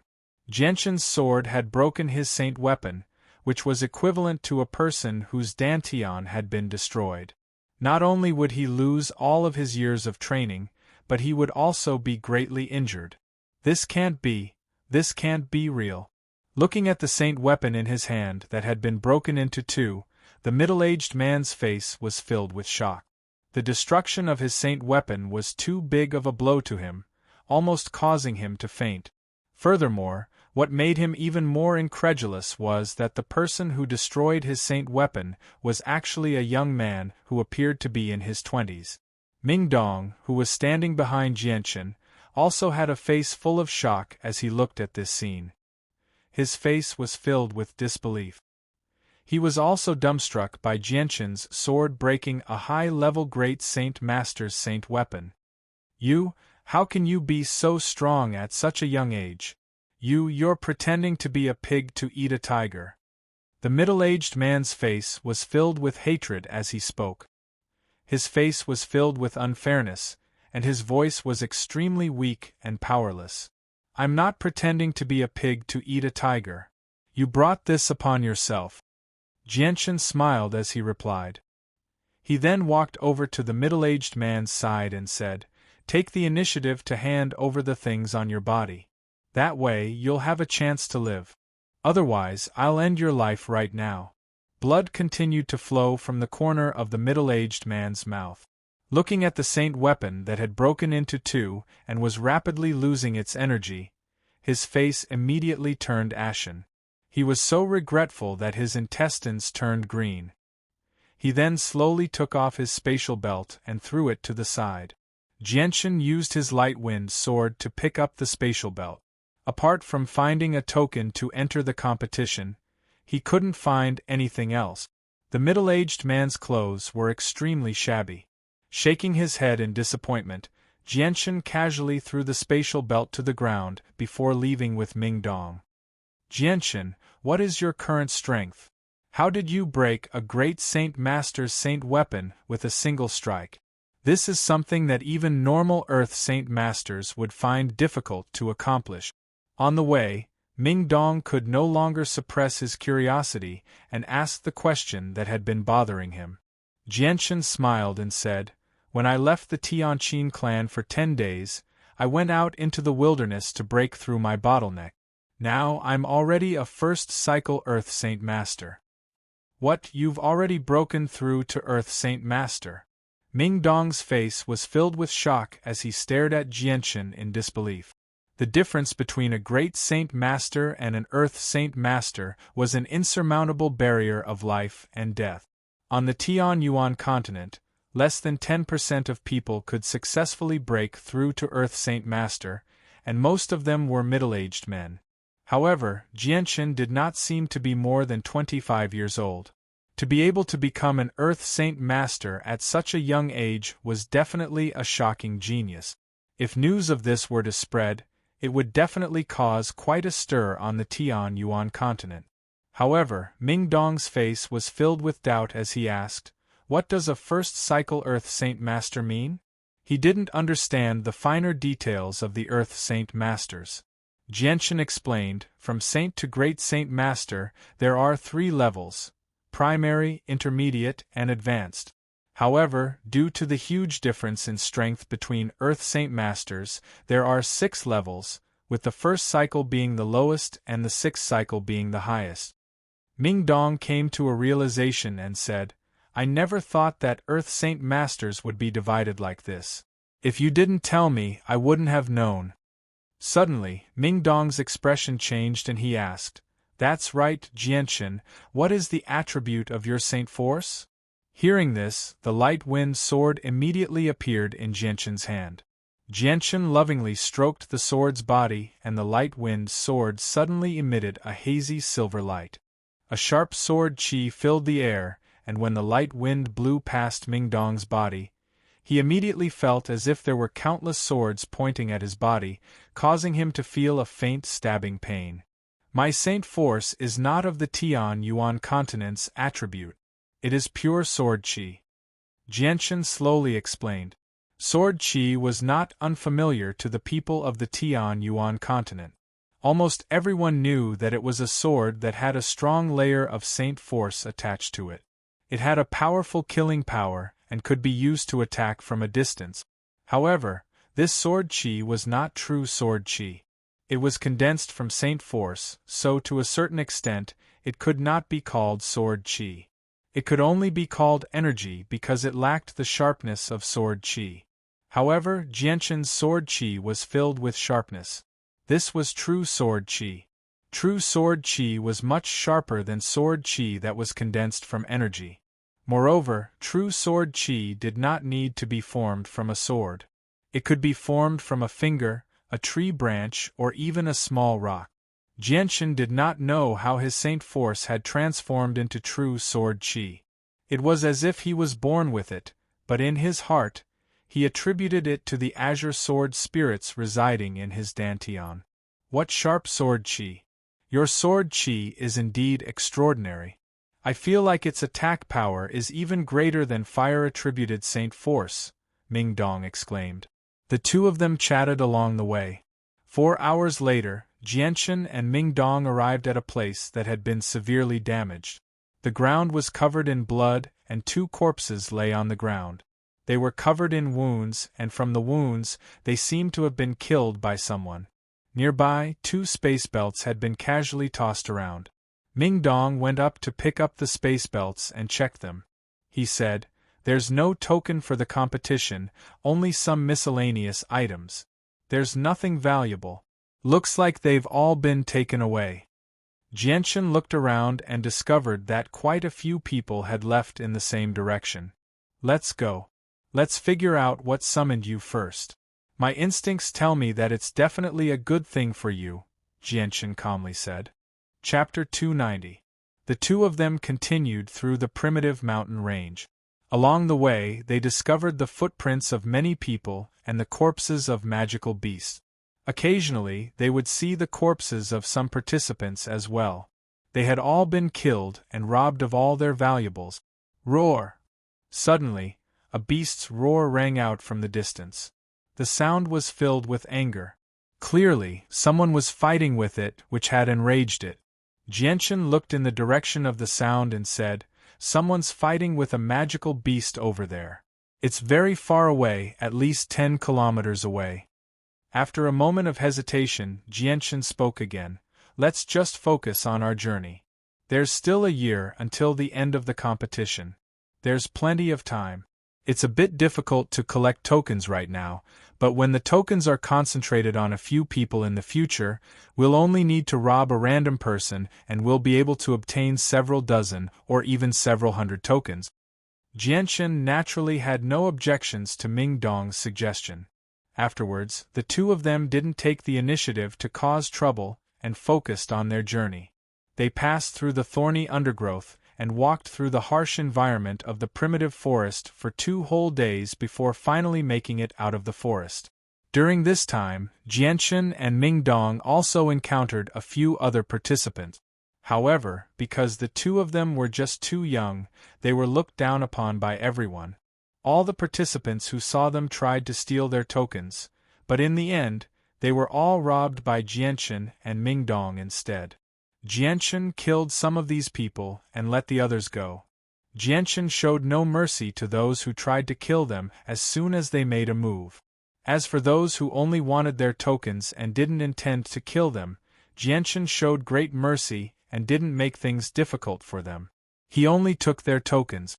As a result, Jianshan's number of tokens had expanded from 2 to over 20. It could be considered a small gain. After leaving the forest, they arrived at a boundless plain. Their field of vision was vast, and they could see everything within 5 kilometers. Ming Dong exhaled deeply and gazed into the distance. He murmured, "We've finally made it out of that damned place. And here I thought this world was a primitive forest." After passing through the thorny undergrowth for 2 days, Jianshan and Ming Dong were covered in dust and dirt. Their faces were completely black, and their clothes had been torn apart by the thorny undergrowth. They were no longer able to cover their bodies.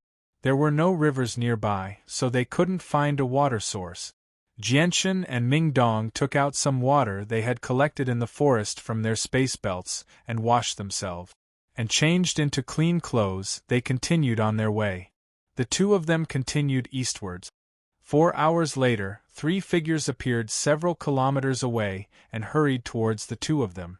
Jianshan and Ming Dong discovered them as well, but they did not pay too much attention to them. They continued on their way. After learning that Jianshan was already an Earth Saint Master, Ming Dong calmed down quite a bit. He was no longer as cautious when he saw people. The three figures quickly ran toward Jianchen and Mingdong. They arrived before Jianchen and Mingdong before long, blocking their path. Two of them were middle-aged men in their 40s, and one of them was a young man in his 30s. They glared at Jianchen and Mingdong, constantly studying them. "Why have you stopped us?" Jianchen asked calmly. Although Jianchen and Mingdong were young, they were calm and fearless. The three of them were unable to see through Jianchen and Mingdong, so they did not dare to act rashly. The three of them looked at each other before the young man in his 30s clasped his hands at Jianchen and Mingdong. He smiled. "I can tell with a single glance that you're no ordinary people, but the two of you are weak after all. You'll struggle to fend off a large group. I wonder if the two of you are willing to join us? We'll form a temporary team. That way, our chances of survival in this space will be much greater, and we'll be able to obtain even more battle medallions. As for the distribution of battle medallions, it'll be based on individual strength. I wonder if the two of you are interested." "Not interested," Jianchen rejected without any hesitation before walking past the three of them. Right at this time, the three of them suddenly attacked, brandishing their saint weapons at Jianchen and Mingdong, not showing any mercy. Jianchen coldly snorted, the light wind sword appearing in his hand as a silver light flashed.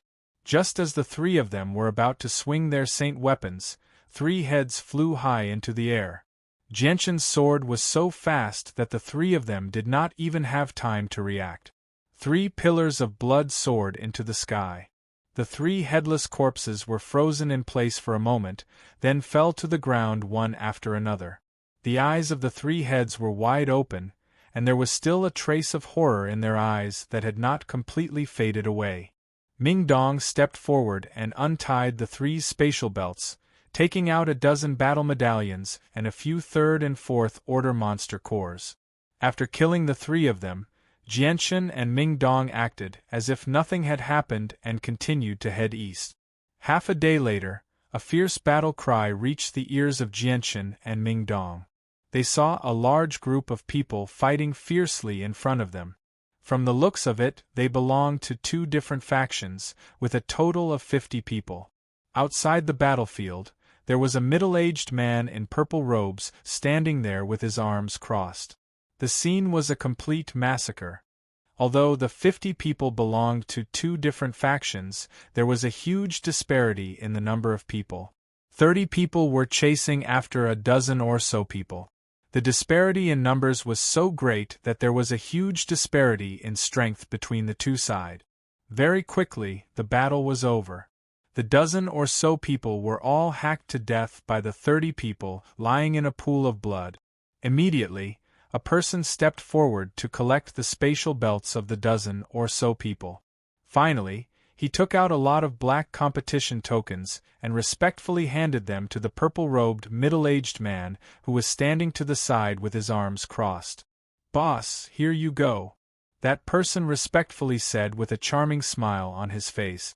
The middle-aged man satisfactorily received the 20 or so battle medallions and put them all into his own spatial belt.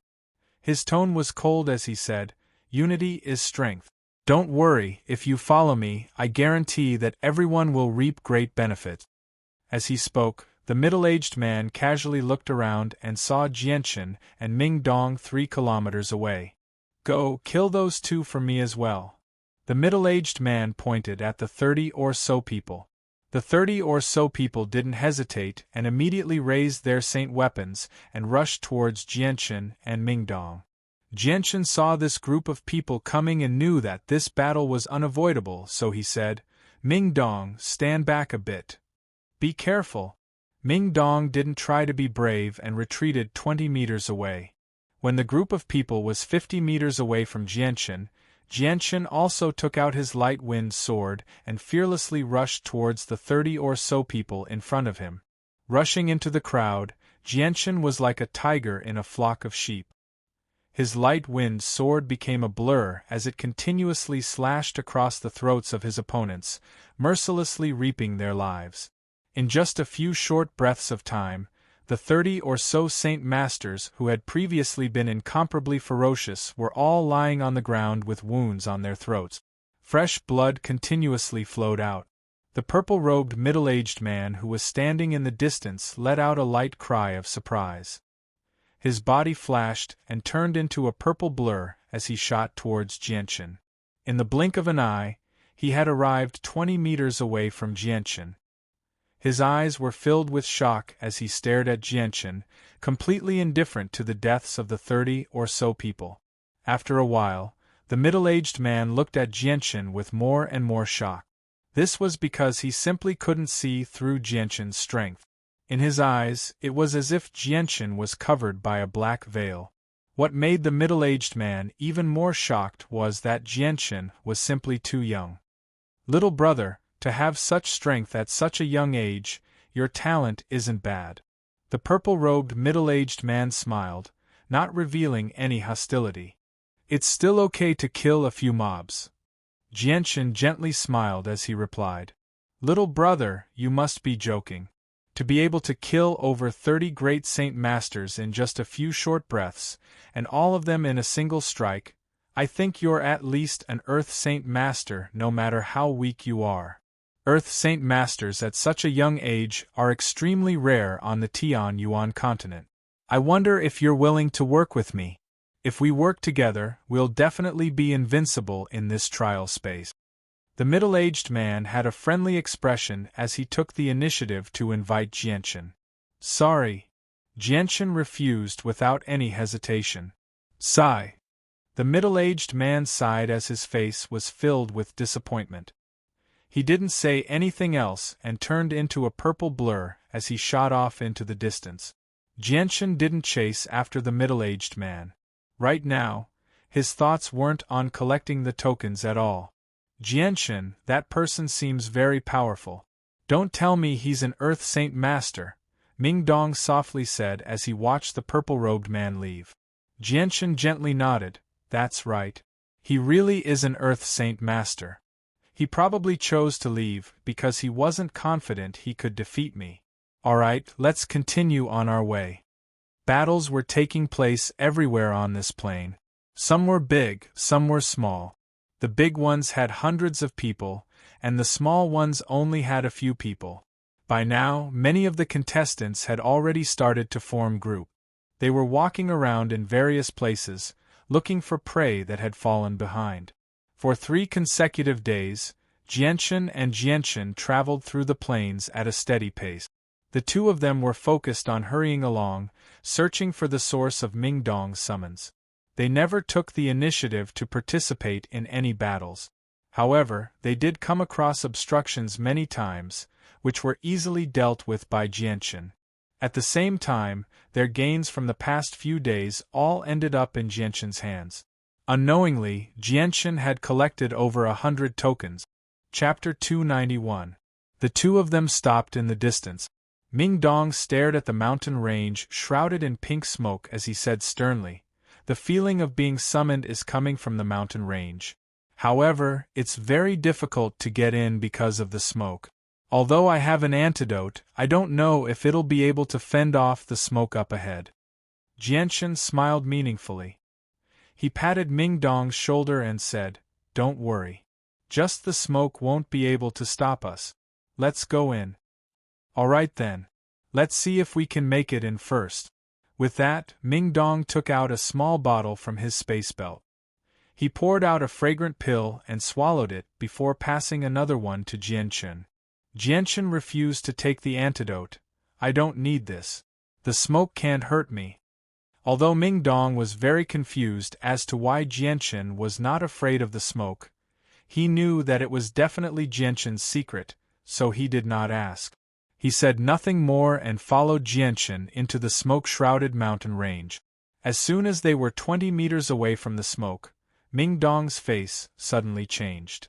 Black blood began to flow from the corner of his mouth. Ming Dong immediately took a few steps back and took out a small white jade bottle from his spatial belt. He poured out a black pill from it and hesitated for a moment before swallowing it with a pained expression. Only after consuming the black pill did Ming Dong's complexion improve slightly. He stared at the pink smoke up ahead sternly and said, "The smoke here is far too poisonous. The deeper we go, the more poisonous it gets. I've already taken the best antidote, but it'll probably only allow me to go 50 meters forward. We won't be able to make it in at all." Jian Chen did not say anything. He took out an empty water bottle from his spatial belt and cut his wrist. He dripped some blood into the bottle. "Jian Chen, what are you doing?" Ming Dong was confused as he looked at Jian Chen in confusion. Jian Chen treated the wound on his wrist simply before handing the bottle of blood to Ming Dong. He said, "My blood is the best antidote. Drink it." Ming Dong stared at Jian Chen in shock. He asked in surprise, "What did you say? Did I hear wrong? Your blood is the best antidote? How is that possible?" Ming Dong felt like he had discovered a new continent. Jian Chen smiled when he saw Ming Dong's shock. He said, "I've already cultivated a body that's immune to all poisons. There are only a few poisons in the world that can harm me." "A body that's immune to all poisons? Is there such a physique in the world?" Ming Dong was confused and doubtful. Clearly, he didn't know anything about the poison impenetrable physique. "Drink it. That way we'll be able to pass through this area with ease." Jian Chen did not explain too much. "All right, let me see if your blood has such wondrous effects." Ming Dong smiled as he accepted the bottle from Jian Chen. He raised his head and drank all the blood in it. As soon as the blood entered his stomach, a strange energy rapidly spread through his limbs and bones, clearing away all the remaining poisons in Ming Dong's body. Ming Dong was immediately moved when he sensed the changes in his body. He sighed, "Jian Chen, your blood really can cure all poisons. It's several times more effective than the best and most expensive antidote pill I bought. I guarantee that if you sell your blood, you'll be able to get an astronomical price." Jian Chen had no idea how to react to that. "All right, let's hurry on our way." After drinking Jian Chen's blood, the poisonous smoke was unable to do anything to him as expected. With Jian Chen at the front and Ming Dong at the back, they slowly made their way into the depths of the mountain range. The poisonous smoke in the depths of the mountain range grew thicker and thicker. In the end, even their vision was greatly affected. Visibility was extremely low. As they ventured deeper, the poisonous smoke became more and more poisonous. It was over a dozen times more poisonous than outside, but it was still unable to affect Jian Chen and Ming Dong. This made Ming Dong sigh in amazement at the wondrous effects of Jian Chen's blood more than once. Under the guidance of the summoning force, the two of them advanced in a straight line through the mountain range. They would occasionally encounter a few poisonous magical beasts, but they were all dealt with easily by Jian Chen. After walking through the smoke-shrouded mountain range for 6 hours, Jian Chen and Ming Dong finally emerged from the range of the poisonous smoke. An extremely elegant valley appeared before them. It was covered in green plants that radiated with vitality. It was very different from the barren mountain range outside. Suddenly, Ming Dong's face became stern. He said with a heavy voice, "Oh no, the summoning force has suddenly vanished. I can't feel it anymore." Jian Chen was alarmed by that. This was not a good sign. He studied the valley and after a while, he said, "Let's look around here. I think the intent that summoned you came from here." Ming Dong thought about it and found it very reasonable. He said, "All right, let's look around first and see if we can find anything." Afterwards, Jian Chen and Ming Dong began to wander around the small valley that was filled with vitality. They wanted to see if they could find anything suspicious. "Jian Chen, come over here. There's something here." Suddenly, Ming Dong's voice rang out in the distance. Jian Chen immediately hurried over when he heard that. He discovered that there was a strange formation before Ming Dong. It flickered with multicolored light as it gave off weak pulses of energy. "It's a space gate." A sliver of surprise appeared in Jian Chen's eyes. He never thought that there would actually be a space gate hidden in the smoke-shrouded barren mountain range. The two of them stared at the space gate for a while before Ming Dong suggested, "Why don't we go over and take a look?" Jian Chen hesitated slightly before agreeing to Ming Dong's suggestion in the end. Afterwards, Jianchen placed 5 Class 5 monster cores around the space gate as energy to activate it. Once the space gate formed, the two of them directly stepped through it. After passing through the space gate, what appeared before their eyes was a world filled with the fragrance of flowers and birds. Exotic flowers and herbs were planted everywhere. A faint fragrance of flowers permeated the air, spreading in all directions along with the air. Just taking a breath would make one feel refreshed, relaxed and happy. Suddenly, Jian Chen seemed to sense something. He abruptly raised his head and his eyes widened. He was so shocked that he could not close his mouth. A huge palace hovered 100 meters in the air. It was extraordinarily majestic, like a divine hall that would never appear in the world. It did not rely on any external objects, just hovering in the air by itself. So many people were in disbelief. It was a shocking sight. Ming Dong discovered the divine hall very soon as well. He immediately reacted the same way as Jianchen. His eyes widened as disbelief flooded his face. An old man in white robes descended from the sky, landing before Jianchen and Ming Dong. The old man had white hair and a ruddy complexion. His white hair was tied into a small bun on his head and secured with an ancient wooden hairpin. His entire body exuded an otherworldly aura, as if he really was an immortal. The old man smiled at Jianchen and Ming Dong. He said, "Esteemed guests, our hall master has been waiting for quite some time already. Allow me to take you up." The old man did not give Jianchen and Jianchen any time to speak. With a wave of his hand, an invisible ball of energy enveloped the two of them. The old man quickly brought them to the hovering divine hall. Up until now, Jianchen and Ming Dong were still at a loss. By the time they returned to their senses, the old man had already brought them to the divine hall, where they stood before the entrance. "Esteemed guests, please follow me. I'll take you to see the hall master." With that, the old man made his way into the divine hall. "Hold on, senior. What's going on?" Jian Chen asked in a hurry. They were completely confused by the old man's words, unable to make heads or tails of it. "I'm only here on the orders of the palace lord to welcome our esteemed guests. I don't know anything else. You can ask the palace lord about the specifics after you see him," the old man replied with a smile. He was kind and amiable, just like a kind grandfather. "Senior, have you received the wrong people? We're probably not the esteemed guests you speak of," Ming Dong said worriedly. Ming Dong said worriedly from behind. That mysterious temple master was definitely the master of this temple. It was obvious that he was very powerful. If the powerful temple master found out that they were not the honored guests he had mentioned, who knew what would happen to them? The old man at the front chuckled when he heard Ming Dong's words. "Who do you think the hall master is? The hall master is extremely resourceful. Why would he make such a small mistake? Alright, stop asking. Once you see the hall master, he'll naturally answer your questions. There are some things that I don't have the right to tell you." Jianchen and Ming Dong followed behind the old man uneasily. At the same time, they constantly studied the divine hall. The divine hall was extremely large, and every inch of it pulsed with powerful energy.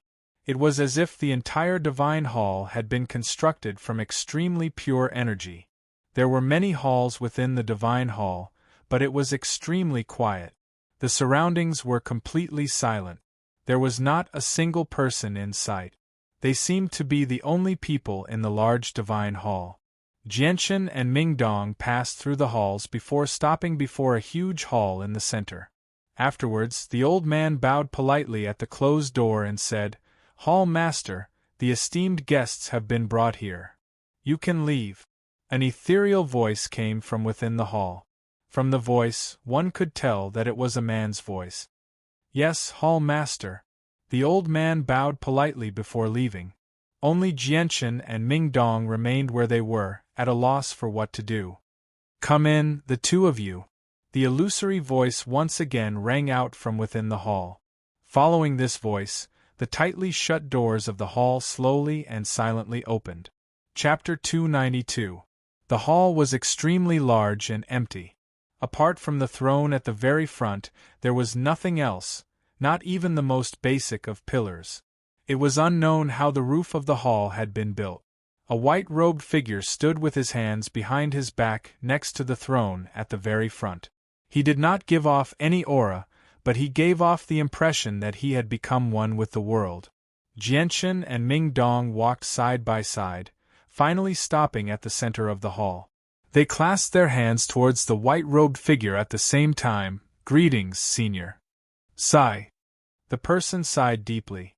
It was just a single word, but it was filled with a sense of vicissitude. Afterwards, the person slowly turned around. Only then did Jianchen and Ming Dong see his appearance clearly. He was actually a middle-aged man who seemed to be in his 40s.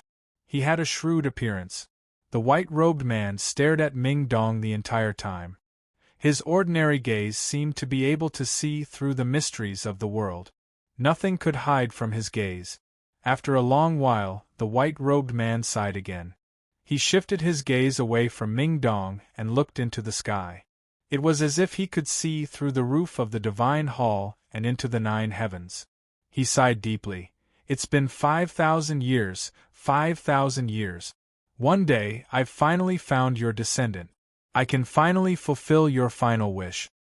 5,000 years. Jianchen and Ming Dong were shocked when they heard that. Could it be that this middle-aged man who seemed to be in his 40s was an old monster who had lived for 5,000 years? However, the two of them did not hear what the middle-aged man said after that. Sigh. The middle-aged man seemed to think of some past matters. He sighed repeatedly before his gaze landed on Ming Dong. He smiled and said, "Child, come here." Ming Dong dilly-dallied, nervously making his way forward. He called out respectfully, "Senior." A palm-sized piece of jade that shone with a jade-green light appeared in the middle-aged man's hand. As soon as the piece of jade appeared, Ming Dong's expression changed. He was unable to move his eyes away from the piece of jade. "Child, do you feel like there's a wondrous calling to you, making you lose control of yourself?" The middle-aged man looked at Ming Dong with a smile and asked gently. "Yes, Senior." Ming Dong's gaze never left the ancient jade. "This piece of jade has been with me for 5,000 years. It was given to me by your ancestor in the past. It contains his life's knowledge, and he told me that if I found his descendant one day, I should give this piece of jade to him. Now I can finally help my old friend complete his dying wish." The middle-aged man's voice was filled with the vicissitudes of life. He waved his hand and the ancient jade, wrapped in an invisible force, slowly floated over to Ming Dong. Looking at the ancient jade floating in front of him, a strong call from his bloodline appeared in Ming Dong's heart. Ming Dong almost uncontrollably reached out to grab the ancient jade several times, but he forcibly restrained himself. His mind was full of doubts. Everything that was happening right now was making him feel like he was in the clouds. Ming Dong sorted out his thoughts and looked at the middle-aged man in white robes. He asked in doubt, "Senior, did my ancestor really leave this piece of jade behind? Also, who is my ancestor? Don't tell me you've got the wrong person. I've never heard of my ancestor before." Sigh. The middle-aged man sighed again. His voice was filled with sorrow as he murmured, "What a day! I never thought that after 5,000 years, even your descendant would not remember you." The middle-aged man's voice was filled with sorrow. He then looked at Ming Dong and asked, "Child, what's your name?" "Senior, I'm Ming Dong," Ming Dong replied. "Ming Dong, Ming Dong.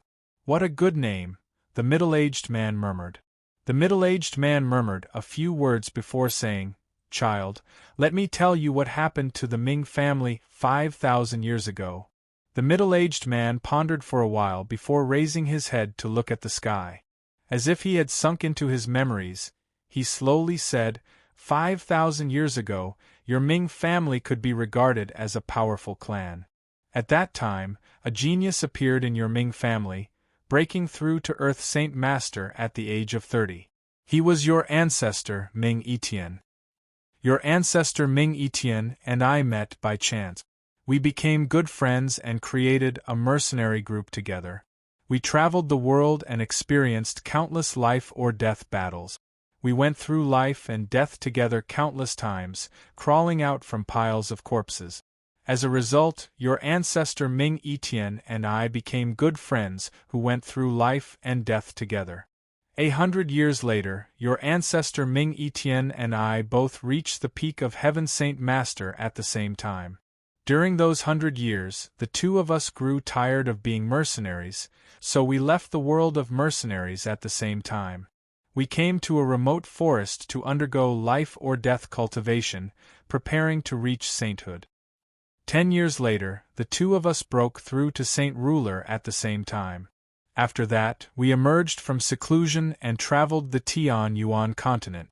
We explored many places of despair and gained some benefit. A few dozen years later, both your ancestor and my strength increased by quite a bit. In the end, we decided to enter the death nest. In a moment of carelessness, I was attacked by a curse. One day, your ancestor, Ming, used his own body to block the curse for me in order to save me. He sacrificed himself to protect me. The middle-aged man became extremely stern when he reached there. His expression was filled with uncontainable grief. He heavily said, "The death nest is the most dangerous place on the Tian-Yuan continent. Even with our strength as saint rulers, we were unable to protect ourselves in there. The power of the curse was just too terrifying. Even with your ancestor's strength, he was unable to resist the corrosion of the curse. In the end, he only had 2 months to live." After knowing that he was definitely going to die, your ancestor quietly returned to the Ming family so that he could spend his final days contentedly. However, he never expected that when he returned to the Ming family, everything had changed. The glorious Ming family no longer existed. More than 30 years ago, they were wiped out by an enemy we had once provoked. As for the descendants of the Ming family, they were nowhere to be found. As your ancestor and I spent all our time roaming the Tian-Yuan continent, our whereabouts were unpredictable. Who knows how far away we were from the Ming family long ago, so we had no idea that the Ming family had been wiped out. Such a tragic fate filled your ancestor with grief. He had never thought that his clan would end up in such a miserable state when his life was about to come to an end. Back then, I was standing beside your ancestor, so I understood his feelings extremely well. He was in so much pain that he wanted to die. 2 streams of blood flowed from his eyes. Afterwards, your ancestor and I searched the entire world for the person who had wiped out the Ming family. It was a pity that although we were quite powerful back then, there were only the 2 of us, and we had offended quite a few clans in the past. Coupled with the fact that over 30 years had already passed, many people had already forgotten about the Ming family's destruction. As a result, many clues had been cut off. In just 2 short months, we didn't find any useful information at all. We didn't even know if there were any descendants of the Ming family who had managed to survive by luck. Speaking until here, the middle-aged man's expression suddenly became sorrowful. He said in a low voice, 2 months later, your ancestor left this world with a face full of regret and unwillingness due to the power of the curse. Before he died, he used his divine sense to engrave everything he had learned in his life into this ancient jade and entrusted it to me. If I meet a descendant of the Ming family one day, I will give this jade to him. It can be considered as fulfilling his last wish. I was filled with grief when he left. Not only was he my best friend, but he was also my best brother. He died for me, so I took the piece of jade he had entrusted to me before he passed away and traversed the entire Tian-Yuan continent in search of the person who had wiped out the Ming family, as well as any descendants of the Ming family who might have survived. I searched bitterly for 300 years and destroyed many organizations that could have been the culprit, but unfortunately, I was unable to find any descendants of the Ming family at all. This has always been my greatest regret. The middle-aged man let out a long sigh. He looked at Ming Dong gently and said, "It's a good thing that the heavens have eyes. I never thought that I would come across a descendant of the Ming family 5,000 years later. If he knew about it one day, he would be able to rest in peace." Ming Dong had become stunned long ago after listening to the middle-aged man's story. The middle-aged man's words had shocked him far too much. It was an extremely great blow to his soul, so he struggled to accept it for a moment. He had never thought that the Ming family would have such a glorious and tragic story. Jianchen was stunned by the middle-aged man's words as well. What shocked him even more was the middle-aged man's strength. He was a supreme saint ruler, and a saint ruler from 5,000 years ago. He was a supreme existence that Jianchen could only look up to. The middle-aged man slowly arrived before Ming Dong. He looked at Ming Dong like a senior looking at a junior, but also like he was looking at his own descendant. His gaze was filled with love and concern. It was extremely complicated. "Child, you must have come to participate in the mercenary tournament that happens once every 50 years, right?" The middle-aged man gently asked Ming Dong. Ming Dong nodded in a daze. He still hadn't recovered from the shock of what had just happened. "Are your parents still alive?" The middle-aged man continued to ask. "Yes. My parents have always lived in a mountain village, but my grandfather fell off a cliff and died when I was young while hunting in the mountains," Ming Dong replied. The middle-aged man gently sighed. His face was filled with sorrow as he said, "Once the tournament ends, I'll go with you and bring your family over. I'll take care of them for Etienne. I can't just watch Etienne's descendant live such a difficult life. As his brother, I've let him down. I owe him far too much." "Thank you, senior." Ming Dong was overjoyed. With the middle-aged man's care, it would be difficult for his family not to live a happy and peaceful life. After all, this was a saint ruler from 5,000 years ago and a hall master who was revered by heaven's saint masters at the very least. Many people would never be able to see such an expert in their entire lives. The grief on the middle-aged man's face slowly faded away. He smiled and said, "Child, your ancestor and I are best friends. There's no need for you to call me senior. If you don't mind, you can call me Uncle Tian." "Yes, Uncle Tian," Ming Dong called out respectfully. Chapter 293. Afterwards, Ming Dong remained in the Divine Hall. Jianchen declined Ming Dong's invitation to stay and left the Divine Hall. Afterward, the old man who had brought Jianchen and Ming Dong up sent Jianchen back down. In the end, they passed through a space gate and returned to the valley shrouded in poisonous smoke. Ling Tian identified the direction and walked out of the valley. However, when he reached the edge of the valley, he stopped and hesitated for a moment before returning to the valley. He started to set up his tent in a secluded place. He changed his mind at the last minute and decided to cultivate here for a period of time. The air in the valley was extremely good and the environment was beautiful. It was extremely quiet here.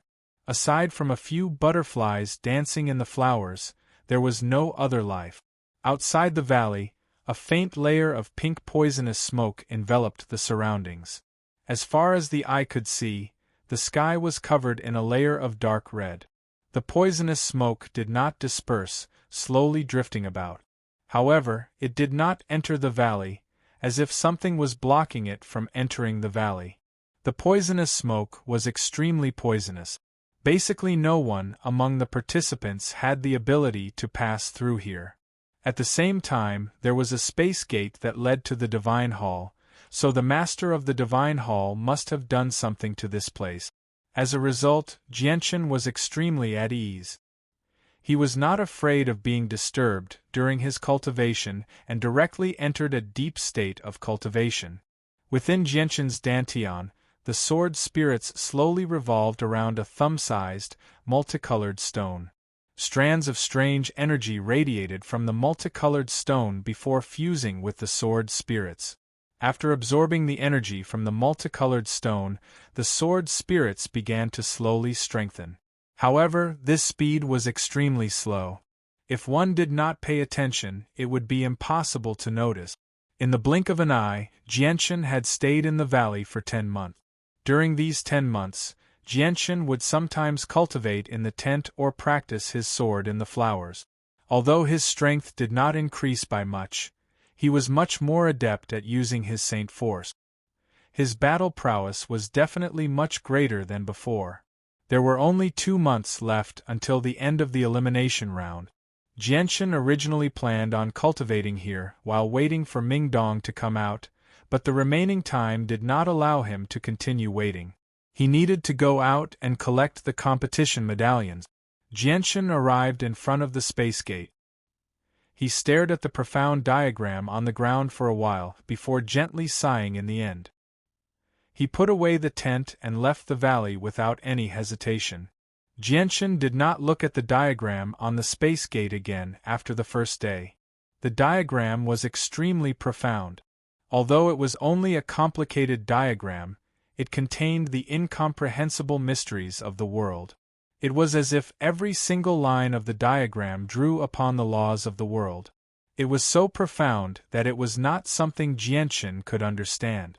After leaving the elegant valley, Jianchen found himself in the dense, poisonous smoke again. He then followed the feeling he had when he first arrived outside. The barren mountain range was enveloped by poisonous smoke all year round, so there were very few plants. Even if there were, they were poisonous flowers and plants that were rare. Jianchen walked through the mountain range for 2 hours. Suddenly, a rustling sound rang out in Jianchen's ears. The sound was dense and connected together. Jianchen immediately stopped when he heard that. He looked in the direction of the sound sternly. Due to the obstruction of the poisonous smoke, Jianchen could only see 100 meters away at most. Very soon, a large swathe of black shadows appeared in Jianchen's field of vision. The black shadows surged over like the tide. Wherever they passed, they would be covered by the black flood. When Jianchen saw the black shadows clearly, his face changed drastically. The black shadows were actually thumb-sized black ants, and there were many fist-sized black ants with a pair of wings flying over quickly in the air. It's actually the god-slaying ants. Jianchen was shocked. Without any hesitation, he immediately ran outside as quickly as he could. The god-slaying ants were extremely famous on the Tianyuan continent. They were a strange species and were not magical beasts. If they were alone, they would not pose any threat, but they lived in group. They could be in the tens of thousands or even hundreds of millions. Even peak heaven saint masters would not be able to survive if they were surrounded by the god-slaying ants, let alone Jianchen, who was only an earth saint master. The god-slaying ants were extremely poisonous and were immune to most poisons in the world. Only a few poisons could pose a threat to the god-slaying ant. Their shells were extremely thick, almost as thick as steel. People who were not powerful would not be able to kill them at all. Moreover, the god-slaying ants could devour saint force of any attribute. The protective saint force formed from saint force was like a decoration to them. Jianchen had read many records about the god-slaying ants in a few books, but without exception, the best way to deal with the god-slaying ants was to run as far away as possible from them. This was because the god-slaying ants' poison had an extremely strong anesthetic effect. Once bitten, the poison would quickly spread throughout the body, making people feel powerless. They would not even have the strength to run away. The only outcome would be to be eaten by the god-slaying ants. Once bitten by the god-slaying ants, the chances of survival were basically zero, unless a miracle happened. Jianchen ran out of the mountain range like the wind and fire. He had no confidence in dealing with tens of millions of god-slaying ants. Behind him, the god-slaying ants had also discovered Jianchen's whereabouts and were in hot pursuit. The rustling sounds of the god-slaying ants crawling on the ground could be heard continuously, making people's hair stand on end. In the sky, some of the god-slaying ants that were the size of a fist and had grown wings had already surpassed their crawling counterparts on the ground and were one step ahead of them in pursuit of Jianchen. Their flying speed was even faster than Jianchen's. Jianchen raised his speed to the limit as he ran through the uneven mountain range. Even though he had the strength of an Earth Saint Master and his speed was several times faster than before, he was unable to display his full speed on the steep mountain path. How could he outrun the god-slaying ants in the air? Not long after, Jianchen was caught by a few god-slaying ants. Helpless, Jianchen could only summon the light wind sword. With a flash of his sword, he stabbed countless times behind him. With a series of ding-ding-ding-ding sounds, a large number of god-slaying ants fell from the sky.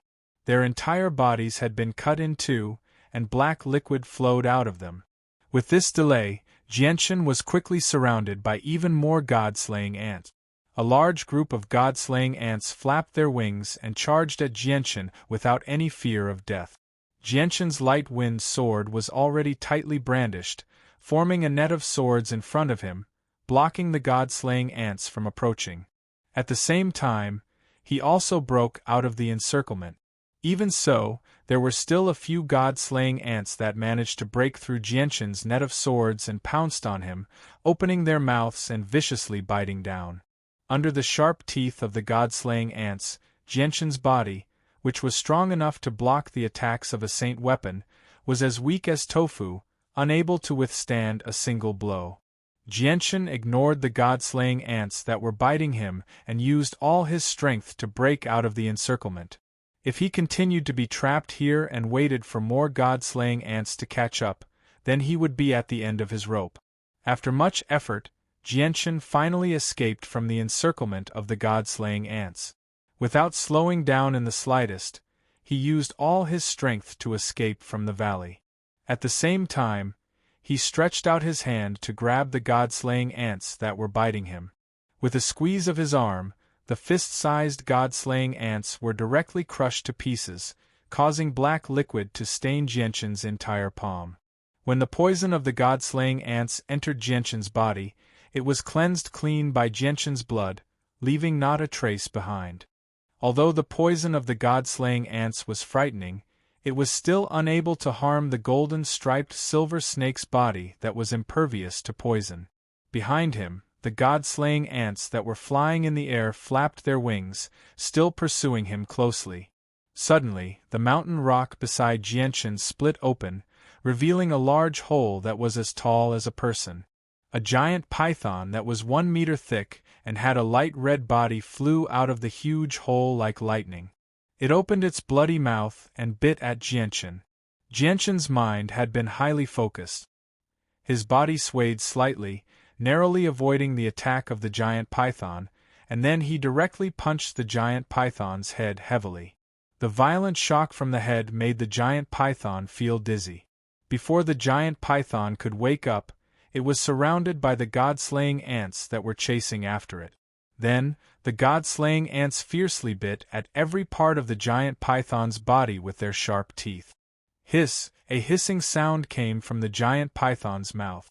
Then, the giant python's entire body began to roll violently, smashing the nearby mountain rocks into pieces. A large amount of stone fragments flew all over the sky. The giant python's huge body contained a lot of god-slaying ants. The densely packed god-slaying ants had already covered the entire body of the giant python. Soon, the giant python's body, which was 1 meter thick, was eaten by the god-slaying ants until there was not even a trace of blood left. It had disappeared completely. As for Jianchen, he had already disappeared without a trace. He had successfully escaped the detection range of the god-slaying ant. Outside the mountain range that was shrouded in pink poisonous smoke, a group of about 20 people was gathered here. They were pointing at the barren mountain range in front of them and discussing non-stop. I say, there must be treasures in here. Otherwise, how could such an unusual place appear? Someone said. How could there be treasures in this god-forsaken place? Moreover, the pink smoke is highly poisonous. Who among us has the ability to go in? The poisonous smoke wouldn't appear here for no reason. This place is destined to be extraordinary. There must be some secret hidden here. Could there be a senior expert living in seclusion here? I've heard that some extremely powerful senior experts, in order to prevent others from disturbing them during their cultivation, would always release some powerful magical beasts or set up some things to prevent others from entering. I think this place is most likely. That sounds reasonable. However, to be able to set up this place like this, it must be an expert who is good at using poison. I think we should hurry up and leave this place. If we really disturb that senior, then we'll all be finished. Bah, who doesn't know how to talk? Who says we'll disturb that senior expert? We'll all be finished. I don't know if you've heard of this saying before. Meeting is fate. If that senior expert is in a good mood and casually gives us a few pointers or directly accepts us as disciples, then we'll be like carps leaping over the dragon gate. What's in front of us is a great opportunity as big as the heavens. About 20 people stood outside the barren mountain range, shrouded in poisonous smoke, and discussed nonstop. They were all guessing what exactly was in the mountain range. Their opinions were all different. Chapter 294. That person is actually not afraid of the poisonous smoke. He must have some antidote or some treasure on him. Look at his sorry state. He must have suffered a loss inside. His strength shouldn't be too strong. Then it's easy. Let's ask him to hand over the antidote. Then we'll go in and take a look. With so many of us, we'll definitely have a great harvest. Everyone was talking at once. Their expressions were impassioned, and they were all extremely excited. Soon, that figure rushed out of the poisonous smoke. This person was wearing white clothes. His clothes were already somewhat tattered, and there was some blood flowing out from the torn areas. One could vaguely see the wounds inside. He didn't look very old, only around 20 years old. His right hand was covered in black liquid. This person was Jianchen. After rushing out of the mountain range shrouded in poisonous smoke, Jianchen took a few deep breaths of the clear air outside. Then he let out a long sigh. Previously, he was chased by a large group of god-slaying ants. Fortunately, he managed to escape successfully. Jianchen's gaze casually swept across the 20 people in front of him. He calmly grabbed a handful of soil from the ground and wiped off the black liquid on his right hand. Then he took out a towel from his interspatial ring and wiped his right hand with all his might. That's an interspatial ring. Jianchen's method of taking out the towel was immediately discovered by the people in front of him. Immediately, someone exclaimed, his voice full of surprise. He actually has an interspatial ring. The people in front of him looked at Jianchen with burning eyes. Their eyes were all filled with greed. Then, a middle-aged man shouted at Jianchen, "Brat, who are you? How did you get out of the poisonous smoke?" Jianchen stood up and slowly swept his gaze across the people in front of him. They were all around 30 to 40 years old, and all of them had the strength of Great Saint Master or Peak Great Saint Master. Your question is really strange. I went in from here, so of course I came out from there, Jianchen said leisurely. His eyes stared at the people in front of him with evil intentions. The person who spoke did not understand the meaning in Jianchen's eyes and continued to ask, "Why aren't you afraid of the poisonous smoke inside? What are you using to avoid the poison?" Jianchen chuckled. "It's not convenient for me to tell you." Hearing this, the middle-aged man and the people behind him looked at each other and then waved their hands. A group of people immediately surrounded Jianchen. "Kid, we don't want to take your life. As long as you hand over your interspatial ring and tell us how to avoid the poison, we'll let you go," the middle-aged man shouted at Jianchen. "That's right, we don't kill the innocent. Seeing how young you are, you probably haven't lived long enough. If you want to live, then obediently hand over your interspatial ring and tell us how to avoid the poison," the skinny middle-aged man said to Jianchen. "Kid, look at how soft and tender your skin is. I don't think you'll be able to endure any physical pain. It's better if you obediently do as we say." Otherwise, if we beat your pretty face until it's deformed, don't blame it on us if you can't find a pretty girl in the future." The one who spoke was a burly man. He spoke in a low, muffled voice. He looked very honest, but when he spoke, he was also quite humorous. Jianchen looked at everyone with a smile and said, "Looks like you guys aren't unforgivable people. I won't make things difficult for you. Take out your entry tokens and I promise I won't hurt you guys." Jianchen's words caused the 20 or so people to be stunned. Then, they all laughed in anger. Someone immediately shouted, "This kid is quite arrogant. Everyone, let's teach him a lesson." "Let me do it," a burly man volunteered. He strode out of the crowd and threw a punch at Jianchen. Seeing the fist coming straight at him, Jianchen shook his head lightly. He casually raised his right hand and grabbed the fist tightly. Then, he exerted some force and the sound of bones breaking could be heard. The burly man's fist was crushed by Jianchen. "Let go, let go, let go, it hurts!" The burly man let out a miserable cry and hurriedly begged for mercy.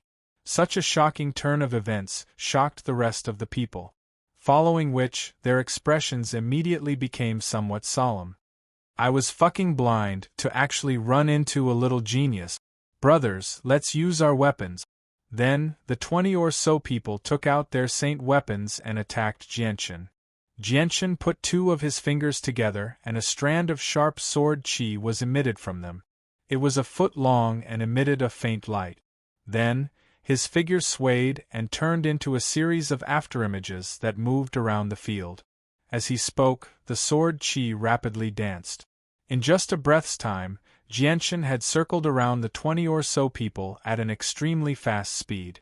When he came to a stop, the clothes of the 20 or so people had already been reduced to strips of cloth. In the blink of an eye, the previously well-dressed people were all shirtless. There was not a single wound on their bodies. The 20 or so people were all stunned. They stared blankly at their clothes that had been reduced to strips of cloth. Their faces were filled with shock and disbelief. "Everyone, take out your entry tokens." Jianchen stood nearby and smiled at the shocked people. "Why, you're actually an Earth Saint Master." A middle-aged man with some eyesight stared at Jianchen in shock and spoke with a trembling voice. His face was filled with disbelief. Hearing that, the other people also paled in fright. They all stared at Jianchen in shock. They found it hard to believe that this young man who seemed to be in his 20s was actually an Earth Saint Master. "God damn it, I'm so unlucky. A kid with tender skin that I randomly ran into is actually an Earth Saint Master. This is just too unfair." A large man lamented the unfairness of the heavens. He then decisively took off his space belt and threw it in front of Jianchen. He said, "The entry token is in there. I'm afraid you're worried that I'll keep it for myself, so you take it yourself." Afterward, the other people hesitated before taking off their space belts as well. They threw them at Jianchen's feet with pained faces. They all hung their heads dejectedly and listlessly. They were completely different people compared to before. Afterward, Jianchen took out all the entry tokens from the space belt. There were a total of over 150 tokens. Jianchen did not touch the other items in the space belt. He left after taking the tokens. Battles occurred everywhere in this space. Broken arms and corpses of participants could be seen everywhere. Jianchen wandered around by himself. He no longer kept a low profile as he wantonly bought entry tokens. However, it was already close to the deadline of the competition. After 10 months of competition, the entry tokens were basically all in the hands of a few experts. Otherwise, they were in the hands of groups of great Saint Masters. The entry tokens of a few solo participants and a few small groups had all been stolen. Jianchen had met quite a few people in the past 2 days, but his harvest was not great. He had only collected a total of over 100 entry tokens. Many people's space belts had already been cleaned out by countless people before him, only leaving behind some food and clothes. Jianchen walked through the desolate land. A group of over 200 people appeared in front of Jianchen's eyes. The battle was extremely intense. Quite a few people had already been hacked to death in pools of blood. The battle lasted for the time it took for an incense stick to burn before gradually coming to a stop. There were over 20 people who had survived. All of them were injured and covered in blood. The 20 people clearly belonged to the same group. They simply treated the injuries on their bodies. A few people who could still move began to clean up the battlefield and collect entry tokens. When the entry tokens were collected, the few people who could still move looked at each other. After that, they made their move at the same time. They brandished their blades at their heavily injured companions who had already fallen to the ground. The few people who were fighting side by side with them earlier had a huge change in expression. They were caught off guard and were all hit in their vital parts. How can you? A person who had his heart pierced and didn't die immediately stared at the few people with an expression of disbelief. He said with difficulty, "You all have suffered such heavy injuries. You already won't be able to live for long. We are only sending you on your way earlier to lessen your pain." A person said righteously, You all will receive retribution." After throwing down these words, that person died with a face full of unwillingness. After that, the few people who survived collected all the entry tokens on their bodies and left without looking back.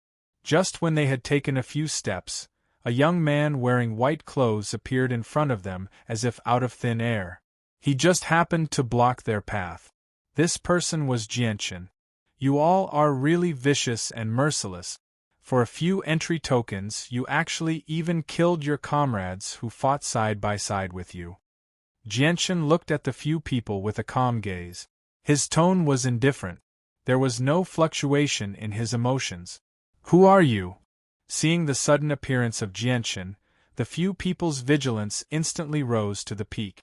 They immediately took out their own holy weapons and stared at Jianchen with a face full of vigilance. "The person who will kill you all." Jianchen directly made his move. A 2-foot-long sword chi shot out from the tip of his finger. After that, his figure flashed and arrived in front of the few people. His right hand swept across their necks like lightning.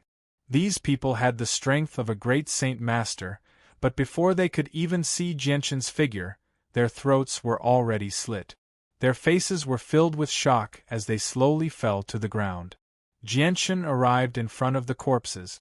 From their spatial belts, he found a total of 200 entry tokens. This was more than what he had obtained in the past few days. Suddenly, a strange change occurred. The soil around Jianchen was sent flying in all directions as a yellow sand surrounded Jianchen, blocking his line of sight. A figure emitting earth-attributed Saint Chi rushed out from the ground, and with a flash of his blade, a large blade was sent flying towards Jianchen's head. Jianchen coldly snorted and closed his eyes to prevent the yellow sand from entering his eyes. Following that, the light wind sword appeared in his hand. Following the feeling in his heart, the light wind sword transformed into a silver lightning bolt and stabbed towards the side. Ding! Chapter 295. Seeing that his attack had been blocked, the sneak attacker let out a cry of surprise. His hands didn't stop moving as he began to rapidly swing his blade towards Jianchen again and again. Jianchen's light wind sword turned into a blur as he followed the feeling in his heart and his ears.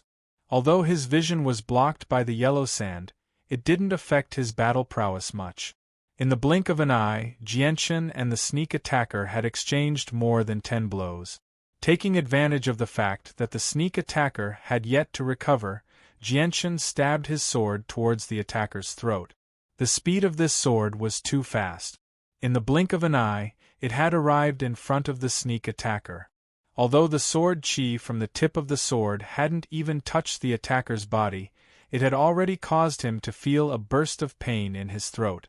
The sneak attacker turned pale with fright, but his strength wasn't weak either. In this moment of life and death, he quickly withdrew his saint weapon and placed it in front of his throat as he sent a kick towards Jianchen. The light wind sword finally landed on the sneak attacker's blade, leaving a shallow mark on it. At the same time, Jianquan's left hand formed a fist and violently punched towards the sneak attacker's leg. Kacha! The sound of bones breaking rang out as the sneak attacker's leg was broken by Jianquan's punch. Borrowing the force of the blow, the sneak attacker flew backwards, increasing the distance between him and Jianquan. Jianquan also used this opportunity to charge out of the sand-filled region. He glared at the person who had launched the sneak attack. The attacker was a middle-aged man in earthen yellow clothes. He was short and had a pair of tiger-like eyes. He had a thick beard, and he wielded a blade that was over a meter long. It was even taller than Jianquan. Jianquan glared at the middle-aged man and said, "Since when have Earth Saint Masters become ambushers who only know how to sneak up on others?" Hearing this, the short middle-aged man coldly snorted and said, "Humph, stop blabbering. Survival of the fittest. As long as you can obtain the final victory, you will be the king. Who cares what method you use?" The middle-aged man looked at Jianquan with a serious expression. "Brat, I didn't think that you would be so strong despite your young age. You're already an Earth Saint Master at such a young age." "Thank you for the praise." Jianquan indifferently smiled and said, "Now, are you going to take the initiative to hand over your token, or do you want me to take it from you?" "Arrogant, if you want to take my token, then let's see if you have the strength," the middle-aged man growled. He then swung his blade and began to fight with Jianquan. At the same time, a layer of armor condensed from Earth-attributed Saint Force appeared on his body, providing him with a powerful layer of protection. Jianquan's sword moved extremely quickly, forming a sky full of sword images that enveloped the middle-aged man. The sword images were so dense that they overlapped with each other that it was impossible to tell which one was real. Under Jianquan's attacks, the middle-aged man only managed to last for 2 seconds before collapsing. He constantly retreated in a horrible state as several bloody holes and sword wounds had already appeared on his body. If it were not for the armor completely condensed from Saint Force blocking most of the attacks, he probably would have suffered far more injuries. The middle-aged man was shocked. He had never thought that not only would Jianquan become an Earth Saint Master at such a young age, he would also be so powerful. Even though he was at the same level as Jianquan, he was unable to fight back at all. In particular, the speed of Jianquan's sword was so fast that the middle-aged man was unable to react in time. The dense, overlapping sword images dazzled his eyes. The middle-aged man knew that he was no match for Zhang Che, so he no longer continued to fight. He quickly retreated a certain distance before burrowing into the ground and disappearing. He had actually escaped through the earth. Jianquan was stunned by the middle-aged man's move. Staring at the ground where the middle-aged man had disappeared, Jianquan's eyes were filled with surprise. This was the first time he had seen someone escape through the earth. However, the middle-aged man's escape technique was not invisible. Wherever he went, a small bump would appear on the ground. Anyone with some eyesight would be able to identify it. A cold smile appeared on Jianquan's face. He then leapt 30 meters into the air and shot a 3-meter-long sword chi at the speed of lightning towards the bulging bulge. Spurt! The huge sword chi shot into the ground and a pillar of blood shot into the sky. Jianquan's sword chi had accurately struck the middle-aged man. However, the middle-aged man did not even grunt. He continued to flee into the distance with even greater speed. He had learned his lesson after suffering the first time. He burrowed even deeper into the ground, to the point where it was very difficult to find him from the surface. Although Jianquan could not fly, he could at least float in the air for a short period of time. The only problem was that it consumed a lot of Saint Force. Floating 30 meters in the air, Jianquan's sharp eyes constantly scanned the direction where the middle-aged man had escaped. Now that the middle-aged man had burrowed even deeper into the ground, it was very difficult for Jianquan to find him. After a while, the grass in the distance began to sway. Jianquan's expression changed. Without any hesitation, He stabbed out with his light wind sword, sending out tens of powerful sword chi that enveloped the area within a 10-meter radius. The ground was pierced by the sword chi and dozens of holes as thick as buckets appeared. The flat ground was now riddled with holes. "Little bastard, don't go too far." The middle-aged man jumped out from the ground covered in blood and angrily shouted at Jianchen. Jianchen quickly descended from the sky and rushed towards the middle-aged man without saying a word. If it wasn't for the fact that the middle-aged man had just ambushed him, he would have long since become a ghost under the middle-aged man's blade. How could he still be alive and kicking? Moreover, the middle-aged man was an Earth Saint Master and was very cautious. After 10 months of collecting tokens, he should have already collected quite a few tokens, which was exactly what Jianchen needed. "Motherfucker, little bastard, I will remember today's matter. In the future, I will definitely pay you back 100-fold. The middle-aged man cursed, but he did not dare hesitate. Before Jianchen could catch up, he once again burrowed into the ground and disappeared. "Where do you think you're going?" Jianchen angrily shouted. It was not easy to force the middle-aged man out from the ground, so how could he let him leave so easily? The light wind sword in Jianchen's hand quickly danced, and a large amount of sword chi continuously shot towards the middle-aged man, attacking him indiscriminately. Dust flew everywhere, and blood continuously flowed out from the ground. Although the middle-aged man had the ability to burrow through the ground, he was clearly unable to burrow too deep into the ground. He could only move on the surface of the ground, which caused him to be heavily injured by Jianchen's sword chi. The middle-aged man was once again forced out from the ground by Jianchen. This time, Jianchen did not give him the slightest chance to catch his breath. Turning into a blur, he instantly chased after the middle-aged man, and a sky full of sword chi enveloped the middle-aged man. The middle-aged man could only brace himself to resist, but his body was already heavily injured, so his movements were slightly slower. He was not as nimble as before, so after blocking 2 sword strikes, the third one was pierced through his shoulder by Jianchen. The middle-aged man let out a muffled groan as the muscles on his face began to twitch. At this time, Jianchen's 4th sword strike had already arrived. The middle-aged man's face was filled with shock. His head tilted to the side, and the light wind sword almost brushed past his neck. However, at a speed faster than the middle-aged man could react, the light wind sword sliced through his neck. Pooh! A pillar of blood shot up into the sky as the middle-aged man's head was cut off, dyeing the ground red with blood. Jianchen searched through the middle-aged man's spatial belt and found more than 400 tokens, as well as a purple gold card, 3 Class 4 monster cores, and a few hundred purple gold coins. His harvest could be said to be very plentiful, so he quickly left. Jianchen strolled through the plains like he was taking a stroll. He collected tokens along the way, but he was not satisfied with his harvest. Ever since the matter with the middle-aged man had passed, Jianchen had only collected around 50 tokens in the past 3 days. He had come across quite a few people during that time, but he was not very satisfied with his harvest. Although he had encountered quite a few people, their tokens had already been stolen by others, leaving only the most basic items for them to make a living.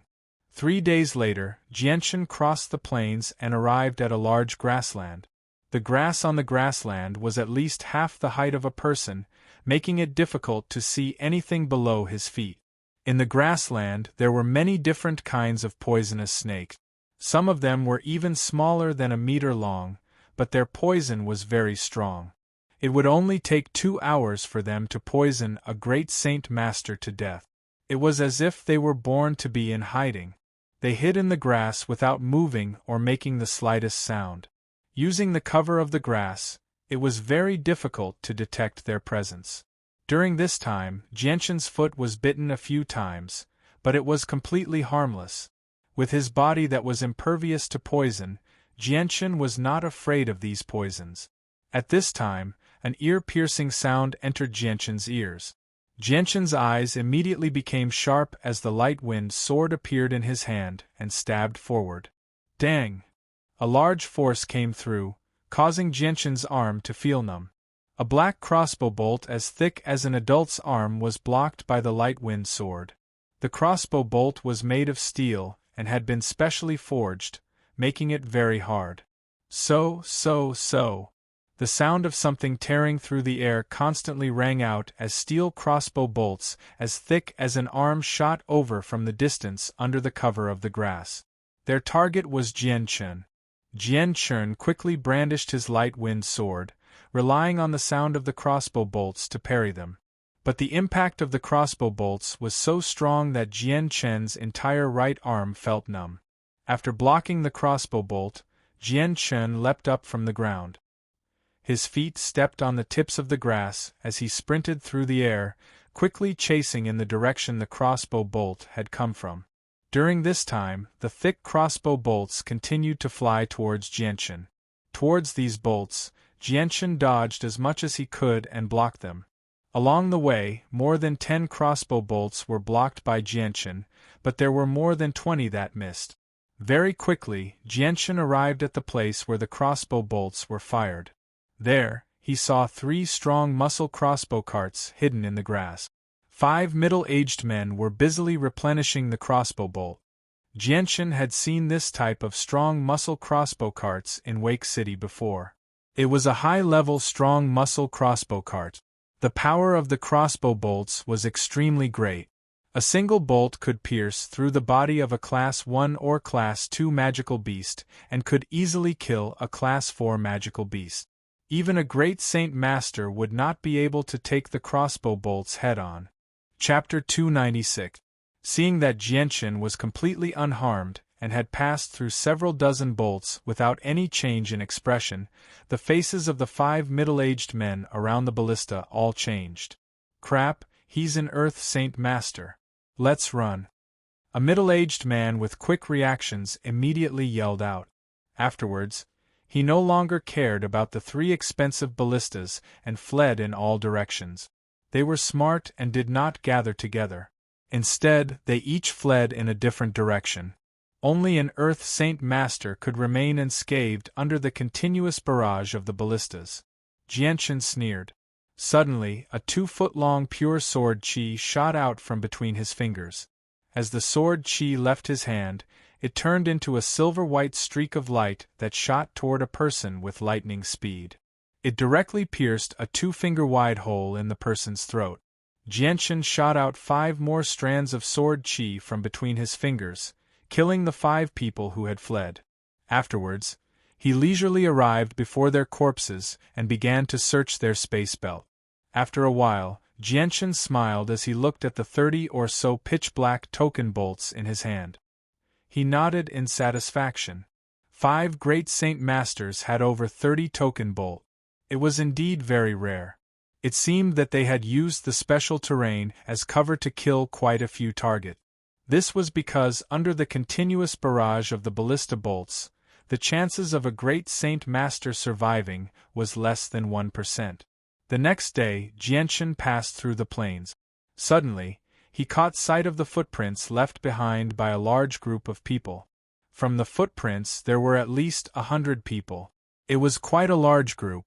Jianshan followed the footprints left behind by the group of people. In the end, he arrived at a steep mountain range. The mountain range was barren, without a single blade of grass. Sword-shaped peaks rose from the ground into the sky, making it difficult to climb. Jianshan observed the footprints on the ground as he randomly jumped around the mountain range. When he climbed up a huge boulder, the sound of battle faintly entered Jianshan's ears. Jianshan looked around, but the surrounding scenery was blocked by the huge mountain rocks, so he couldn't find anything.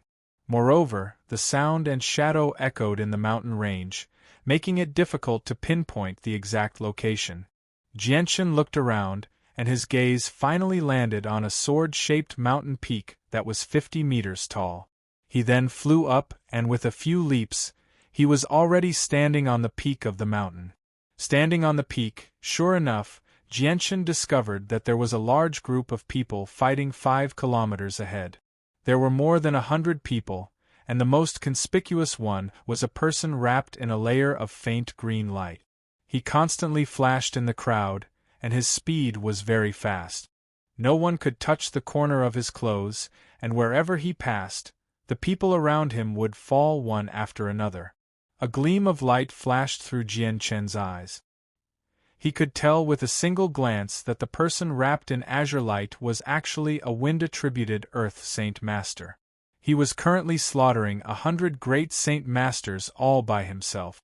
The battle lasted for a very short period of time, and out of the 100 great Saint Masters, only 20 were left standing. These 20 people knew that they were no match for the Earth Saint Master, so they didn't continue to fight. They immediately threw down their spatial belts and scattered in all directions. The Earth Saint Master didn't chase after them, but instead began to collect the tokens from the spatial belt. Suddenly, Jianchen jumped down from the 50-meter-tall mountain peak and shot towards the middle-aged man. 5 kilometers away, the middle-aged man who was collecting tokens immediately discovered Jianchen. With his extraordinary eyesight, he could tell that the person who had just arrived was very strong. Immediately, he increased the speed at which he collected tokens. Jianchen continued to leap through the mountain range, quickly closing in on the middle-aged man. In less than 10 breaths of time, he had already crossed the 5-kilometer distance. The light wind sword carried a sharp sword chi as it pierced towards the middle-aged man. The middle-aged man didn't have time to collect the rest of his spatial belt. Instead, he took out a long sword that was as wide as a palm and sent it towards Jianchen's light wind sword. The two weapons collided in midair, and an intense energy fluctuation erupted, causing the hard ground under their feet to crack like a spider web. After the first strike, Jianchen's feet slid, and like a ghost, he appeared beside the middle-aged man. The light wind sword transformed into a hazy sword image as it pierced towards the middle-aged man. Although it seemed like only one strike, Jianchen had already stabbed out 3 times. The middle-aged man's eyes flashed as he thought to himself, "What an exquisite sword technique!" Following which, the large sword in his hand transformed into a hazy sword image and blocked Jianchen's light wind sword. Because the middle-aged man's saint force was of the wind attribute, his speed was not much slower than Jianchen's. The two of them moved quickly in the field, and the strong wind they brought along caused a fierce gale to blow around them. The stones on the ground where Sword Shadow was standing were even more densely packed with cracks. Jianchen's sword became faster and faster, and the trajectory of his sword became more and more strange. The middle-aged man found it more and more difficult to block, and slowly, he was forced into a disadvantageous position by Jianchen. The middle-aged man's expression became more and more serious. He never thought that he would meet such a strong opponent today. At such a young age, he was actually able to force a 5th cycle Earth Saint Master into such a state. Suddenly, the light wind sword in Jianchen's hand trembled and turned into a sky full of sword images that surrounded the middle-aged man.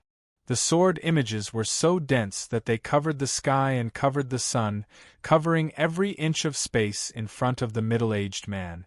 The middle-aged man's face became serious as he quickly retreated. At the same time, the large sword in his hand emitted a dazzling green light. Pointing it towards the sky, he shouted, "Wind, gather!" The green light on the large sword dispersed into thousands of strands, as if it had merged with the surrounding space, creating a tight connection. Suddenly, the wind began to blow, and the sand and stones on the ground were sent flying. Dust filled the sky as a huge tornado quickly formed, trapping Jianchen within it. Jianchen's body was suddenly greatly restricted.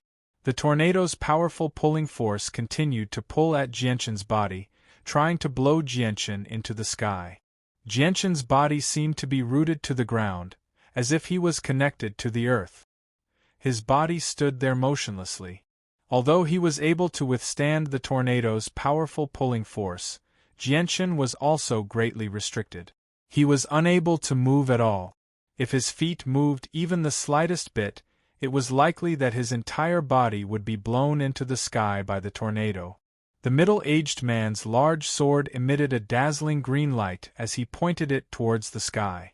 Once again, he shouted, "Wild wind dance!" As soon as he finished speaking, the tornado spun faster and faster.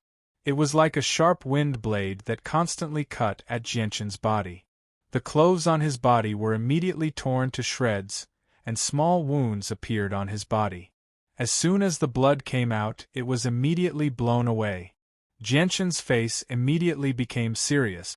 The middle-aged man's strength was beyond his expectations. It could be said that he was the strongest Earth Saint Master he had ever met. Ah! Suddenly, Jianshan let out a long roar towards the sky. His voice was so loud that it spread far and wide.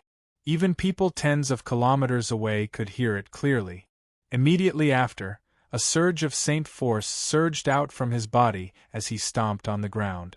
The ground he was standing on immediately cracked open.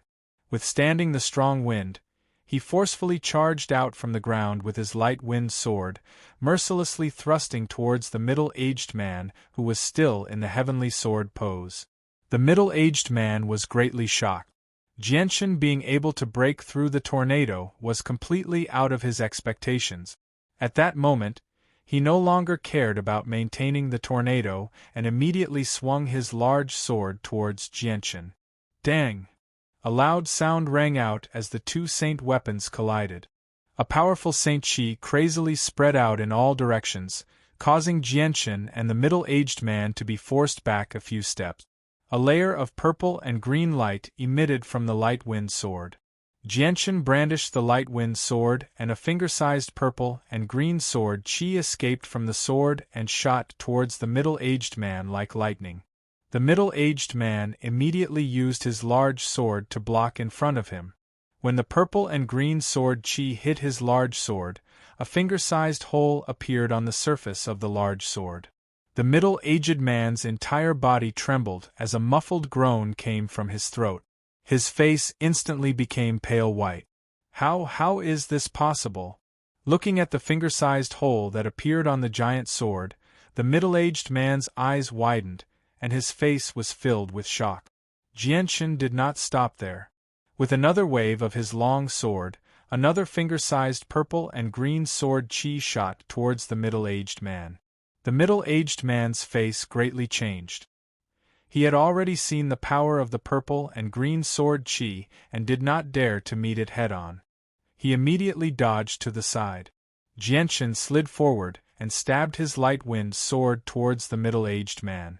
The middle-aged man's strength was just too strong. Moreover, he also had a battle skill.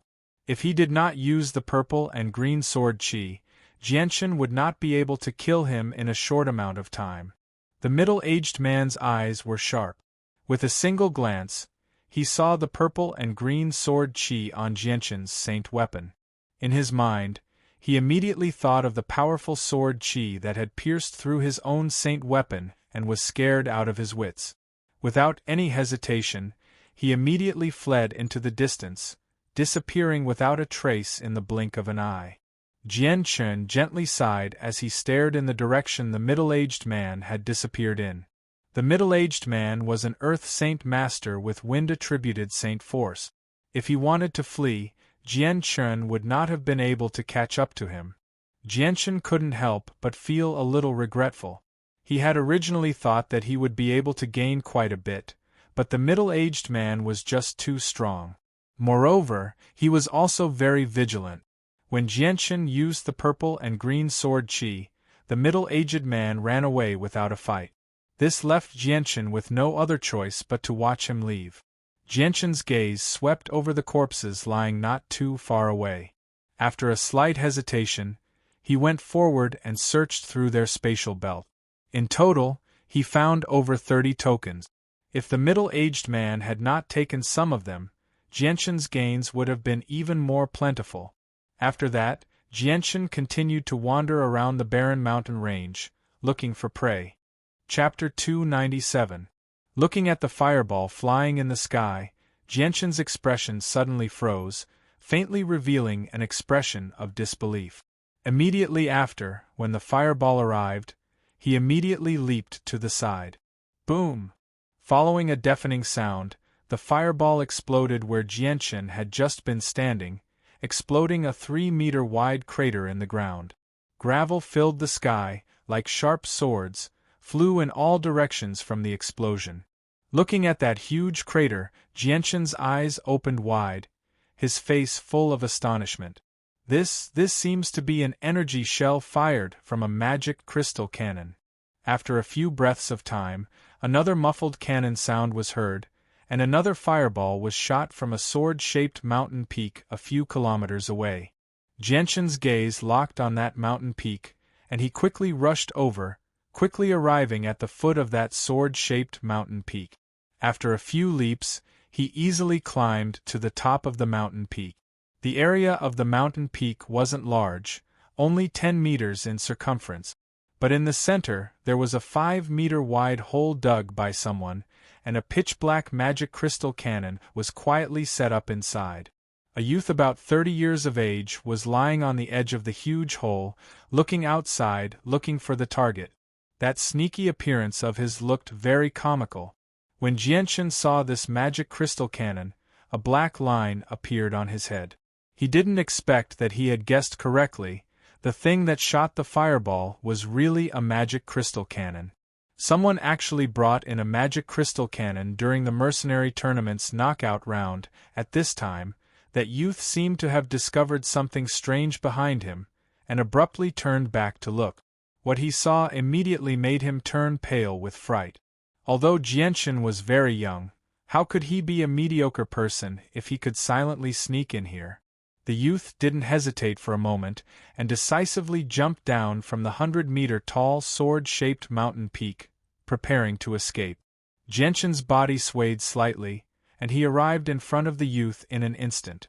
He reached out and grabbed the youth, who was already in midair, then lifted him up with one hand, and casually threw him into the huge crater. "Don't kill me, I'm willing to give you all of my token arrows."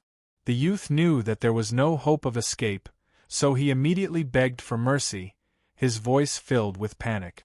Jianchen stood at the edge of the crater, and looked down at the youth condescendingly. He asked, "What's your name?" I'm called Jerica," the youth answered. Jianchen's gaze swept across the magic crystal cannon set up in the crater, and then landed on Jerica. He asked, "Do you know how to assemble a magic crystal cannon?" "Yes. I've been studying magic crystal cannons since I was a child. I'm very familiar with every part of a magic crystal cannon. Even with my eyes closed, I can assemble a magic crystal cannon in a very short time," Jessica hurriedly said. A happy smile appeared on Jianchen's face, and he said, "Do you want to live?" "Yes, great hero, please let me go. I'm willing to give you everything I have." Jerica's voice carried a hint of pleading. Jianchen jumped into the crater, and then took out several large metal boxes from his space ring, filling the peak of the sword-shaped mountain peak to the brim. Jianchen pointed at the large metal boxes and said, "If you teach me how to assemble these parts, I'll let you go, and I'll even give you a lot of rewards." Hearing that, the youth opened one of the large metal boxes with some surprise and doubt, revealing 2 strangely shaped pieces of steel. This is actually the base of a magic crystal cannon." Jerica recognized the part with a single glance, and he exclaimed in surprise. Jianchen also let out a sigh of relief when he saw Jerica recognize the part so quickly. The large pile of parts had been with him for quite some time now, but unfortunately, he did not know how to assemble them, so they had become a pile of trash. Now that he finally had the chance to assemble a magic crystal cannon, Jianchen felt a little excited. This was a powerful weapon that could kill Earth Saint Masters. Although he already possessed the strength of an Earth Saint Master, and regular Earth Saint Masters could not threaten him, this magic crystal cannon was still very useful. "Open them all and see if you have the ability to assemble them. I hope you don't disappoint me," Jianchen indifferently said from the side. "As long as it's a magic crystal cannon, there's no problem that can stop me." I have the ability to fix anything that goes wrong. Jerrica's voice was filled with great confidence. It seemed that he had been researching magic crystal cannons for quite some time already. Afterward, Jerrica opened the metal boxes one by one and gradually discovered that the materials of the magic crystal cannon were different. A sliver of surprise appeared in his eyes as he said in shock, "This is actually a high-level magic crystal cannon.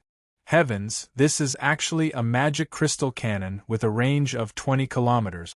It's enough to kill Earth Saint Masters. Am I seeing things?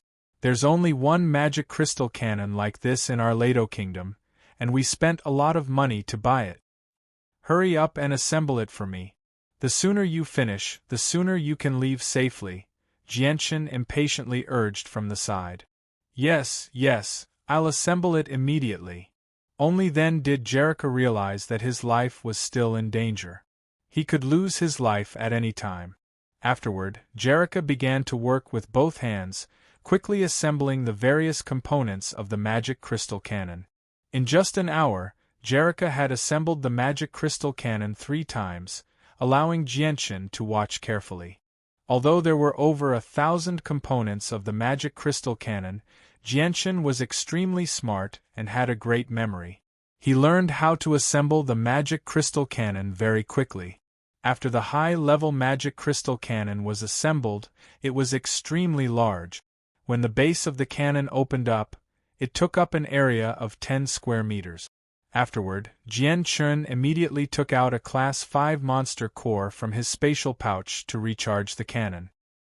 He excitedly muttered to himself, "Let me test the might of this high-level magic crystal cannon." Jerrica's face was filled with pain as he stood to one side. He said, "There's no need to doubt the might of a high-level magic crystal cannon. Using a Class 5 monster core to test it is far too much of a waste." As the energy from the monster core poured into the magic crystal cannon, the space around the magic crystal cannon began to distort slightly. A violent and surging energy fluctuation was emitted from the magic crystal cannon, giving off a dangerous feeling that it could explode at any time. Jessica couldn't help but take a few steps back. Even he couldn't withstand the surging energy waves from the high-grade magic crystal cannons. Bang! The charging was completed quickly, and with a loud sound, the advanced magic crystal cannon began to fire. A dazzling fireball shot out from the barrel of the magic crystal cannon, and with surging and violent energy fluctuations, it streaked across the sky and finally bombarded a mountain several kilometers away. Boom! A loud sound rang out in the distance. Dust and smoke filled the sky, enveloping the entire mountain. Countless boulders fell from the mountain, producing loud sounds as they collided with the mountain. A huge mushroom cloud with a diameter of 1 kilometer had already formed in the sky above the mountain, and it was still rapidly expanding. It was extremely terrifying. A while later, when the dust and smoke slowly dispersed, the sword-shaped mountain had already disappeared. It had been destroyed by the magic crystal cannon. Is this the might of a high-level magic crystal cannon? It really is shocking. No wonder it's a super weapon that can kill Earth Saint Masters. Jessica exclaimed as she stared at the sword-shaped mountain peak that had already disappeared in the distance with her mouth agape. Jianchen was also shocked by the might of the magic crystal cannon. It really was worthy of being a super weapon that could kill Earth Saint Masters and blast Class 5 magical beasts to death. It really was extremely powerful. Just the might of this attack was definitely not something an Earth Saint Master could achieve. Jianchen took out 10 Class 4 monster cores and gave them to Jerrica. He said, "You can go. This is your reward." Jerrica thanked him gratefully and immediately left after taking the monster cores. He seemed to be in a hurry as he fled, as if he was afraid that Jianchen would go back on his word. Jianchen let out a long sigh. These 2 high-level magic crystal cannons in his hands were finally no longer a pile of useless parts. Afterwards, Jianchen once again dismantled the magic crystal cannons into larger parts and stored them in his spatial ring. Just as he finished this action, an ear-piercing sound rang out from behind him. The light wind sword appeared in his hand as he stabbed behind him like a bolt of lightning. Boom! A violent explosion rang out as a surging wave of energy engulfed Jianchen. Following that, Jianchen's body was sent flying as he spat out a mouthful of blood. His face instantly became pale and his clothes became tattered. The mountain peak he had been standing on had completely disappeared. Jianchen's body was like a kite with its string cut as he landed on a nearby mountain peak. He spat out another mouthful of blood as he stared into the distance in shock. 3 kilometers away on a sword-shaped mountain peak stood a person wearing yellow robes. Because the distance was too far, Jianchen was unable to clearly see the person's appearance. Jianchen's heart was filled with shock. The opponent's strength was just too strong. Just a single attack was enough to injure him quite heavily. Moreover, the attack had been launched from 3 kilometers away. Jianchen immediately jumped down from the mountain peak and quickly landed on the ground, using the large rocks as cover. The sound of something breaking through the air could be heard from afar as it approached Jianchen's location. Jianchen used the large rocks as cover and used his hearing to pinpoint the opponent's location. He then jumped out from behind the mountain peak and attacked his target. Towards Jianchen's sudden attack, the yellow-robed man was clearly prepared. A 3-finger-wide, 4-foot-long sword appeared in his hand. The sword was light blue in color and had a faint ripple of water on its surface as it emitted a layer of Saint Qi.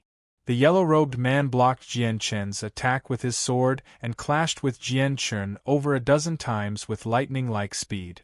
In the end, the two of them separated. Even though Jianchen's face was pale, he still stood there proudly, unyielding. He held the sword in his right hand and pointed it straight at the yellow-robed man.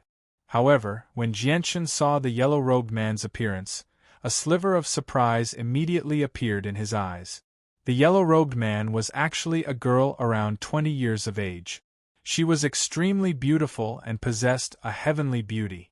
Her long black hair danced in the wind behind her, and although her eyes were sharp, they were also filled with intelligence. An extraordinary heroic spirit radiated from between her brows. On the woman's back was a 2-meter-long longbow. It was completely golden in color and emitted a faint golden light. It was clearly not an ordinary bow. Looking at the girl, Jianchen frowned slightly as a sliver of thought appeared in his eyes. For some reason, he felt that the girl was somewhat familiar, as if he had seen her somewhere before, but he could not recall where. Chapter 298. Hearing the girl's strange words, Jianchen was stunned. He did not understand what was going on, but then a thought flashed through his mind. A scene suddenly appeared in his mind. Jianchen was shocked. He looked at the girl in yellow in surprise and said in surprise, "It's actually you." This yellow-clothed girl was none other than the girl he had accidentally bumped into when he was bathing in a river near Wake City. She was also bathing in the river, completely naked. Seeing that Jianchen actually recognized her, the girl in yellow recalled the scene from back then. She could not help but feel even more ashamed and angry. Jianchen's image in her heart became abominable and unforgivable. With a shout, she raised her sword and charged at Jianchen. All these years, the yellow-clothed woman had never forgotten the man who had peeked at her body for the first time. She had always hated him to the core and thought of how to punish the person who had peeked at her body. However, ever since they had parted ways at Wake City, she hadn't been able to find any trace of Jianchen. This had caused her heart to be filled with an indescribable anger that she had nowhere to vent. Now that she had seen the person who had peeked at her body, the anger that had been pent up in her heart for a long time was completely unleashed. She couldn't control the anger that had been building up in her heart. Jianchen's face was solemn. The powerful attack from the girl in yellow had already made him extremely fearful. Even so, he did not feel the slightest bit of fear. His fighting spirit was high as he fought with the girl in yellow. After the two of them had exchanged a few blows, the girl in yellow suddenly realized that Jianchen's current strength was worlds apart from back then. Earth Saint Master, you've actually broken through to Earth Saint Master. How is this possible? Back then, you were far weaker than me and could not fight back at all. In just a few short years, how has your strength changed so much? You're actually on par with me now. The yellow-clothed woman's face was full of shock. She stared at Jianshan's handsome face in disbelief, clearly unable to accept this reality. Even so, his hands did not stop moving. The sky-blue longsword was filled with powerful water-attributed saint force as it stabbed towards Jianshan. Miss, what happened back then was a complete misunderstanding. Even if we continue to fight, we won't be able to determine the victor. Why don't we stop? Even though it had been so long, Jianshan still felt that he was in the wrong. After all, she was a girl. Not only had he seen her body, but he had also seen the part that he shouldn't have seen. This made him feel somewhat apologetic. Hooligan, don't even think about it. I will definitely teach you a good lesson. As soon as she heard Jianshan mention the past, the yellow-clothed girl's face was filled with shame and anger. Her anger became even more intense. Then, she quickly retreated a distance and picked up the golden bow on her back. She aimed at Jianshan and pulled the bowstring. As the bowstring was slowly pulled back, an arrow completely formed from pure energy gradually took shape. The entire bow gave off a powerful pulse of energy. Jianshan's expression immediately changed. He had already guessed that the powerful attack from before was probably shot by the yellow-clothed girl with the help of the bow. Without any hesitation, he immediately dodged and hid behind a mountain. At this moment, the yellow-clothed girl released the bowstring.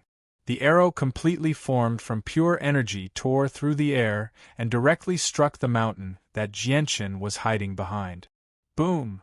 With a deafening sound, the 300-meter-tall mountain that Jianshan was hiding behind collapsed. Countless broken rocks rolled down, creating a spectacular sight.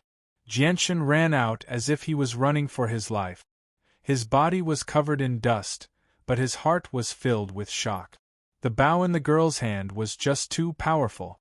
He had no idea what kind of weapon it was, but it could actually threaten Earth Saint Masters. Moreover, it was much more powerful than a high-level magic crystal cannon. Just as Jianshan steadied himself, another sword shot out from the girl's hand, flying toward Jianshan with lightning speed. Jianshan's expression drastically changed. He immediately dodged to the side as fast as he could. In the end, the shining golden arrow had basically pierced through Jianshan's body. He had barely dodged it. Boom! With another boom, another sword-shaped mountain collapsed. The power of the arrows from the golden bow was unbelievable. Every single strike was enough to topple a mountain. Even Earth Saint Masters would not be able to do such a thing. They were basically on par with peak Heaven Saint Masters. Jianshan's body constantly flickered as he dodged the girl's arrows. Although the golden arrows were extremely fast, Jianshan was not slow either. He would always be able to narrowly dodge them at the most crucial moment. There were many times when the golden arrows brushed past his body. It seemed extremely dangerous. After suffering once, Jianshan no longer dared to receive the golden arrows so easily. The golden arrows were just too powerful. Just a single arrow was enough to heavily injure him. Damn pervert, if you're a man, don't jump around there. After shooting over 20 arrows, the yellow-clothed girl finally lost her patience and angrily shouted, "If I don't dodge, am I supposed to stand here and be a live target for you to shoot at? I'm not that stupid." Jianshan gloomily replied, "You." The yellow-clothed girl immediately became speechless. Her cheeks puffed up as she felt extremely annoyed. She hated Jianshan to the core. In the past, she had been thinking about how to cut the person who had peeped at her body into 1,000 pieces. But now that they had met, she suddenly realized that this bastard that she could bully as she pleased had already grown to the same level as her at an unbelievable speed. Even if he was jumping around in front of her, she could not do anything to him. "Ha ha ha ha ha, Luan, it's all thanks to you making such a big commotion here that I was able to find you. You really made me suffer looking for you." Suddenly, a loud laugh rang out from the distance. On a nearby mountain peak, 5 people had appeared at an unknown time. Hearing this, the yellow-clothed girl's expression suddenly changed. She immediately stopped attacking Jianchen and adjusted her direction. She directly pulled the bowstring and shot at the 5 people on the mountain peak without any hesitation. Whoosh! The golden arrow pierced through the sky, bringing along a burst of ear-piercing sound as it moved forward at lightning speed. The 5 people on the mountain peak immediately jumped down. They actually borrowed the force of the dive to fly towards the yellow-clothed girl.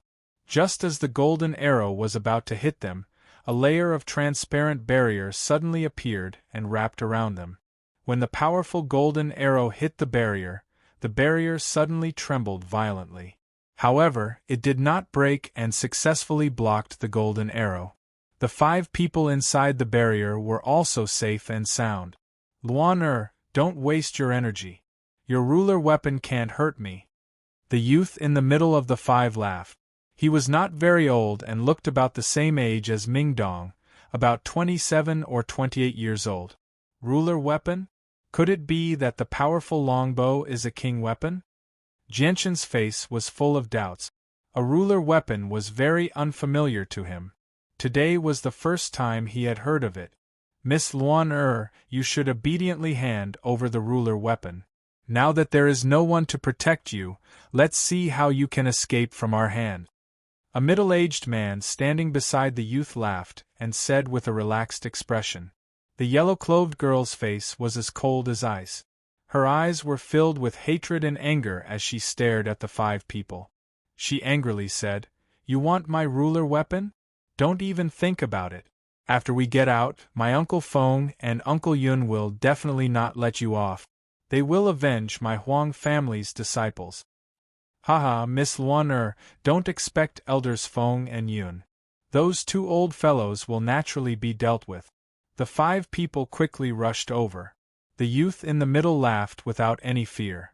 Hearing this, the yellow-clothed girl's face darkened. She drew her bow and shot out 3 swords to slow down the speed of the 5 people.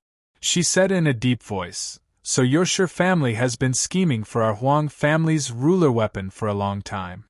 Our Shi family is determined to obtain the ruler weapon.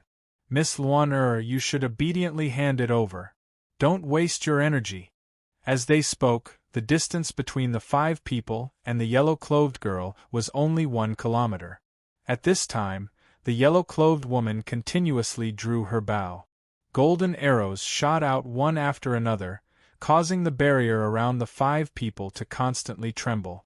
The violent energy fluctuations had already destroyed the nearby mountain rocks into a mess. The deafening sounds of explosions were incessant. Jianchen was dumbfounded as he watched from the side. The power of the bow was really too great. The arrows shot by the yellow-clothed girl were actually several times stronger than the ones that killed him before. Unfortunately, they were unable to break through the seemingly weak barrier. Although the 5 people did not suffer any injuries, they were still unable to move forward due to the powerful impact.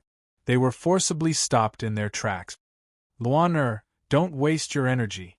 Using the ruler weapon consumes a lot of your saint force. You won't be able to last long. Once your saint force is exhausted, your fate will be completely in our hands. The young man hiding in the barrier had an evil smile on his face. His eyes were filled with obscenity as they constantly swept over the yellow-clothed girl's body. The yellow-clothed girl was unmoved. She continued to shoot arrow after arrow at them.